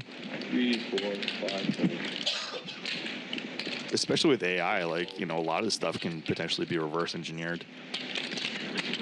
7 raises to 250. Even Wayback Machine picking up stuff is just like miraculous. What did Antonius have when he had 1 8? Yeah, when I'm Googling on High Stakes DB, it's all more like newer posts. Like there's nothing that's really immediately coming up about just like old, like, you know, results. It'll be in Wayback Machine because you could literally pinpoint the dates. Check. 9 check. 6 check. 7 check. Check round. 9 3 of kind 5s for Action Antonius. 7 check.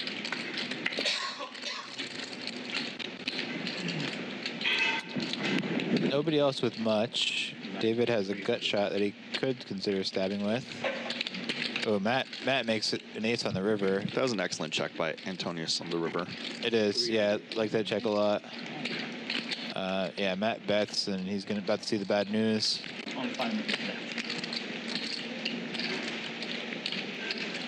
Always kind of interesting to decide whether to value bet these hands in position.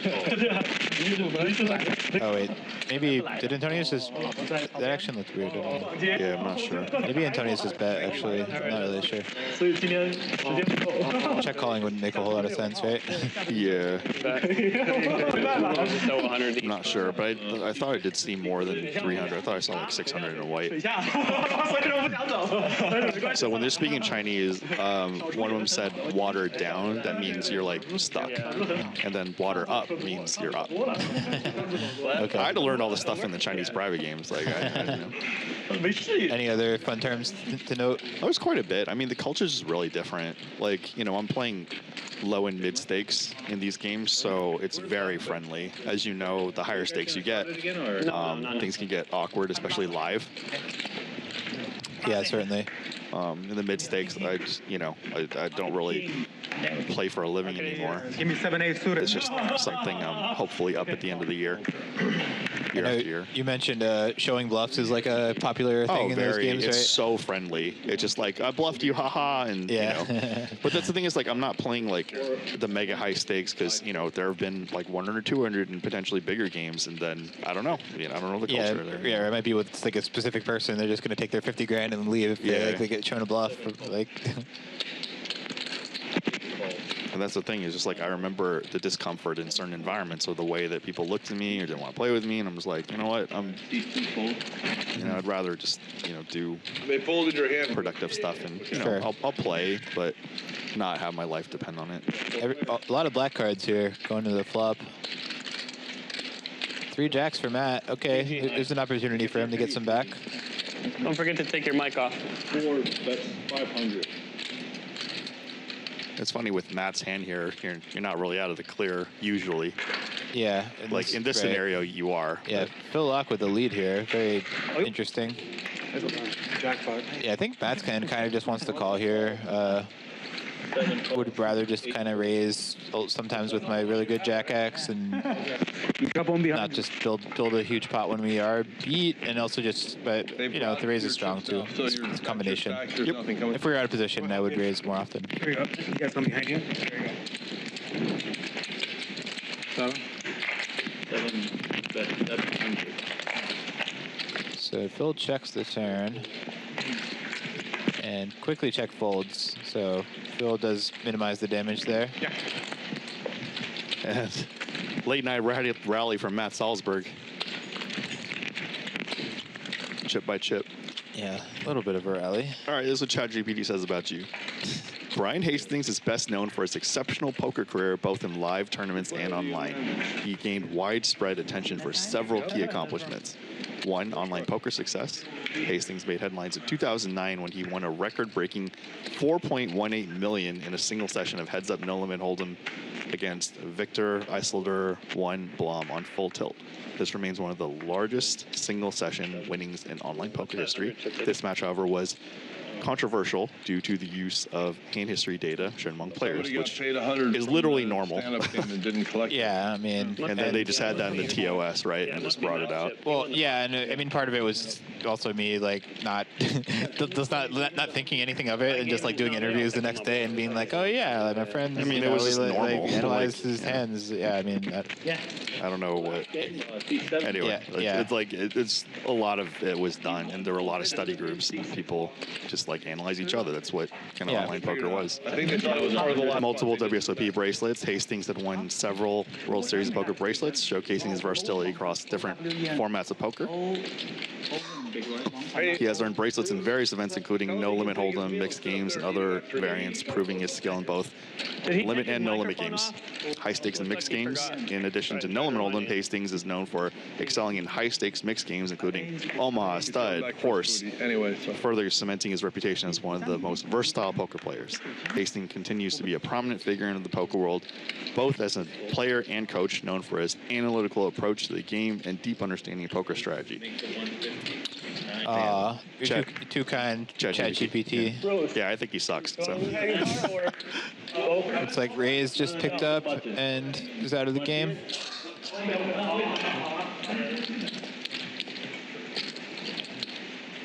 It's been raised to 150. 150? All right, 2 full, 4 full, 5 full. Heads up. So heads up here, Nick versus Jared. Both brick.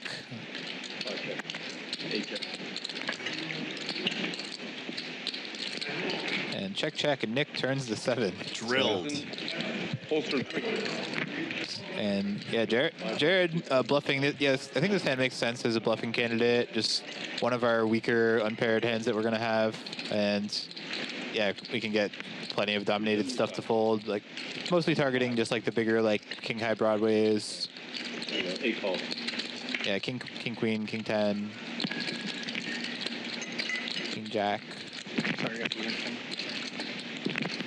Yeah, Jared. Yeah, following through makes some sense here. I mean, mostly targeting ace high, I would say, but could target some weak pairs as well. I don't think 7x is going to fold here, but you never know.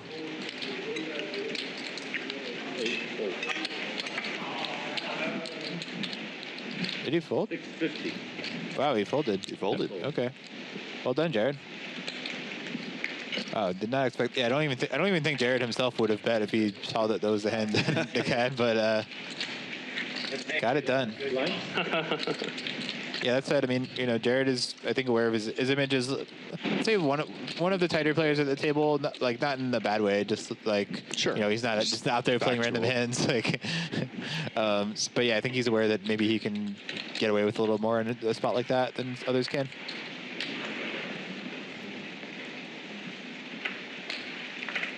Yeah. 7 raises to 150. Still pretty surprised the 7 folded. 9 fold. 1, 2, 3, 4, 5 full. Nice hand for Matt here.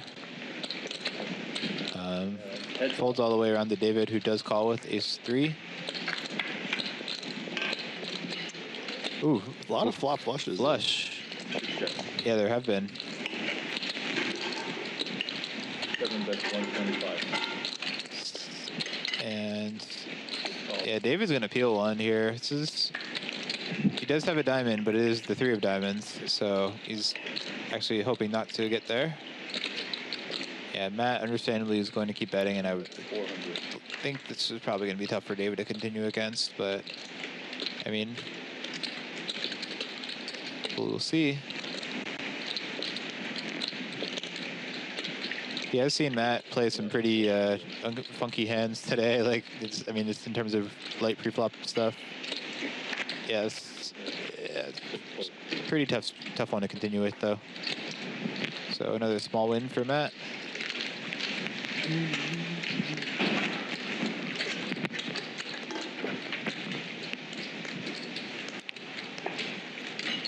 Is Stickman on ACR still the ST1CKMan or a different name? Oh, I don't know if he's on ACR. Is he? Oh, yeah, I've heard.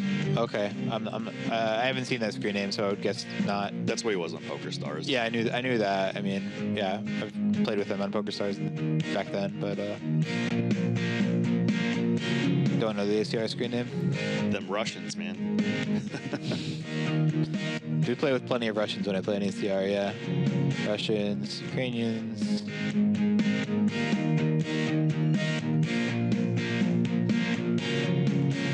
Use this time to check out who played against Libratis.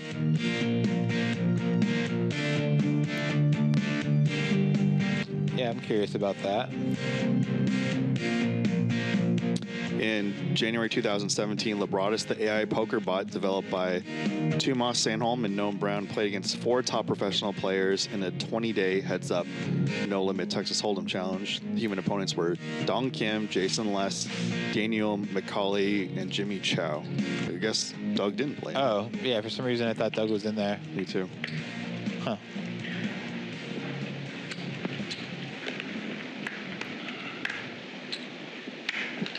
Doug Polk didn't play. No, Doug Polk did not play against Libratis. Heads up, no limits. Definitely just a really cool format, though. Like Yeah. I mean, yeah, it's like I guess I understand how it's like hard for it to be like a sustainably like often played forum because like usually it's just kind of evident at this point like whether who's better. And, yeah, it's easy enough for. I mean, there was so much just like ego rig battling back in the day. Oh yeah. Oh no. But like pre-solver is just like much easier to be like No thanks. nobody really knew, so it's easier to just like justify like I'm better than that guy. Yeah. 7. Oh, 1. Like I mentioned to you at a session on Hollywood Poker, and I just like. I just completely sensed I was outclassed. I'm like, okay, we're not doing this anymore.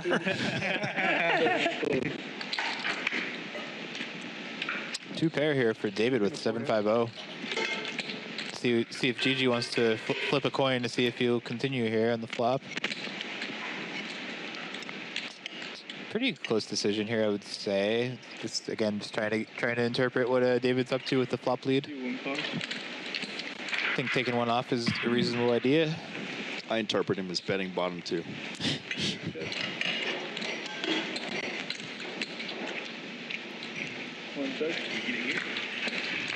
So yeah, the king, yeah, it kind of makes sense that David would choose to check the king just because definitely a better card for Gigi's range. But once it goes check, yeah, he goes for the overbet. I like it.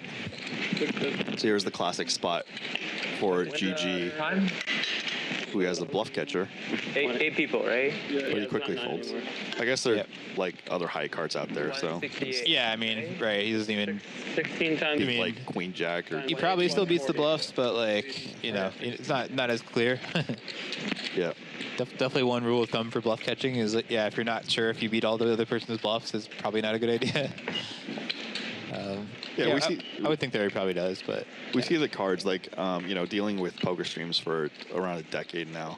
I would really like commentators to play on stream, so then you can empathize with what they're going through. Like a lot of people a lot of commentators back in the day would just like, berate, talk down, and just like have never played on stream before. And it's just like, it's a completely, different environment, atmosphere.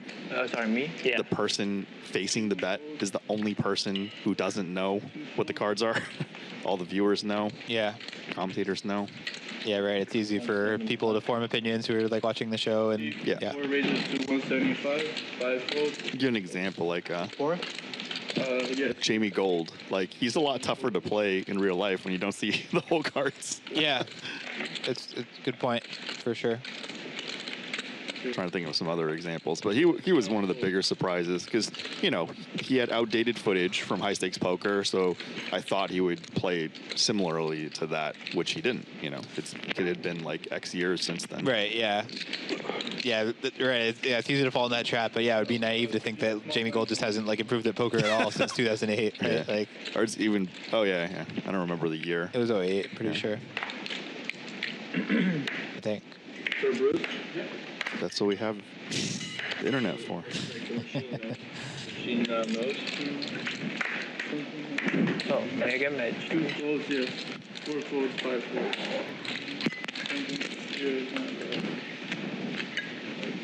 It's on you, David. 2007. Ooh. Yeah. I was wrong. Close enough.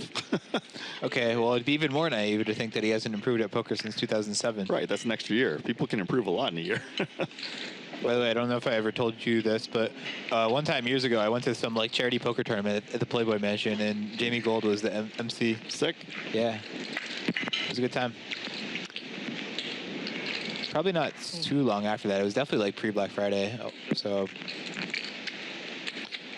actually, I think I remember when the trip was. So I'm pretty sure it was in 2009. Get deals when you can, guys. The reason I remember this is because I remember being in my like hotel room there and multi-tabling Isildur playing like 100 200 no limit, like that either the day before or earlier that day or whatever. So yeah, I think it was 2009. It was like a Halloween. Or no, wait, that was a different trip to the mansion though. So maybe it wasn't exactly then. I don't know. It was around then though, like say like 08, 09. That with the 10 high flush draw. Yeah, that was actually a different party. That was like organized by some of the Full Tilt pros to go to the mansion for a Halloween party. Yeah, sick brag. Too many parties. It was the boom times. Everybody was.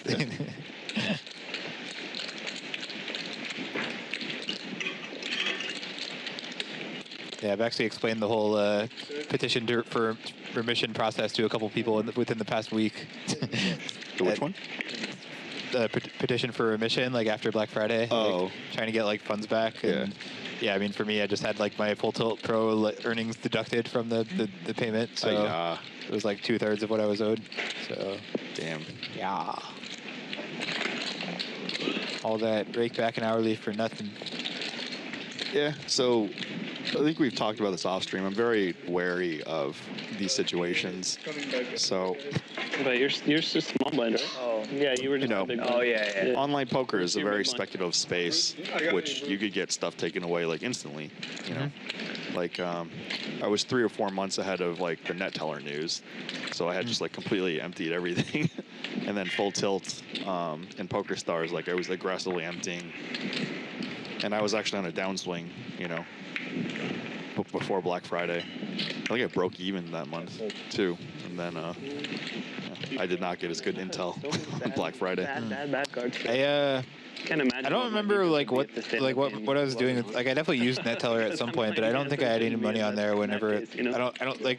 How did that go anyway? Did people have money in NetTeller? Oh yeah, no, it was frozen for a very long time. Okay. Yeah. The next hand, I think for whatever reason I just didn't wasn't using it anymore. Like maybe it was because I was playing big and I was just getting like wires when I cashed out at that point, like or something.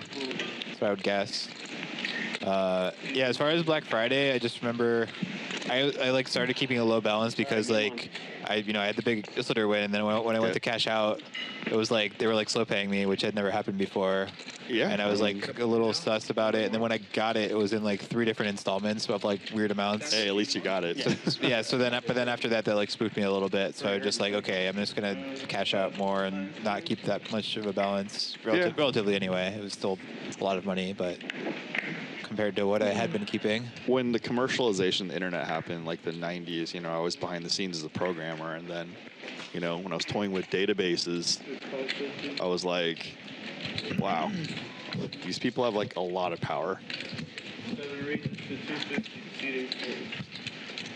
So, Mark Zuckerberg, this alternate version, and like the social network is like, just kind of a version of an alternate version of reality, so to say. And people have a lot of information with databases like Google, Facebook, and Apple. And so like no matter how secure, there's hacks, but like even people in the back, even though most people don't have anything. It's a pretty good flop for Matt. Yeah, Matt trying to get a little back.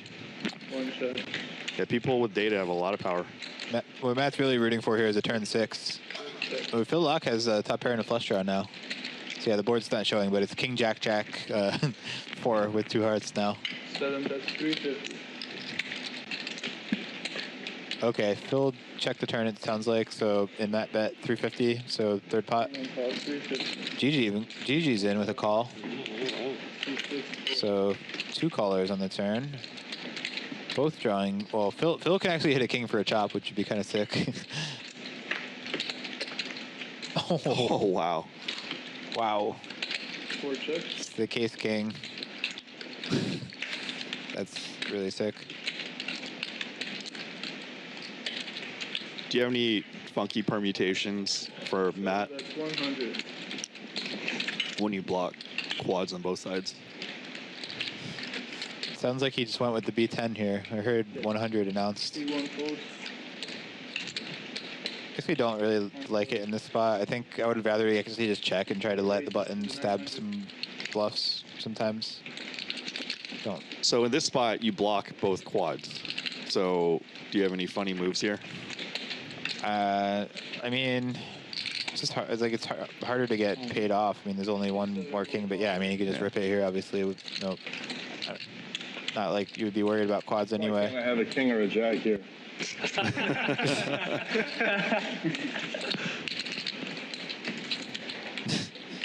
Phil putting on a little Hollywood here. After I bet the 9, how much, and he pulls 9 in, how much more would it be if I want to look him up? I guess, I don't know, genuine concern at the quads here. I feel like 8 tries no good here, though. I thought it was a genius bluff. 3,300. You could have like, queen 10. I know Matt and Phil have played together a decent amount throughout the years, but yeah, I'm not sure how how in the mood Matt's gonna want to be for this. 3,375. Yeah. After the 9 or before? After the 9. After the 9? Yeah. 30. You want 30? How much? 33? 3375. Yes, sir.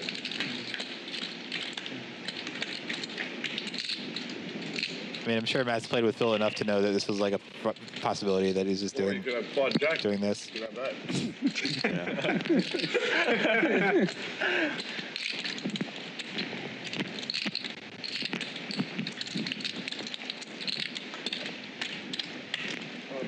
Queen. Wow. Yeah, both of them. Oh! You animal, you asshole. I almost didn't call. What the fuck? How do I get this fucking run out? Jesus Christ. I swear to God, right, GG? How can I call? Yeah, he had Matt genuinely convinced that he was like somehow just like calling with ace high or something. Yeah, the deuce ain't good call, I'm just thinking he has to have one jack. So only that makes sense. I had a jack. King jack makes sense too because it's deep. Yeah. One Thank fucking God. outage, get paid here.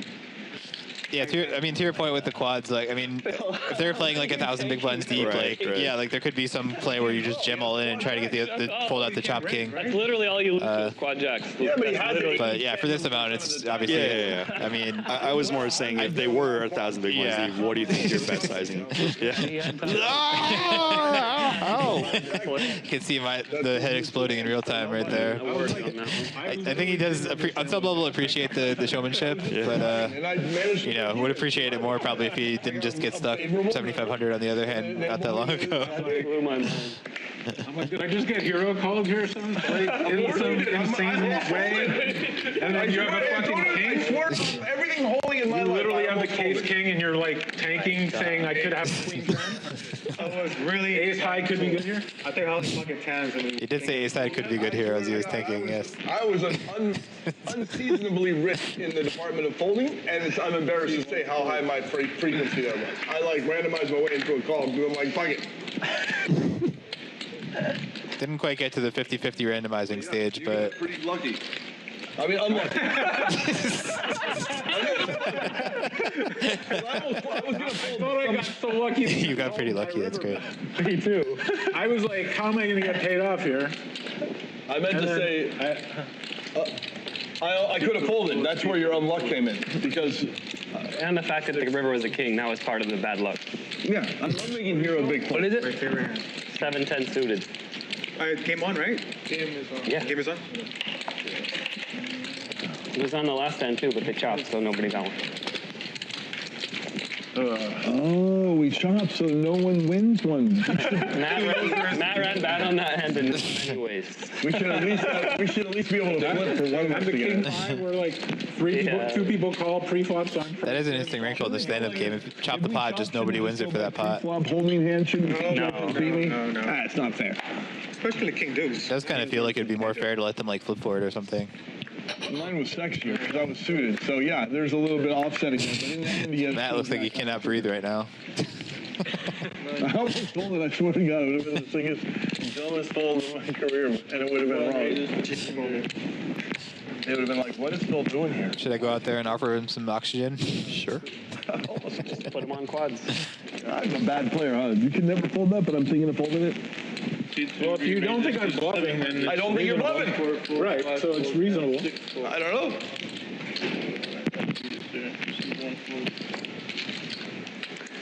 know. Fish Bruce is able to 3-bet and take it, the stand-up chip. Had a lot of good hands in these spots.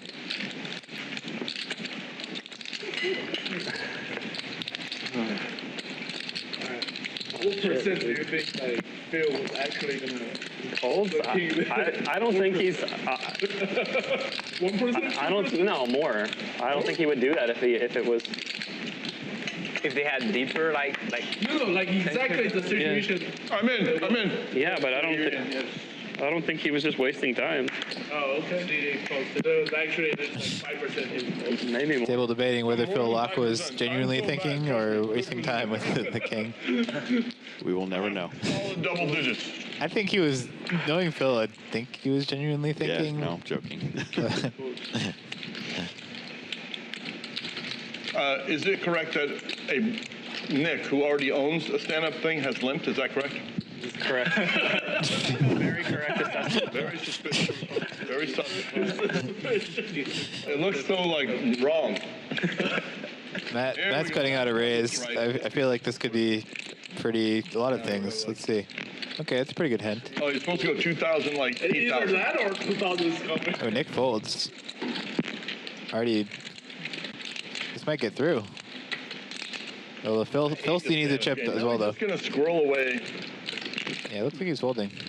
Yep. I don't know. There's not much you get. David might deal. Could see it. I ain't getting folds here, guys. Yeah, he's in. So not so easy. Flop the nuts here, probably. What? It is never easy. Classic 40-60. Okay, that looks like a Matt flop here. You guys are running circles around me. 7, that's 400. Should do it. Whoa. Okay. Lead. Come on, David. Yeah, I'm curious what. Wow, I mean, he's got a chance to bet the river here now. This is so sick. Well, that I mean, very high. Kind of have to bet, right? Nope. Wow. Okay. Now Matt's think he has to bet, right? Yeah. Probably. Yeah. Nope. Do you have any pair? Ace high.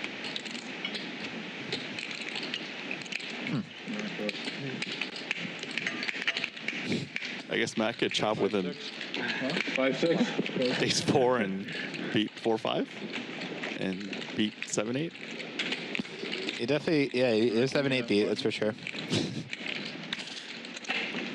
Yeah, I don't know if Matt thinks. I mean, yeah, I might bet the river just trying to target like the 3x, 2x stuff. I guess I don't know if he thinks 10x is gonna fold.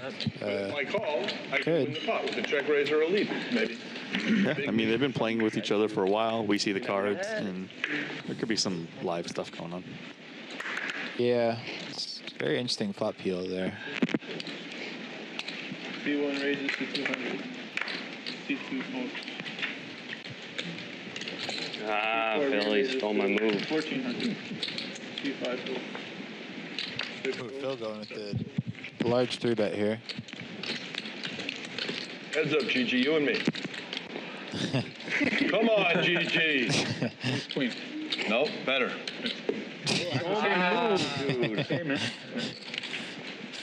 Dude. Giant 3-bet takes it down. I don't want to see an ace king. That's not respectable. This is respectable. Queen 3, you know. I can get it through you because you're up like a gajillion, 10,000 something.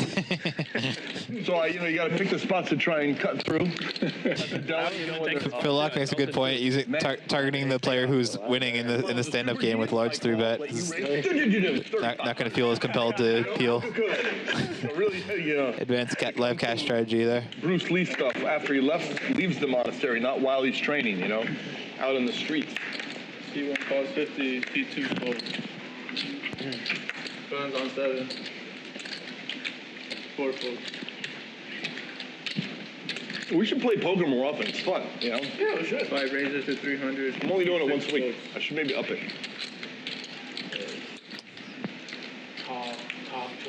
Phil Locke only playing poker once a week. I want Wayne to find us. Playing it here, live at the Commerce. I want to get my face handed to me. Every time. Interesting hand developing here.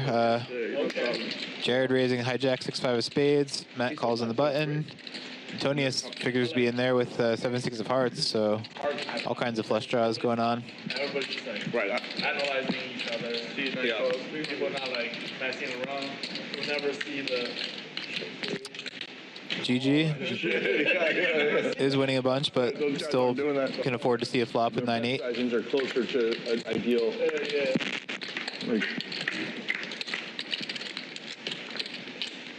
Wow, Matt smashes another flop. Okay, and no possibilities to get fall into a chop on this one. No, but he can still lose. He could still lose. Antonius and everybody has some backdoor equity, actually, a little bit.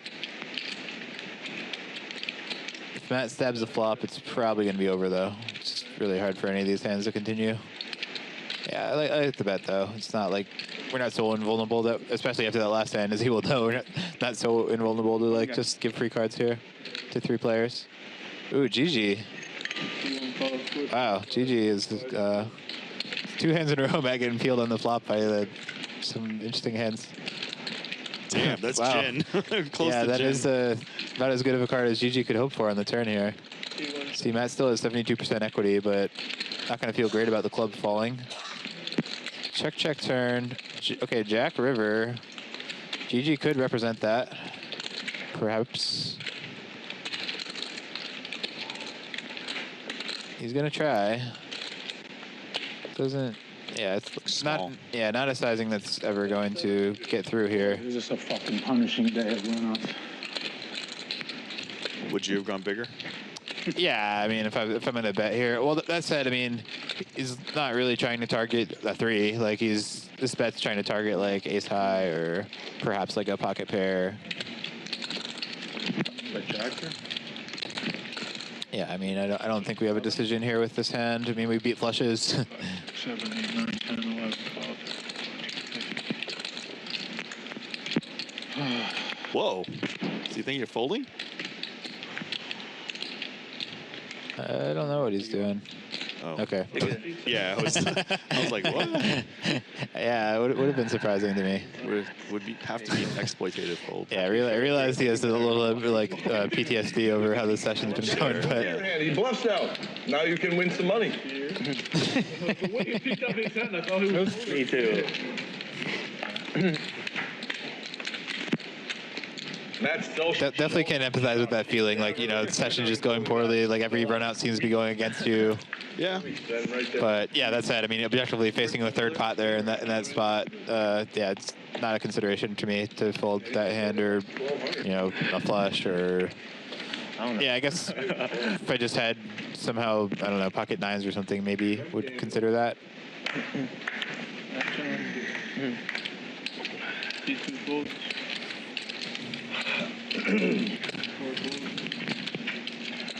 Five raises to 200. And Jared still needs a chip.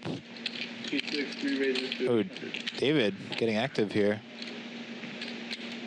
Oh, wow. Nothing to complain about here from Matt. The deck is trying to get Matt to claw back. Yeah, here comes his 4-bet. David peels, and it comes like 7 high, 2 clubs.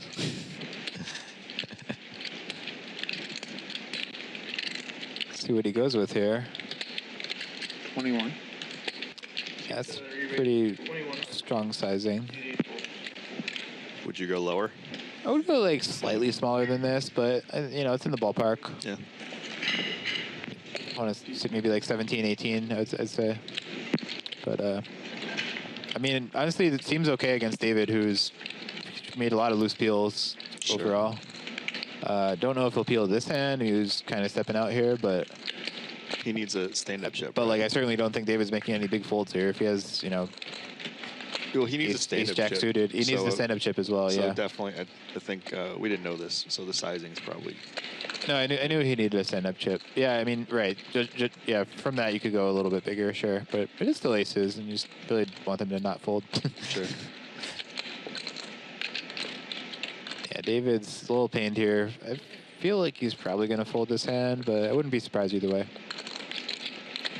I do think with any value hand he had, he would just be auto in. After that acting job, he's just like all in. Just kidding.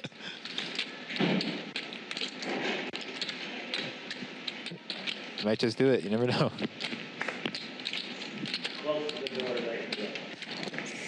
Looks can be deceiving, so we're not saying one way or another. Yeah, I wonder. Saw him looking over a couple times. I wonder what he was looking at and what are the thoughts right now?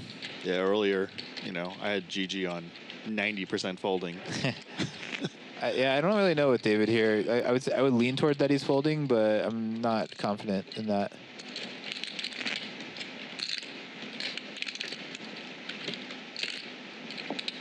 I wouldn't be like, I would assign like a 5% all-in frequency here if I was doing predictions. Not now. Yeah, it looks like a fold now. Yeah. The F did you lay that down? Should have paid me off. Just wakes up with it.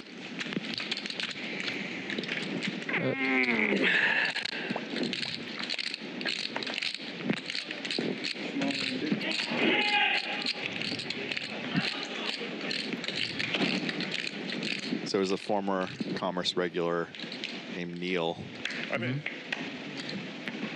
He doesn't want to be, you know, called out, but he used to basically lobby the 10-20 no limit table. So he came back in the last couple of weeks, and then we chatted a bit, reminisced about old times and what he's up to. Lobby meaning like you would just battle with anyone playing 10-20? Yeah. Got it. Wow, Matt, another big hand. Fire again? It's a pretty wild series of cards for him. Fire check.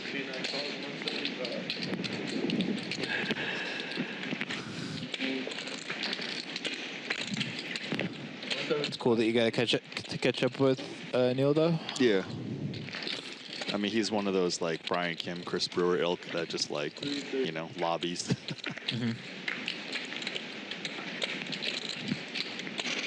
Is he still like playing poker full time now? Yeah. He took a couple years off, and then now he's back in the mix and doing well. He was kind of telling me, you know, what the online scene was like now in the more, you know, high stakes competitive streets. Yeah,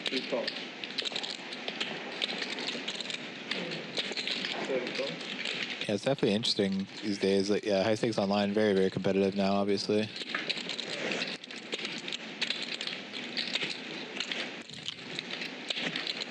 So three-way here, betting on the flop. Bruce with the best hand. Oh, Antonius's backdoor is two pair. Wow. I believe he was the flop better, but I was admittedly not really paying attention.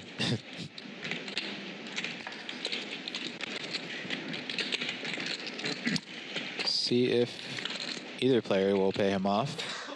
Bruce will have the first crack at it. It's pretty small. Very small, wow. 375. Okay. Yeah, it's obviously a snap for Bruce against that sizing.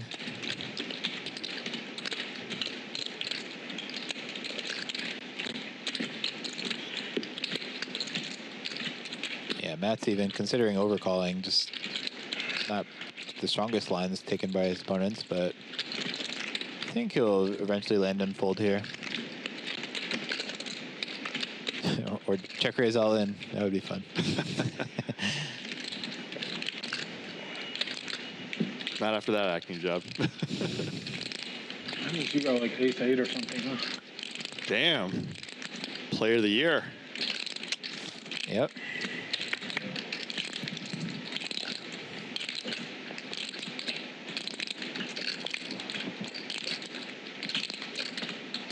He can read scripts and he can read players. So I just want to call you bluff catching. You ever bluff catch a 4? Pocket 7s. Maybe 7s. Reaching for hands he can beat here. Yeah, you know. I mean, it's not completely. Two pair. Ace 10. 10. Fuck. Really seriously on there. Jesus Christ. Runner. Wow. What do you show? Jacks. I beat you? I can run good one. I beat you? Yeah. What a nice bet to get called in two spots there. Wait, Matt, I think Matt just asked Bruce if he beat him, and Bruce said yeah. I think. Here we go. Bally Live Poker, live at the Commerce. Another session with LA high stakes players and poker legend Brian Hastings. Is that 7th bracelet coming? I mean, I hope so. Yeah, I didn't have any real cracks at it this year, but maybe next year. I played some of the online bracelet events this past weekend, but didn't. I mean, I made the money of the 500 mystery bounty PLO, but was not to be. I heard that the talk was that the online bracelets are not made of the same material as the live bracelets. I wonder if this is true. I mean, in the end, there's going to be some elitism for, you know, the main events, the 250Ks, the onlines, the lives. Yeah, someone I had dinner next to at the bar on dinner break of the tournament was just showing me these emails he wrote to like WSP.com support about like the quality of the material in the bracelets. This is really funny. I mean, you know, the main's got to have better material than the others, and you know, maybe. Well, the main's always like costs like $500,000. Like I'm always just like, man, if I win, I would just love to just be able to liquidate that immediately. But damn, that's cold. I mean, it's a lot. Yeah, we're gonna be done in like 30. You're channeling the flow. One call. But yeah, I'm almost the type that envies, you know, poker careers like yours, Neil's, Garrett's, Brian Kim's over them, you know, the TV players. The same thing as last time. There's a lot of crossover, obviously, but you know, the ones that grind from the bottom all the way up. And which lobby. Is a 7. I like the lobbyers. Yeah, for sure. Yeah, you know, I still keep some tabs on like the high stakes thread on 2+2. Rail some of the high. I mean, like obviously, like someone like Linus is, you know, gets the max respect from me. Of course. Oh my God. You know, plenty of others in those games doing, you know, around the same tier. Every quadrant. Jesus. My first time playing. GG stabbing the low pair. This is sometimes a thing in the solver. Just stabbing with like some of our worst pocket pairs that still do have 2 outs when called and get a lot of cleanup, better pocket pairs out and such. What? Oh, it's showing for the stand up too. Nice. So let's see. We got, looks like in the middle here we got Jared and David with still in need, and is that it? I think. Yeah, it looks like heads up. Jared and David. Heads up in the stand up. Yeah. Okay, so now it's David and Jared only. Yeah, we get the Phil Locke commentary on the situation as well.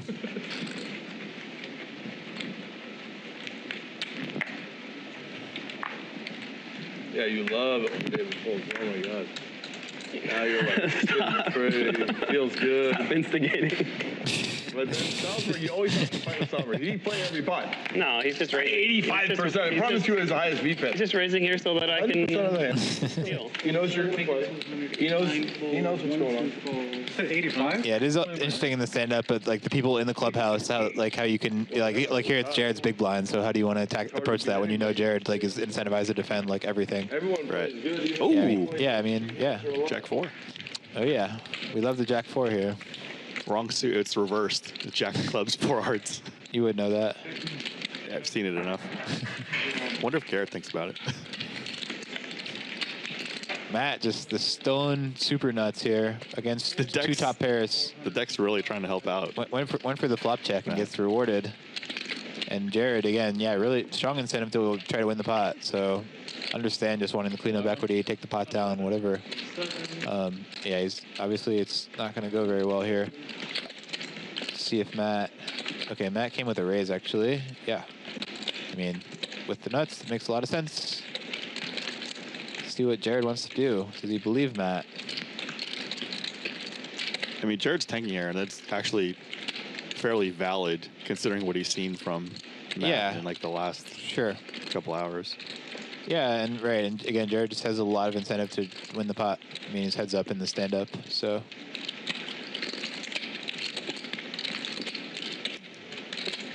Plus, next hand, he's the small blind, while David is the big blind, so a little bit better position to win pots from.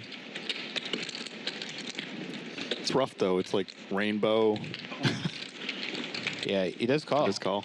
Yeah, he's also thinking like, oh, which like Matt's representing the straight now. Like, which 9x is he checking back on the flop? I'm actually a little bit surprised he checked back this one, honestly. But yeah, I mean, more like the pair plus ones would make, be more likely to me. Damn. Man, should have just checked the turn. So yeah, Jared, you can't rip it after that speech. Yeah, that was not going to be on the table, but Jared is mulling over a river call. Yeah, I mean, he feels bad after calling the turn raise and the board basically not changing. Here when I'm in the stand-up game, I'm going to snap you off. Just folded. Yeah, it would be a pretty sick spot to bluff as Matt, like knowing how incentivized Jared is to call. Oh, and the queen. Oh, and the queen, young man. I should have just folded. Backdoor turn. You had the queen back up, hoping he had the 9. Oh, wow. I just had a jack. See, Jared just called the raise on the turn. Is there some wild way he could just like the turn. But, check raise the river because the board paired? It's an interesting idea. You gave me 2, by the way. Yeah, I mean, it would have been interesting to see. Yeah, like if that happens. I mean, Matt certainly wouldn't be thrilled with his hand getting like check shoved on by Jared. Like again, like Jared, I would say it doesn't have an image where like you really think he's going to be like super out of line doing like taking a hand like his basically and doing it. So yeah, that would make it interesting for sure. But like there's the whole stand-up dynamic of again, there's so much incentive to try to win the pot however he can. So I'm just thinking out loud about possibilities. Yeah, I mean it could have worked. It's possible. I was going to check raise the flop. Or maybe Matt would have just gotten to randomizing the call. Sure. No, I just had a jack, but it's a gutter on the flop. Oh, that's a 0. Okay, so it multiplies? Yeah. It doesn't add? Your hands are going to be the most exciting for the viewers to watch. Cause the fucking king has 5-3, and the fucking that hand. Why can't I just have a boat there? That would be fun. I wouldn't have been. Could have pretended you had a boat. Yeah, I do want. Man, I would love to see that. Yeah, can AI give us that? Just like show a simulation of Jared check shoving the river and like how Matt's gonna react to that. Knit fold. The only thing is if the jack paired or the 10 paired, I think it's more legitimate. The 7 pair, it's kind of like yeah, not as believable. Yeah, agreed. Yeah, combo wise, it's not as good. All right, Jared has the best hand here, and David, both him and David have a queen. They're competing against each other to not lose stand up.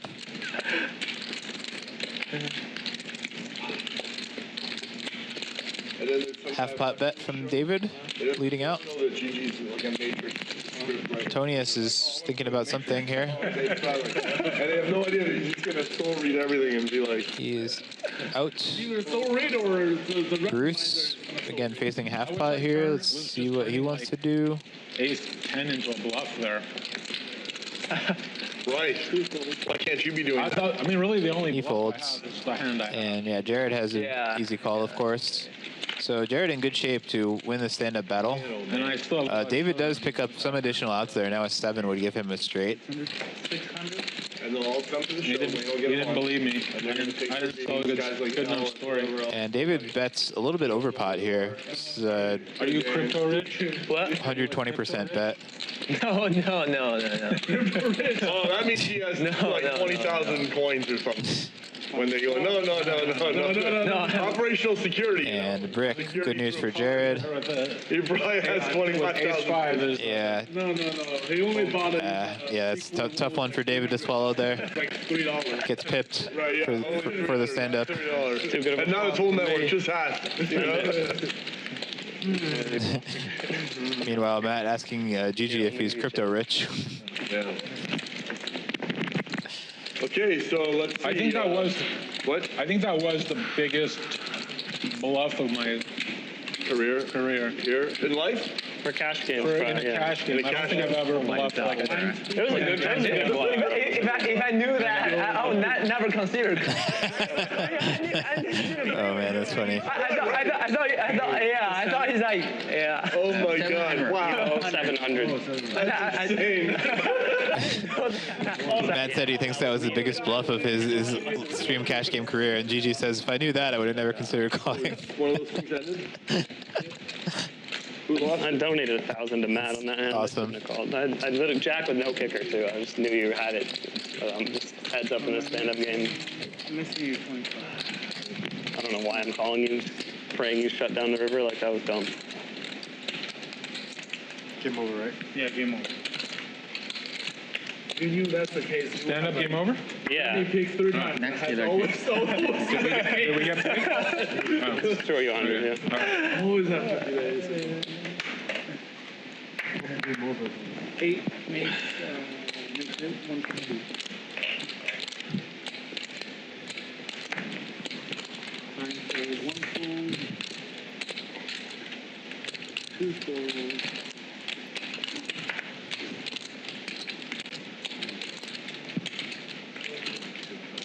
4 folds.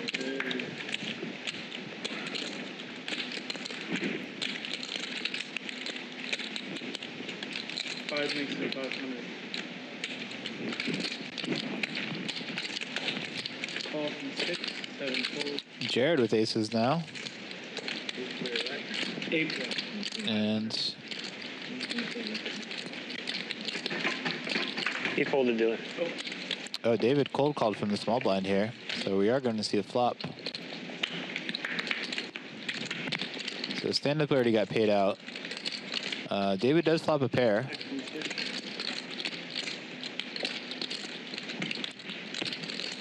700. 705.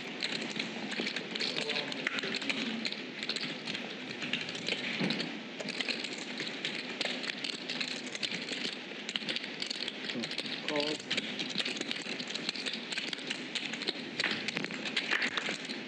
So do you remember that? We were playing in Florida on a stream. So yeah, check call, flop here. Yep. In like 2016. Jared went for a little over half pot. Walker came to sit down with like 10 minutes left on the screen. And big bet here from Jared. He opened under the gun. I had pocket 8 on the button. Yeah, David. And it came like I think, yeah, it looks like he has a little bit less than the graphic says even. It's like about 58 maybe that again. total. So very big. Yeah, Jared trying to get David to commit on the turn here. And he had made a straight on the river, I think. Fucking six, yeah, that made I remember that 6-9 suited. And he just shipped in like 13,000 effective. Yep. And I like river top set, and I'm just kind of like, how do you have 6-9 here? That's like fucking impossible. Yep. And he had 6-9. I remember that. That's so gross. That was the biggest cash pot I probably lost. Oh, that was a brutal. And David does find the fold correctly. 2 aces. Ace. Oh. Oh, it's not the stand-up. Oh, okay. I thought it was stand-up. Well, I would not have forgot to show if it was stand-up. Right. I thought that was the show and everyone. Yeah, no stand-up on now. Pocket aces, huh, Jared? Sometimes you just wake up with 2 aces. Sometimes you do. It does seem like there's been a good amount of aces today. So no one would believe me, but it's all right. That's See, so if you get playing 8-handed, like a $40,000. how often is aces on the table Sunday. from someone's hand? I don't know the math I mean, actually. it's what, like 1 in 212 or something like that Something is like per that. per player, so divided by 8. It's got to be worth around that much. So yeah, roughly. I would have knocked out the player and been 3-handed against 2. Is that roughly 1 out of 25 hands that should show up? Probably 55K. I think. Oh, I'm just throwing it in AI.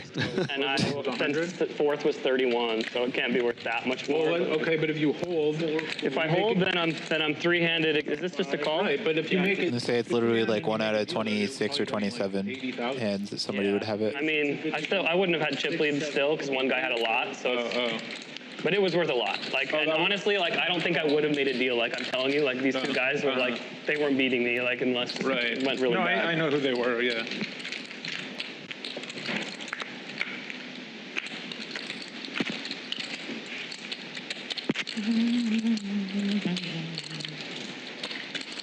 Kind of an interesting flop here. Antonius has 2 overs and a gutter. Jared has top pair, top kicker. Yeah.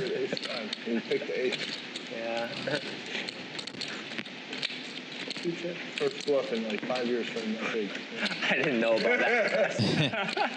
If I knew about that, I would like snap. He plays a lot of hands aggressive, but on the river, Yeah, I thought he's Phil Lock giving GG all the intel about how Matt plays on every street. really crazy hand. I'm not sure what was more tilting, you getting called on the river by you or that hand with you. It's very close. I'm relieved he didn't have quad jacks. So we'll actually fold if he had more behind, like 10K? Yeah. I wouldn't have raised if he had more. Come on, you have to raise. Yeah. I bet 100 you have. Yeah, you have. Like, But he knows I have to have a king if I raise anyway. I'm a retard, but not super retard. You could be I'm gonna fold anyway.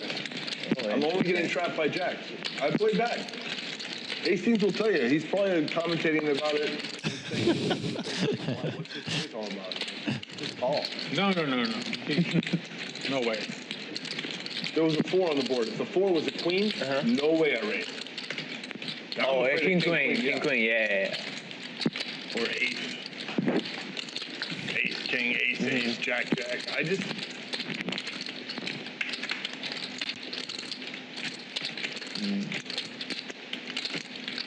I ended up betting because I thought if he has a jack, he might put me on a bluff. I don't know what else. I don't know. Yeah, I mean, I could have a jack there. So What are you thinking about, Bruce? Yeah. Bruce was thinking about folding, raising. Yeah, the whole spectrum. Yeah. It's Bruce you're talking about. Pretty long tank for Bruce there. Calling I would like, raising I wouldn't like. You gotta still call. You know, take your time. It's no limit I hold'em. didn't like. What did you guess the probability was? I was saying for an 8-handed table, like 1 in 26 or 27. So ChatGPT says 1 in 27.5. All right. With a $50 It's answer. around there. Yeah. I am too lazy to calculate stuff now that ChatGPT's out. So that's what makes ChatGPT better than Google is like you could throw in these equations. You know, Google, you're hoping somebody has solved it, where ChatGPT will actually solve it. And it's good for your image. True. Also, what do you make of the fact that Google itself has just gotten way shittier like recently? I don't know. I mean, once you become a big company, you know, the passion leaves, CEO changes. Yeah, well, I mean, like, notably, like, you know, if you search something on Google now, the first thing at the top of the page is like an AI thing, but it's always like bad, like, or not always bad, but like it's often not great. Sure, but I mean that's like growing pains. And then just like the actual quality of the results after that are also like worse than they were. Yeah, I mean, there's definitely some, you know, politics plus spending there. Yeah.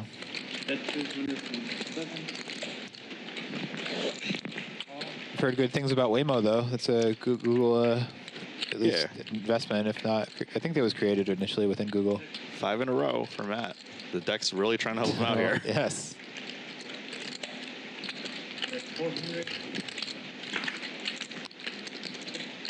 Might be able to get all the way unstuck if he keeps just smashing every flop like this. He shows the 10 of hearts, which is a straight, mind you. I think what humanity has shown with the development of every industry is you can't really predict the future. I would have checked the turn, but I would have peeled up. Like X people try their best, and then they get split up in different companies. Some people are more passionate and ambitious than others, and then the world just kind of does what it can. Yeah, I hear that. So just like sometimes companies, you know, usually when the founders have a vested interest, they could potentially bring it back from the dead, like Steve Jobs and Apple. Mm-hmm. You just need a caring leadership set, and then, you know, the rest is about money and politics. Yeah. Makes me think. I was like wondering if like are the like the best and brightest like young engineers like picking Google now, or are they like more like onto like newer, younger ventures, like an OpenAI or something? I mean, I still have a lot of close friends in Silicon Valley, and I talk with the youth, so I have some insight on that. Let's see what happens here. 4 ways. Matt does not flop a set. Something wrong with the deck. And if he did happen to turn a set here, it would be no good against David's 7-6. So yeah, interesting matchup here between David with the open ender and lone heart. Ooh, David firing a double gut shot. Big bet. Yes, the double gut shot.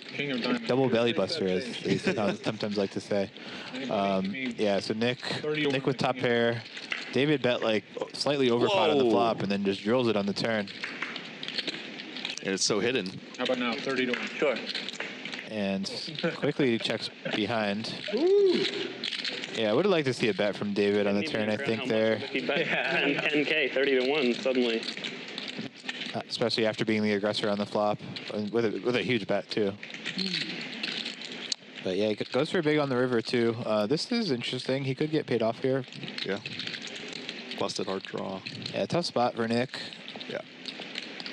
Again, kind of a weird one to analyze. Is David just, you know, kind of led. Well, I actually don't know who the pre-flop aggressor was, but bet 4-way with 2 players in position on him for slightly over pot too. King nine suited. Wow. 3, 4, 5, 6, 7. Those gutters, huh? Hitting the gutter. Getting the max. Double gutter. Come on. Double gutter. Come on. See, there you go. First time playing poker, guys? Hitting the 6-7. 28. 8-5. I had 2. Also, it's a unique relationship that we as commentators have with the players because we know a lot of them, or especially me, and just like have a lot of history, so we could joke around. Yeah, certainly. Yeah, of everyone here, I know Matt Salsbeg by far the best. Wow. So yeah, I feel more at liberty there. Trust me, you cracked a serious hand. Got a good camaraderie with Phil Locke, I would say, too. I haven't actually played that much poker with him, though, ever. It's a good hand. All my poker with him was, like, way back in the day, and it wasn't even that much. Like, yeah, like, I can't think of many off the top of my head. I played with Antonio quite a bit more. I feel like Both, I remember that was one of my formative, like, memories, like, of, like, moving up stakes online, was battling with Antonio at a 10-25 no limit on Ultimate Bet. Oh, you played there? I didn't even know that. Yeah, he was a sponsored pro, UB, yeah. Okay. Yeah, I think that was a huge confidence builder for me because I was like wrecking him. But like in hindsight, I don't think he was like taking it all that seriously. Like honestly, like it was kind of like his just like mess around and like, you know, he's a sponsored pro, so they wanted him to play on there, right thing. But yeah, no, but yeah, at the time, like definitely like winning a bunch of buy-ins off Antonio was like a confidence builder for me. And then later on, when I moved to full tilt, playing against Mike Matisow at 50-100 heads up. Wow, that was a good time. Did he type a lot? Yeah, yeah. And then I remember like I came out to Vegas when I was still like not even 21, but like Card Runners had like a booth at like the Rio somewhere, and I like met Mike Matisow at the booth, and I told him my screen name. He's like, "Oh, Luke Longley, the guy doesn't lose a fucking hand."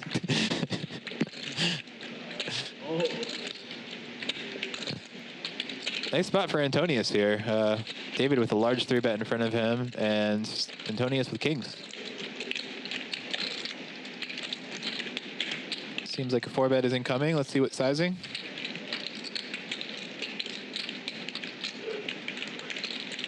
$2,800. Big sizing. Now you know what to do, Phil, right? 28. Phil will no longer be looking for that third 3. No. Yeah, David, as badly as he wants to see a flop with the suited ace, I don't know if he's going to be able to do it here. Poker's obvious. So sometimes it's obvious. About your statement of the brightest people, you know, a lot of people go into Y Combinator, you know, some people go to graduate school. Unfortunately, the poker industry's snagged people like you and me, so we could have been doing other things. Yeah, I mean, I was an engineering major for my first semester in college, and then I just was playing 6 hours of online poker a night, and it wasn't going to happen, so hey, switched majors. Had to switch majors Would to have been finish. interesting. But yeah, I have a lot of engineers in my family. My mom was an engineer for her whole career. Some of that. That seems fun. Resort World. Brian Micon. Ooh, hello. Oh. Let's go. Staying here, I think, and I might go to Hard Rock for the WPT in end of November. Hasn't called yet. It's always fun. I like it there a lot.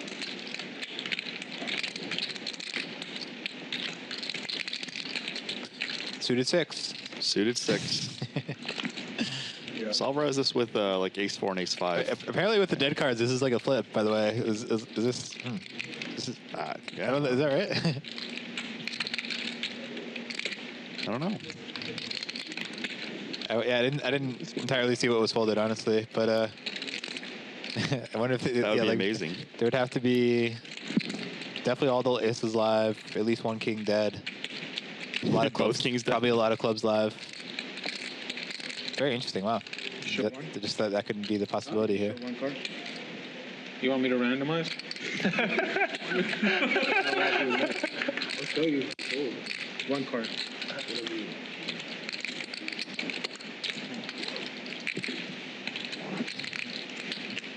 Wow, he's really deep in the tank here.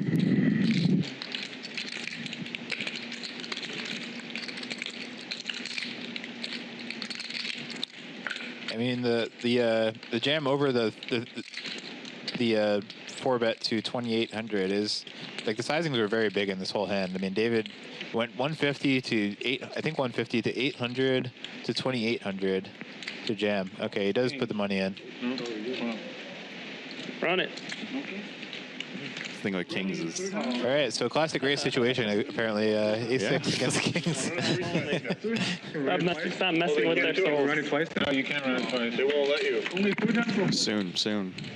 Oh, there it is. Well, backdoor spades. Well, the kings are probably dead, so yeah. Bad news for Antonius. What? Oh, that's a path. That's a path. He's got 2 queens over there. Wow. Oof. So, Antonius felted with 2 kings. Heart and commitment, sir. What do you have, queens? cover, right? I don't know. Let me show. So, 20K pot going to David. Yeah, I think mine's covered. David, beast mode enabled. You're serious. 9,000. David with the fist bumps after his table mates see the winning hand. Jeez. He had the ace-5. I had to beat him by 1.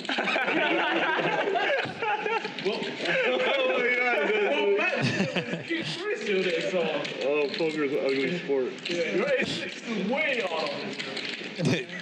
David pointed to Gigi and said he had the ace-5. I beat him by 1. Excellent.